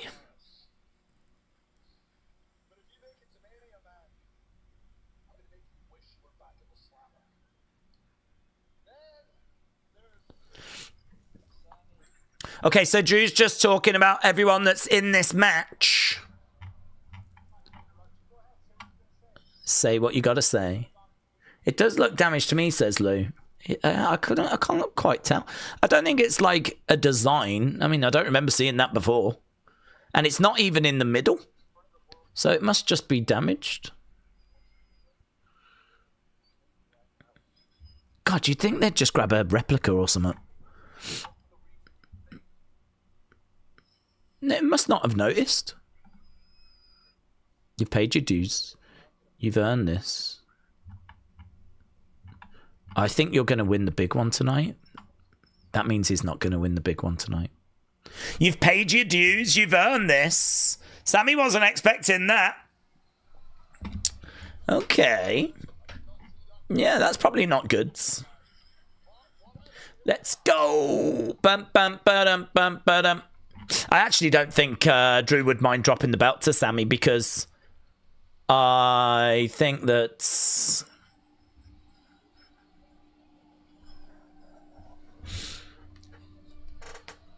I think he recognises the work that Sami has put in.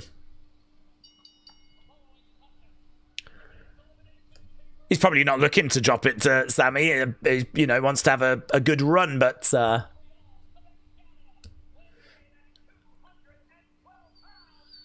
in real life, I could expect that Drew has got good vibes for Sami. Sami's still looking very confused, though.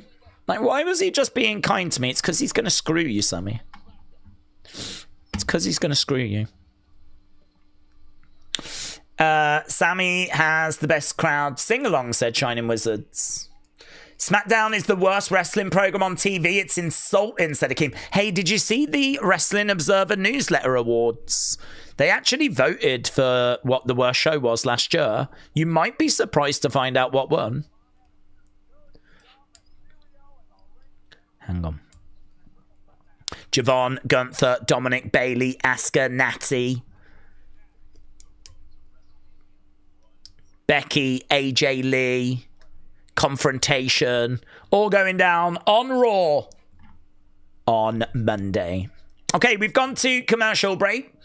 Yeah, the awards for Worst Wrestling Show of 2025 by Wrestling Observer newsletter readers went to NXT. NXT was voted worse than Raw and SmackDown, and I honestly don't know how that's possible.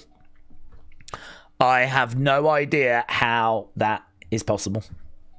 But NXT got worse show.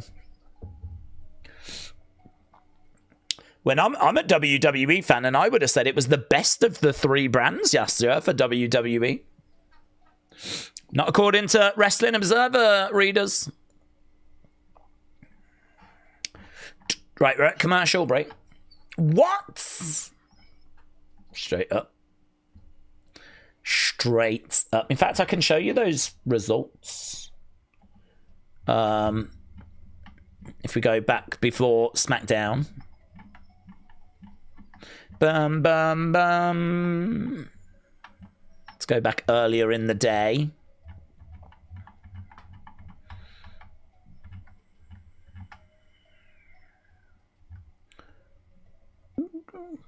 Wrestling Observer most charismatic wrestler of the year went to John Cena.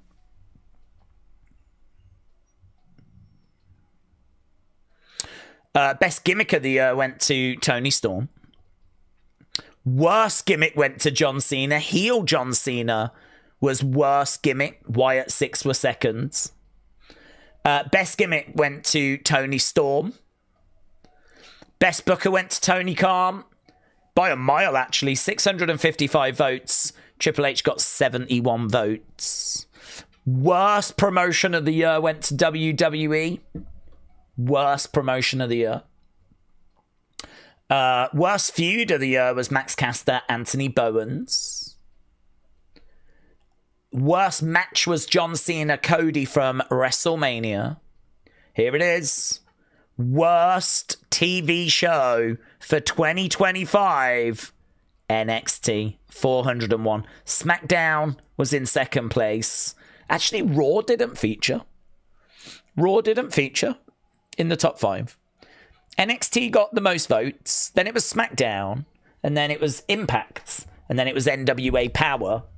But yeah, no, Raw didn't feature. That's weird, isn't it? Oh, this is interesting. Worst, most disgusting promotional tactic.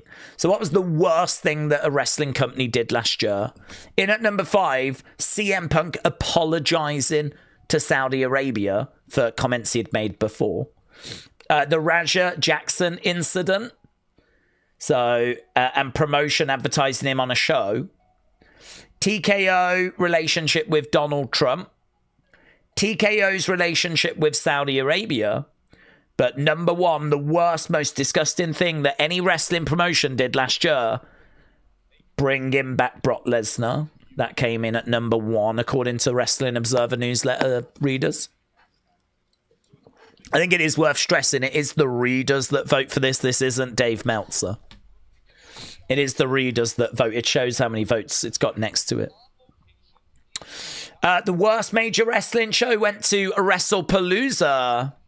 The best major wrestling show went to AEW All In. To be honest, Evolution should have featured there. That is... I don't mind about what wins, but... this is amazing as well.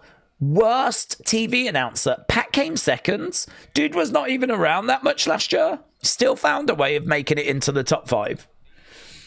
Number 1, though, by a flipping mile, was Booker T. Booker T. Worst TV announcer. Best TV announcer, Bryan Danielson. Bryan Danielson. Best non-wrestler, Don Callis. He just beat out Paul Heyman. Rookie of the year, don't know. Siri Yamoka. Don't know, but definitely someone we need to have on our radar. I'm guessing she must be like Stardom or something. I mean, if that's her, I'm guessing this is over in Japan. Siri Yamaoka. Most underrated was Beast Mortis. Javon came in at number 2, but Beast Mortis getting a lot of votes. It's obviously a very pro AEW fan base, of course. But there we go. Oh, most overrated, Jey Uso. Jey Uso got most overrated. Best high flyer, Mascara Dorada. Sure. He got best high by a mile, actually. I'm guessing that must be CMLL. Mascara Dorada. Tag team of the year, Young Bucks. FTR, Bro Dido, Sky Team. Best brawler went to Jon Moxley. Best technical wrestler went to Zack Sabre Jr. Most charismatic went to John Cena. Most improved went to Harley Cameron. Feud of the year, Adam Page, Jon Moxley. Women's MVP went to Saya Kamitani. Okay. Women's MVP, Saya Kamitani. New Japan. That's the New Japan strong belt. That's the Stardom belt, I think. So, Michael Oku won European MVP. Mexican MVP, Mystico.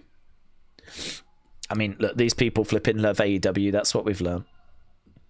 Very interested in finding out more about this Saya Kamitani. She's getting a lot of mentions. I don't know. Well, there we go. We could sit and look. There was loads of awards, but that just gives you a taste. Just a taste of what Wrestling Observer newsletter fans were most engaged with. Cody versus Sami versus Jacob. Okay, 24 minutes to go. Main event coming up. Let's end this poll. Jade, Jordynne.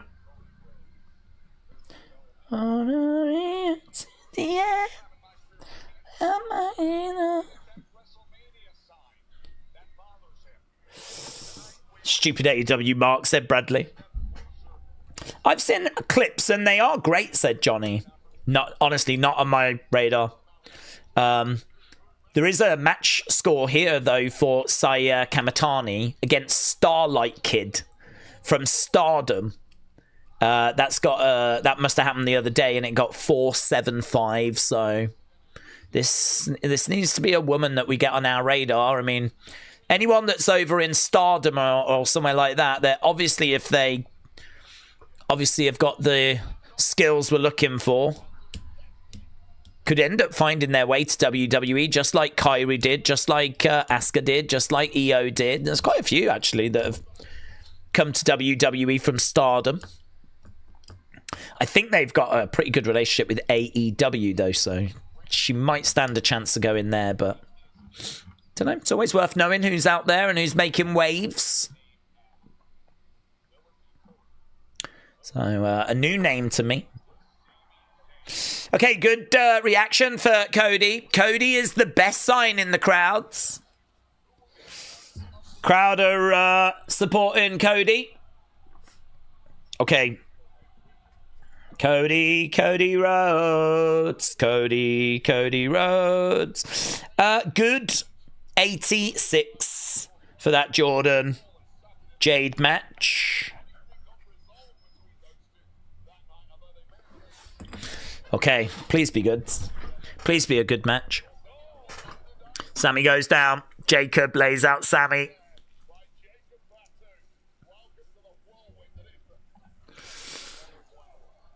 Okay, shot coming in there by Cody, and we are underway with our main event. Let's get a poll up, shall we? See what you lot think is going to happen. Joe said Cody's theme always hits hard. Who wins? Cody. Oh, wow. Lovely block there by Jacob. Cody cut her, but Jacob did a great job of countering it. As he went down, he gets his hands out. Sprung back up again.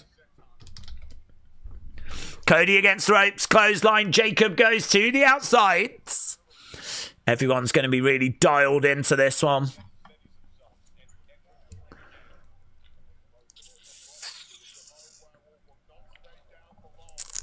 Chop there by Sami. It's weird seeing Sami and Cody going at it. That's what we've got right now. Jacob on the outside. Sami's in there. Cody. Oh, bottom rope. Nice. Goes back. Sami. Good work there by Sami. That's great. Sami looking to go over against the ropes. It's booze for Sami. Comes down. I think this crowd is a very pro-Cody crowd. I think this crowd want Cody to get the win in this. Seems to be a little bit of reluctance for Sami.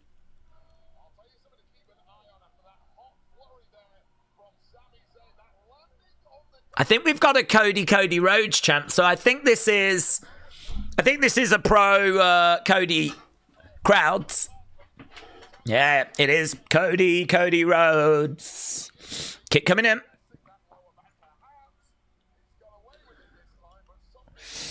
Homelander Rhodes is winning, said Elizabeth. Hannah said, Daze, has this show satisfied? Or do we need an impressive dessert? Oh no, I think this show has had some moments. I'm really keeping a hold of Trick and what we got from him on this episode. I think that was great.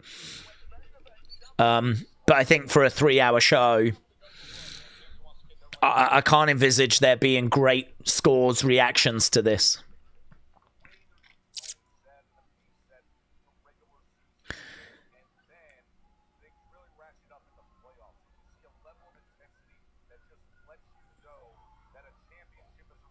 Trying to pick up Cody, reverse, Sami, no.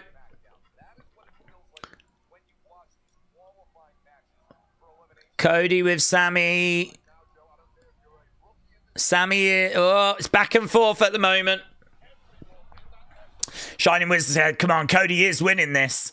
Every qualifier has been telegraphed. Isk Waba said it's on Sci-Fi, so it was never going to be a good show. Yeah, I forgot it was on Sci-Fi until we started. I mean, obviously in the UK, we just watch it on Netflix. I completely slipped my mind that it was on Sci-Fi tonight, so... Perhaps that's right. Perhaps they didn't want to put the big guns into this episode, knowing that it was only going to get limited engagement. But again, massive thank you to everyone that's joined us tonight. We're about 18 minutes from the end, and we've made it. We're going to make it. The light is at the end of the tunnel. Headbutt there by Jacob. Sami goes down. Poppycock said there is a lot of time. I think we could get an important finish. Well, I certainly feel with Drew being there, like he's going to come out, isn't he? I don't know whether someone wins and he comes out, or does he make his presence felt? Shot coming in there by Jacob. Cody goes down. Metal Mama said Sami wins and eventually gets to Jericho, Kevin Owens, WrestleMania. Oh. Sami goes hard into the corner. Mr. Oshi Foshi's having Chinese foods. Oh. Enjoy that. Shot coming in there by Jacob. Shot coming back there by Cody. Cody going in the corner. Jacob charging in. Back elbow there by Cody. Big boot there by Cody. Jacob charging in. Oh, collides into the corner. Daze, I think Leaping Lanny Poffo once won a Wrestling Observer Award, but not the Genius, says Too Broke to Pay Attention. I wonder what award he would have won then. Best high flyer, I don't know. I don't think he was ever regarded as that great of a wrestler, was he? He was held in higher regard before he was a genius. When he became the Genius, he just, like, I think a lot of people saw him as just being like a gimmick character.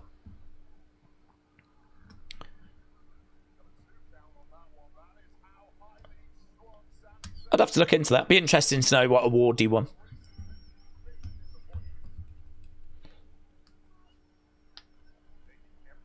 Best wrestler related to another wrestler. Right now we got Sami in the ring. In potential crossroads. No joy. Drew told Sami that because he's going to cheat for him, said Aaron. Oh. Jacob collides into Cody. Cody down. Sami down. Loud Fatu chants now. Kick coming in there. Jacob and Sami one-on-one would be pretty fire. Going against the... oh, look at that. Wow. Such amazing agility. Kick out there by Sami. Buffo still looks good for an old wrestler, said Shining Wizards. He was at a sign-in demand by Randy into WWF. Oh. Yeah, he was signed because Macho Man Savage wanted him. 1, 2. Right now, Cody takes down. Oh. Jacob makes the save. Days next week, US has SmackDown on Sci-Fi again. That sucks, doesn't it? I don't know how hard it is for you lot to watch it on Sci-Fi. I know it's not as popular a channel. Fans are chanting, "This is awesome." Jacob coming over, throwing in a shot there to Sami. Radiated Zombie said, "Where is Orton tonight?" No word on Orton on this show. He could still make his presence felt, I suppose. If, like, Drew comes down, perhaps Randy comes out, chases him away. Jacob looking out at the fans. He's got his arms outstretched, charging over, collides into Sami. Sami goes down. Yada-da-mean. Yada-da-mean. Sami down in one corner, Cody down in the other. Yeah, Sci-Fi USA CW, said GSW. Macho wanted Lanny to wrestle under the name Gorgeous George, but Lanny denied it. Oh. Shot coming in. Okay, Sami down in one corner, Cody down in the other. Jacob charges over, collides into Cody. Yeah. Duck underneath, against the ropes goes Sami. Samoan drop. 1, 2. Oh, that probably was going to be a 3. Cody made the save. Okay, and we go to commercial break. V85 wants some cake. Jasmine said, Cody is so bad. This is a total fail. Jacob too. What is this trash? Jasmine, are you a Wrestling Observer reader at all? Did you vote in the recent Wrestling Observer Awards? Cody to the outside. Restaurant said the crowd chanting, "This is awesome," 3 different times at such random points in this show. Do you know, I don't blame him. I think it's obviously a chant that's overused. I don't know that you can use it as a gauge that something is actually awesome anymore, but fair play, they're trying, you know? They're trying to have fun. This crowd are here to have a good time, you know? You even give them just even something remotely interesting and they're ready to break out a "This is awesome" chant, so, you know. Sami goes into the ring steps. They're advertising the United States Air Force on the mat, said yeah, I saw that on the sides. Must be some new partnership that they've got. Crowd want tables. Jacob grabs a table and that gets a great reaction. Cody's getting a table. Oh, Jacob put the table back. He changed his mind. Cody's grabbed a table though. Jacob comes round, he nails Cody. Is he going to put that back as well? Oh my God, Jacob's healing it up. Boos for Jacob. Boos for Jacob. He teased getting a table, put it back. Cody was getting the table. Jacob puts that back. You get what you deserve, and you deserve nothing. That's what Jacob just said to these fans. Sami sucks eggs sign. Shot coming in there by Cody. We've got a little bit of a babyface problem, haven't we? I mean, like, Cody and Sami are two of their big baby faces, but don't know, man. The crowd just ain't having it. They're having Cody, though. Cody very much the wrestler that's been supported in this one. Sami's up. Few boos for Sami.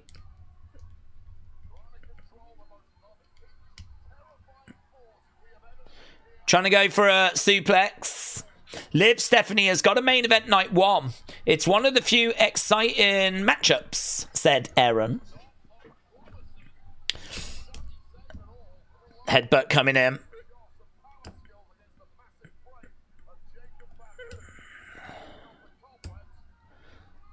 Cody is going up top.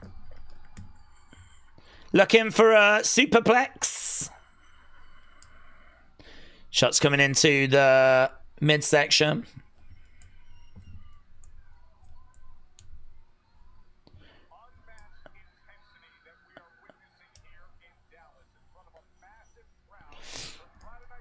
Cody, Sami, going over to the corner.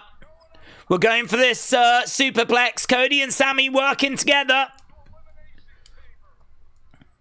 They get it. They get it. Crowd appreciative. Elizabeth said Cody needs to drop the Raheem thing. It's not working for him. I don't think he's mentioned it today, has he? We've got a This Is Awesome chat. Honestly, you give this crowd one move.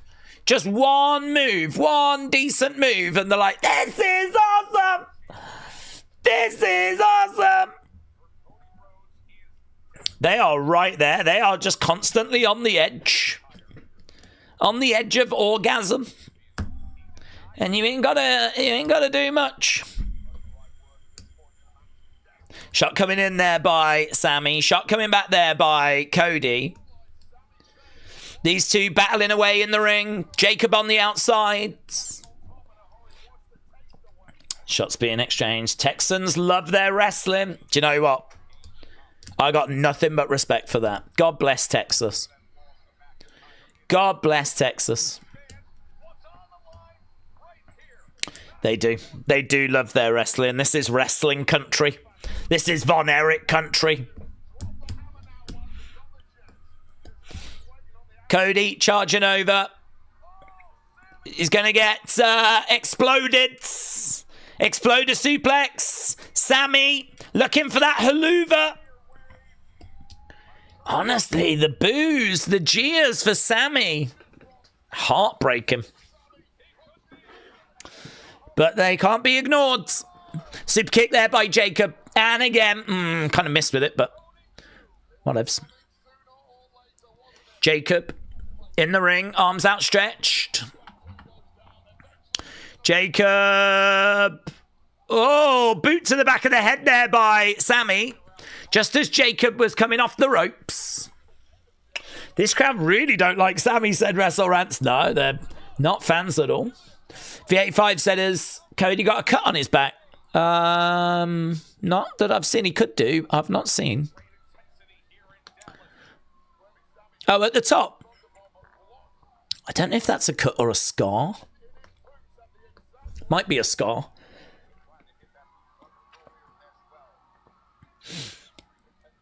Cody Cutter, no. Blue Thunder Bomb! Boom! Sami with a Blue Thunder! Oh, Cody kicks out. Cody kicks out. Richard said, Daze, it's Richard. Hello, Richard. It's Daze. I think Sami wins. I think Drew's going to come out and get taken out. So you think Sami wins and then he takes out Sami? Richard, shout out to you, buds. Let's see if this is where it's going. 6 minutes to go. Who is booking their place? in the chamber. Sami, Cody, Jacob.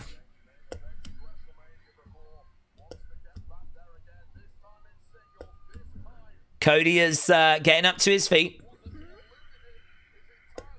Chop coming in there by Sami. Sami pointing up at that sign. Chop coming back.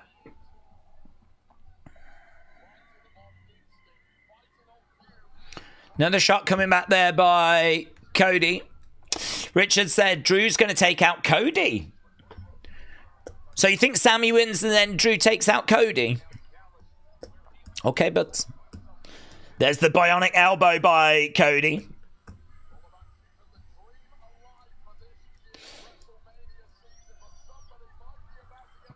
Cody is pretty bad. Oh, Jacob from behind. He was taking way too long, wasn't he, Cody? Taking way too long.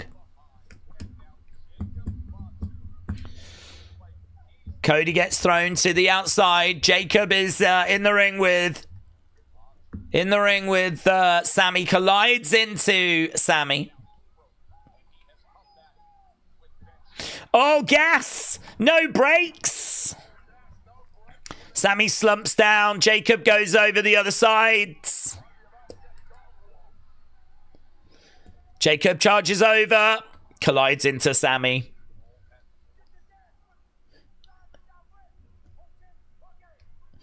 Gonna get this ass whipping live and direct. Charging over. Here's Sami though. Haluva. Oh, he missed it. He missed it. He missed the haluva. Jacob going up. Sami down. Big splash. Knees up. Knees up by Sami. 1, 2. Oh, that was real close. That was real close. Oh, I wonder if he was meant to hit that haluva.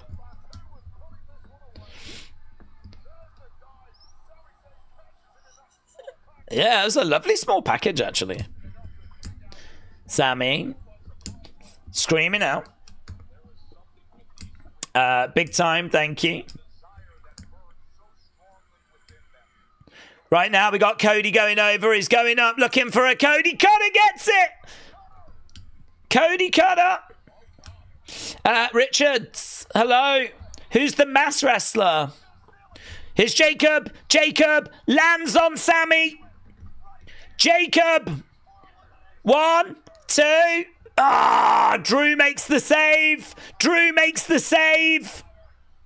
Jacob looked like he was about to win. Drew makes the save. So Drew has got involved.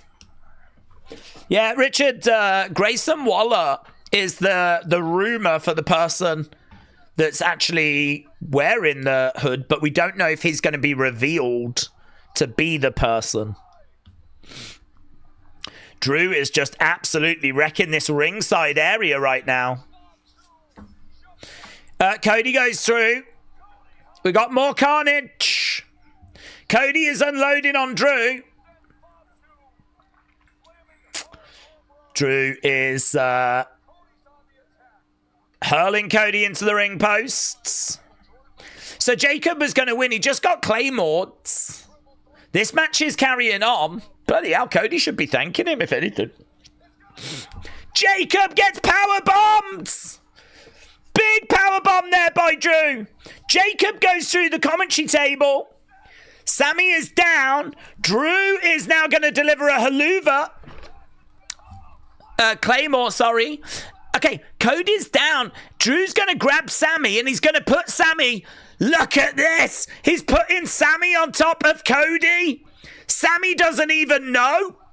Sami is... here's the ref. 1, 2. Oh, kick out. Kick out. Drew came down. He drove Jacob through the commentary table. Claymored Cody. Got Sami. Put Sami on top. It's a big, crazy finish. Drew very much making his presence felt. Jacob might be out of the equation. I don't know if Jacob's going to make it back in. Oh, Sami! Sami delivers a haloof. No! Cody! Oh my God! Cody's capitalized! Wow. Wow. That's a big talking point. That's a big talking point. Sami delivers a haluva to Drew. Cody saw the opportunity and capitalized. A crossroads. He put Sami away. Cody gets the win. But you could imagine there's going to be a few words exchanged between Sami and Cody.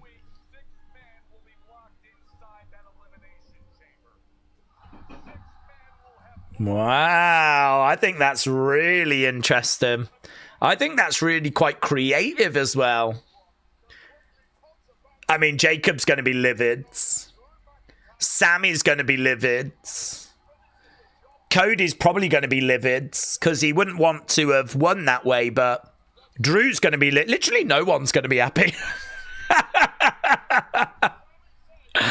I think that's quite a creative finish. You can see the smile on Drew's face as he's walking away. He really believes that that has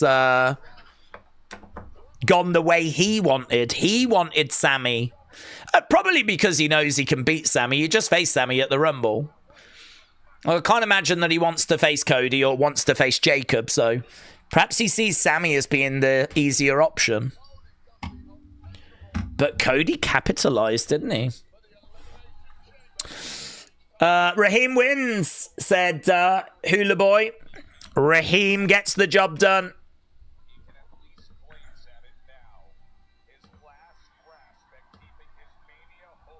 Well, Cody is going to the chamber, and Cody is going to be absolutely favourite to win that.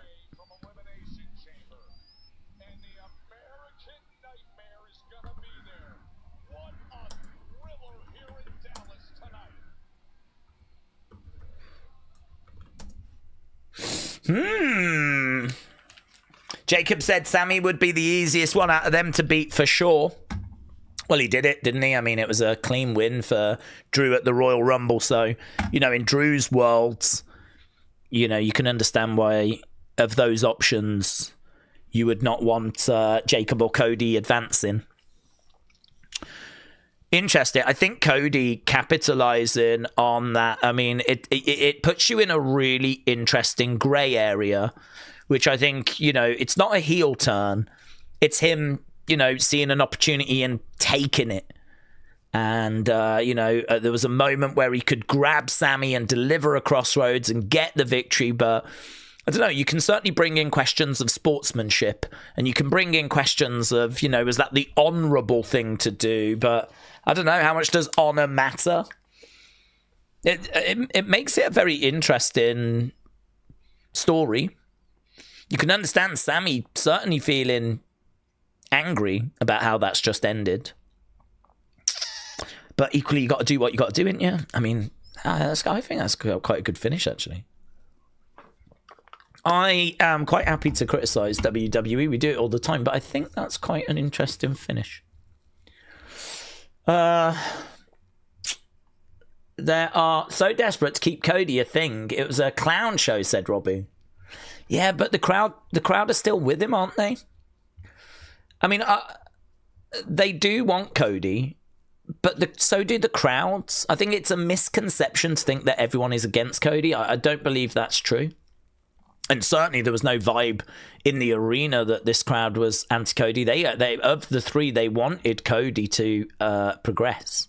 We know the rumor is that it's Cody Drew, so I can't say it's a massive shock. But to be honest, this was a crowd that did not want Sami. This is a crowd that were very much behind Raheem. I think they see numbers that say that Cody is still a good person to get behind. Still someone that enjoys fantastic merch sales, really great engagements. There is that growing, you know, amount of people online that are done. that want it to go in a different direction. But just from a business point of view,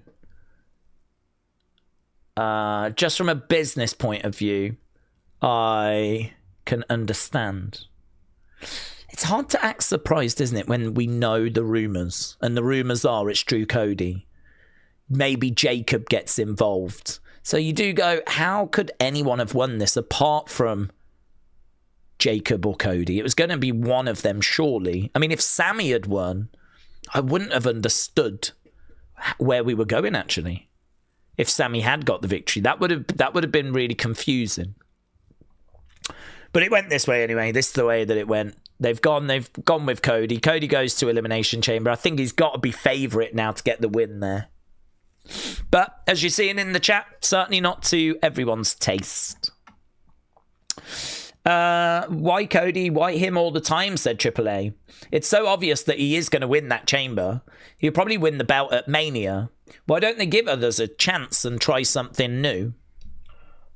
Well, I mean, you could make that argument about Roman when Roman was on top and he was in charge, like in the bloodline, and he had that belt for like 4 years. So you could make that argument about him. I mean, the truth is that Cody is the guy now. Cody is that. With Roman not around all the time, we've seen the passing of the torch between Cena and Cody. I mean, I don't know. Sometimes when I'm having these conversations, I don't know, like, if I'm meant to explain why we're doing it, like, really, or if people are just, they know why, but they're just frustrated and they've had enough, you know? I'm never quite sure what conversation we're having. I mean, for me, Cody is the next Cena. Cody is the passing of the torch. I mean, at SummerSlam, we saw Cody salute John. John dropped the title back to Cody. Like, that was a passing of the torch. I mean, in the 80s, you were living in the Hogan era. In the 2000s, you were living in the John Cena era, right? Attitude era belonged to, I don't know, Rock, Stone Colds. We've just gone through the Roman Reigns era. The era that we're in now, of course, we've still got Roman around, but he is part-time. He's not here all the time. You need someone that's going to be that workhorse. You need that person that's going to be there week in, week out, do the live events, do the charity stuff. You need that person that's around a lot more. It is Cody. Cody is that person. Merch sales and engagements, and Cody is that person. He's not alone. Punk is still in the conversation as well. Punk's up there. Roman, when he's around, is obviously the biggest out of all of them. But I don't know. I don't really understand why people are so surprised that we're not, like, moving on from Cody. Cody is one of their top stars. The numbers say he's a top star. The kids absolutely love him. You know, this is like Cody's time. So he's just main evented 3 WrestleManias in a row. I mean, you could put him on the back burner a little bit, give someone else a go, and have a little look at some other people. I think there is a general feeling that people would, you know, do that. But I don't know. The only thing I can say is we didn't massively do that in the 80s with Hogan. We didn't really do that with Cena. We certainly just had a 4-year run with Roman being the guy, and before that he was being very much shoved down our throats. Like, we are in a time where this is Cody's time, so I don't think we can act surprised that he's constantly going to be around the top end, around titles in major matches. I suppose what it comes down to is that's the reason why we're doing it. It's just, I can understand if there's people that don't want that to be the case. That is the reality. I can understand people not wanting that to be the reality. Because we've done that with Cena and we've done that with Roman. You know, we've been in that situation with those guys. We were in that situation when they were on top and people did not want them to be on top. So, yeah, it's we've been here before. I'm sure we'll be here again. It's a balancing act where you need to get behind someone and push them, and, you know, if they're the face of your company, if they're the top star, you've got to keep putting them in those top positions. But equally, by doing that so often, you create a bit of a backlash because, well, you know, they're taking all the spotlight, and, you know, people get bored and they want someone else. And let's go Cena. Cena sucks. You know, Big Dog Roman Reigns, Hulkamania in the 90s. You know, you go back to Hulkamania around 91, 92, it's running out of steam. Really struggling. People were livid when Hogan came back and won that title at WrestleMania 9. That was not what, you know, people look back on that as a negative. So, you know, even Hulkamania ran out of steam. I suppose for me, the thing with Cody is that his has run out of steam so quickly. We haven't even managed to get that much out of him whilst he's been on top. It will have been 2 years at this year's WrestleMania since WrestleMania 40. And already it feels like he's running out of steam and that there's people kind of really turning against him. That's probably quicker than what we've seen historically. But again, you have to kind of put that down to his booking, the fact it's not been very interesting, the fact that people find him vanilla and bland. But that's not everyone. It'd be absolutely wrong to paint that picture that was everyone. That live crowd in that arena tonight, they wanted Cody. They wanted him out of those three to get the win. So that's just honest. That's just me being honest. Tony said, if I booked this, I would have been a Ty Dillinger perfect 10. I'm going to give this show a -2. We have witnessed 2 underwhelming Cody title runs. How are we supposed to be excited for a third, said Brony. Yeah, I don't disagree. I understand that. I mean, for me personally, I just hope that if it does go that way, I just hope that creative get their act together. I just hope that this would be the run where we give Cody that proper run, because I think that you can do it. It's only bad creative that's preventing it. I mean, I've said before, look at Jade Cargill's title run, look at Dominic's Intercontinental title run, look at Stephanie's title run. I mean, they're all underwhelming. There's a lot of very underwhelming title runs in WWE. And this is another one. This is another underwhelming one. For me, it only got interesting when he started feuding with Drew. And as a result of that, he ended up losing the belt. And now people aren't eager to see him get that back, which is obviously what WWE want. They want people to want Cody to get this belt back. But that doesn't seem to be working everywhere. Not everyone's on board with that. It's very much dividing opinion, but for me personally, I sit here and hope, and it is nothing but hope, that this is going to be the run that we've been waiting for if he does get the belt at WrestleMania. If he goes to Mania and wins the title, I just hope that this will be the time, this will be the run. Because I still don't think he's had it, I agree. I don't think he's had it. I suppose in a way, just like how Roman had never had it. Roman had won the title before, but he never had that run that defined him. And then eventually we get to the Bloodline run, and that is the run that defines him.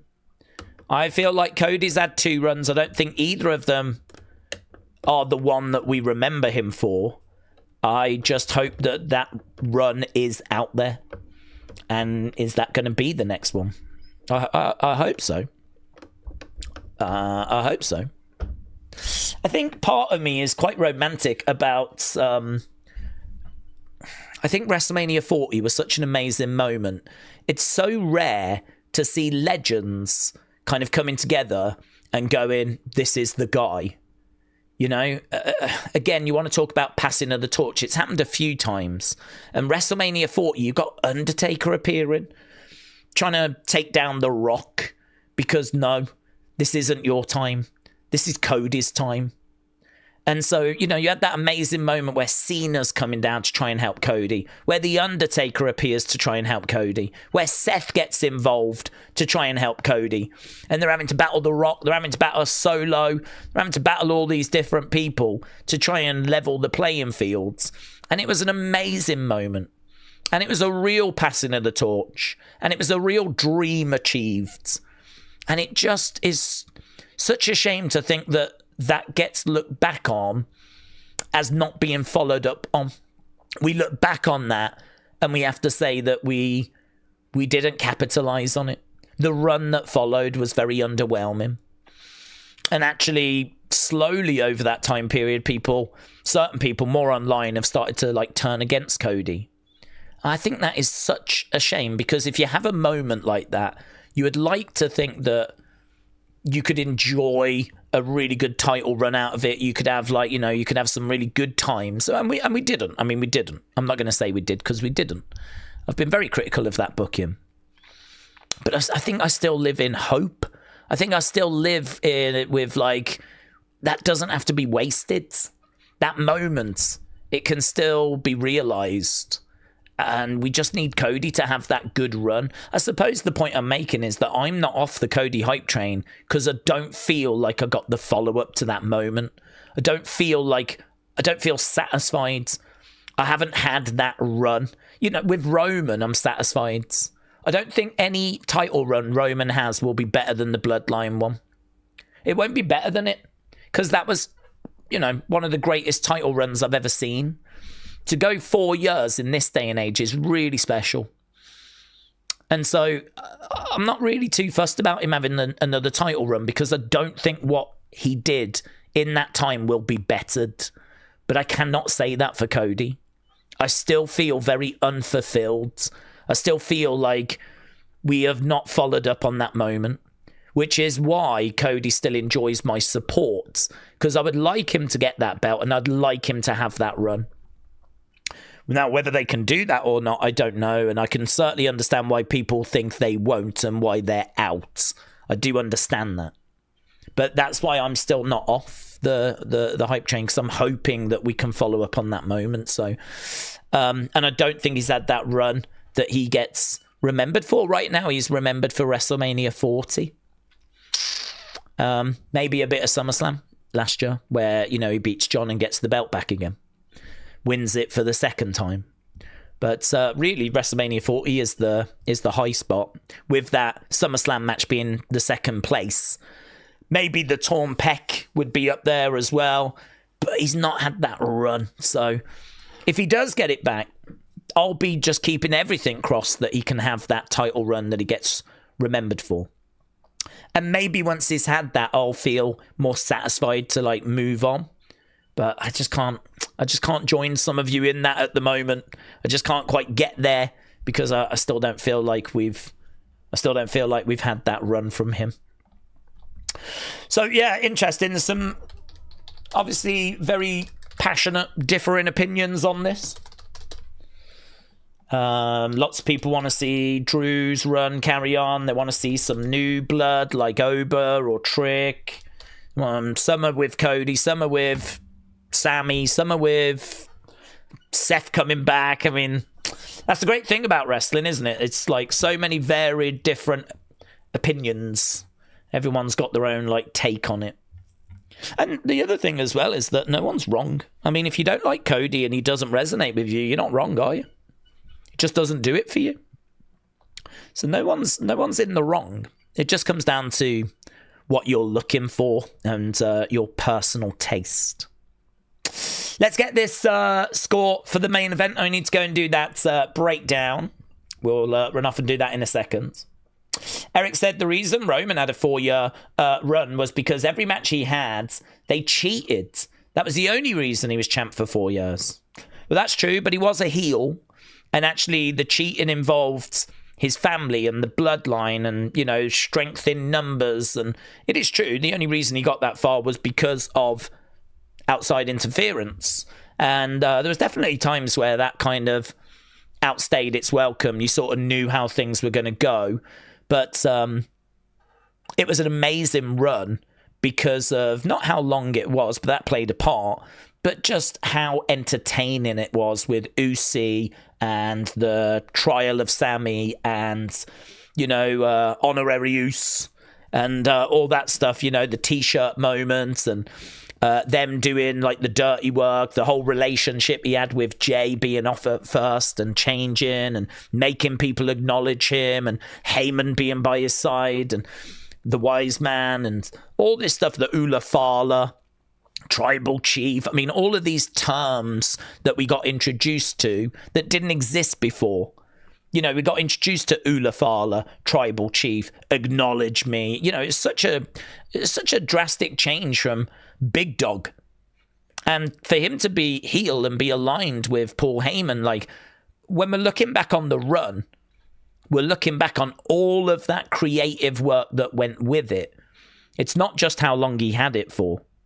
There was a lot of work that went into that run. There was a lot of stuff that came out of it. There was a lot of creative that came out of it. I mean, you just can't say that Cody got anywhere remotely close to that level of creative investment. And listen, that's what they need to do. That for me is what I'm looking for. I'm looking for Cody to have his bloodline run.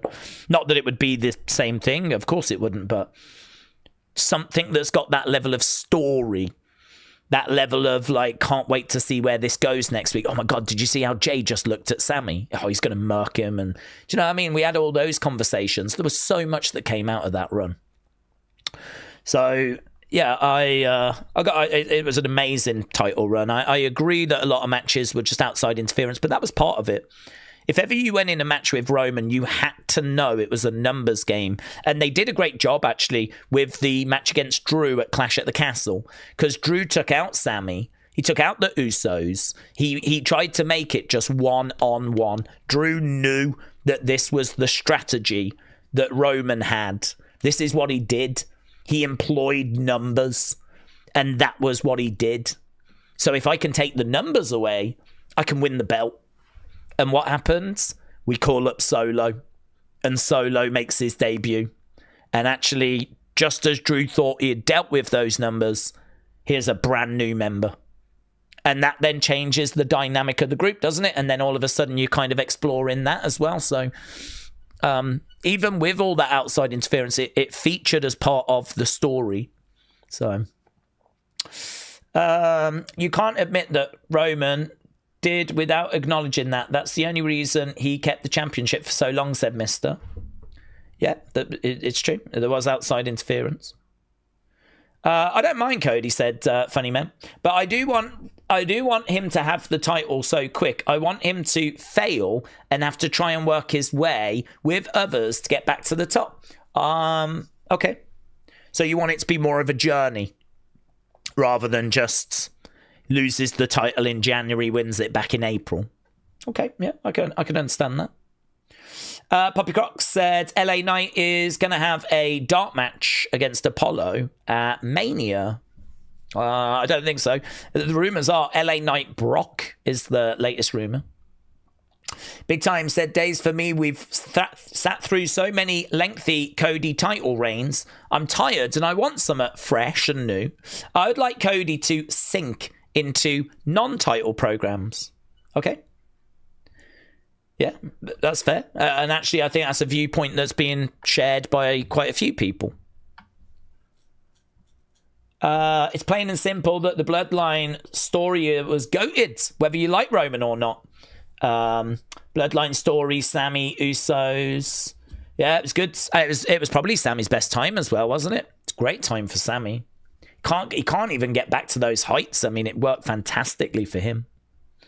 If he went heel, it would be easier to cut promos. As a babyface with WWE booking a lot of wrestlers, they can struggle in the main event. I think it's WWE and a babyface issue once they get the title, says Kitta. Yeah, I think there is some truth to that. I think they do struggle with babyface champs. Okay. They like Cody. They give him other titles. Why does it have to be the WWE one again? He is losing, then winning again very soon. It's the same point made earlier. All the time it's predictable. I hate it. We need to give him a break. Jesse said, I would get Randy to a belt. Prove and show a match where he beat Brock clean. What next for Jacob? Well, I'm sure he's going to have issue with Drew. Daze, how badly has WWE manhandled Powerhouse Hobbs? They had him debut at the wrong place where no one knew about him. Yeah, I mean, I don't think it's a disaster because we haven't really done much with him. But, yeah, I mean, for me, I said I would have had him in NXT. But they bring him in to the Rumble. To be honest, some of it might have been a bit of panic. We haven't really got much in the way of a surprise, but maybe the hardcore fans will enjoy this, you know? Perhaps the hardcore fans will freak out at the fact that we've got Powerhouse Hobbs. I don't know that really worked. It didn't work for me. I would not have debuted him there, but whatever. You know, he's not a big star. He's not a big deal. I know that they could try and present him as such, but we just don't know anything about him. So I feel like it's probably been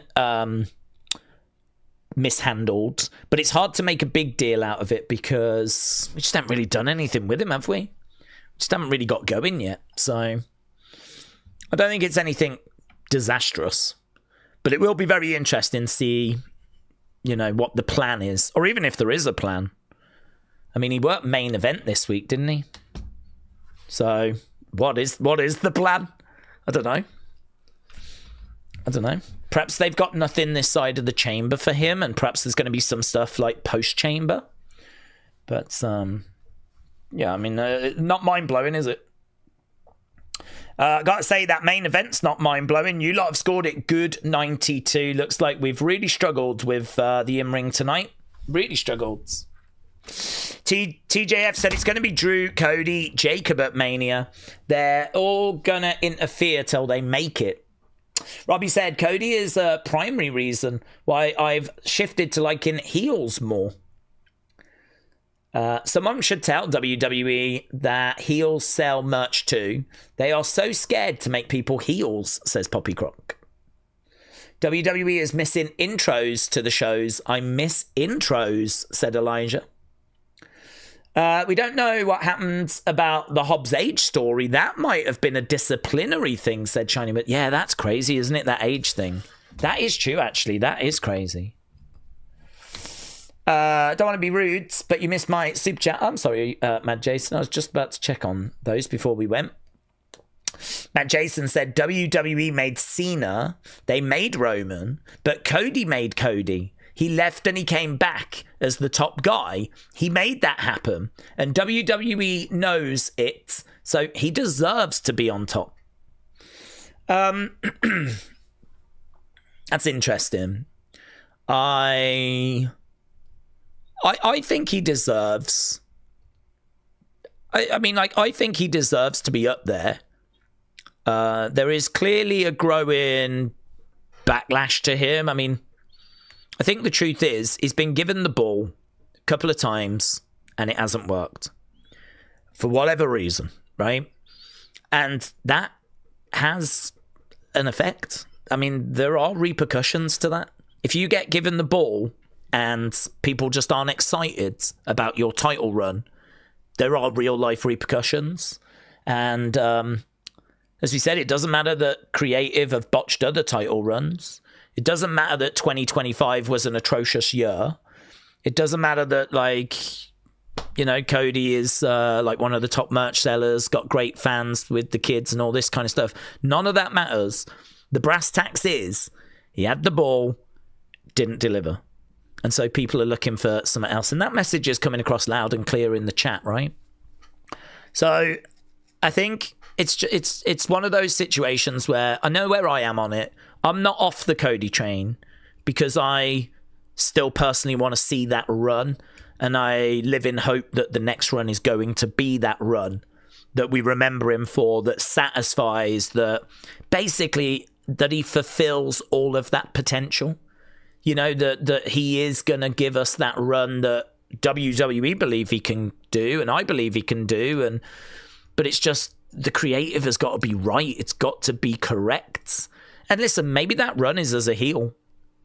Maybe it's as a heel. Perhaps there's just too much backlash now and it's not going to work as a face now. And perhaps it needs to be as a heel. I mean, that's finally what did it for Roman, wasn't it? Was by turning Roman heel. So I'm open to him turning heel. I still think that is the lazy option. I still think that is the we don't know what else to do, so let's do this option. So for me, I just think like we should really try some other stuff first. But I don't know, this creative, it's not good enough. And maybe we should just do the easy option. Perhaps the easy, simple thing is just what we should do. So that, you know, I'm not off the hype train, as I said, but I can understand those that are. And but if you're still with him, like I'm guessing Mad Jason is, says he deserves these opportunities for what he's been through, just keep supporting him. He needs all the support he can get, because there is a lot of people online that are deciding this isn't what I want now. But I think, you know, it's true, isn't it, of LA Knight? It's true of CM Punk. I mean, we've all got different feelings about these people. Some of us want to see, you know, all these different people winning. Some people want Gunther to win. Some people can't stand Gunther. Some people want Punk to win. Some people hate CM Punk, think he's a sellout. Him apologizing and going back to WWE and maybe looking a little bit slower than he was because of the ages that people are like off the Punk train. So I don't know, it's so varied. There's so many different opinions that you just got to support who you want to support and get behind them and root for them, and we'll see how it all shakes out. But the rumor, of course, is Cody, Drew, Jacob, or Cody, Drew. We don't know at the moment, but can't say tonight went in a direction we weren't expecting. Right, I gotta go. I'm already 15 minutes late for the breakdown, and I'm already horrifically hungover still. Although I am feeling a little bit better now. So a big thank you to everyone that's joined us. Really do appreciate it. I'm going to go and do that breakdown right now. We'll do that. We'll do an opinions video. I don't know what I'm doing tomorrow. I haven't even thought about it. So let's just get through today. But a big thank you to everyone that joined us. I hope you enjoyed the show somehow, got something from it. Yeah, I will see you next time. Awesome. Bye.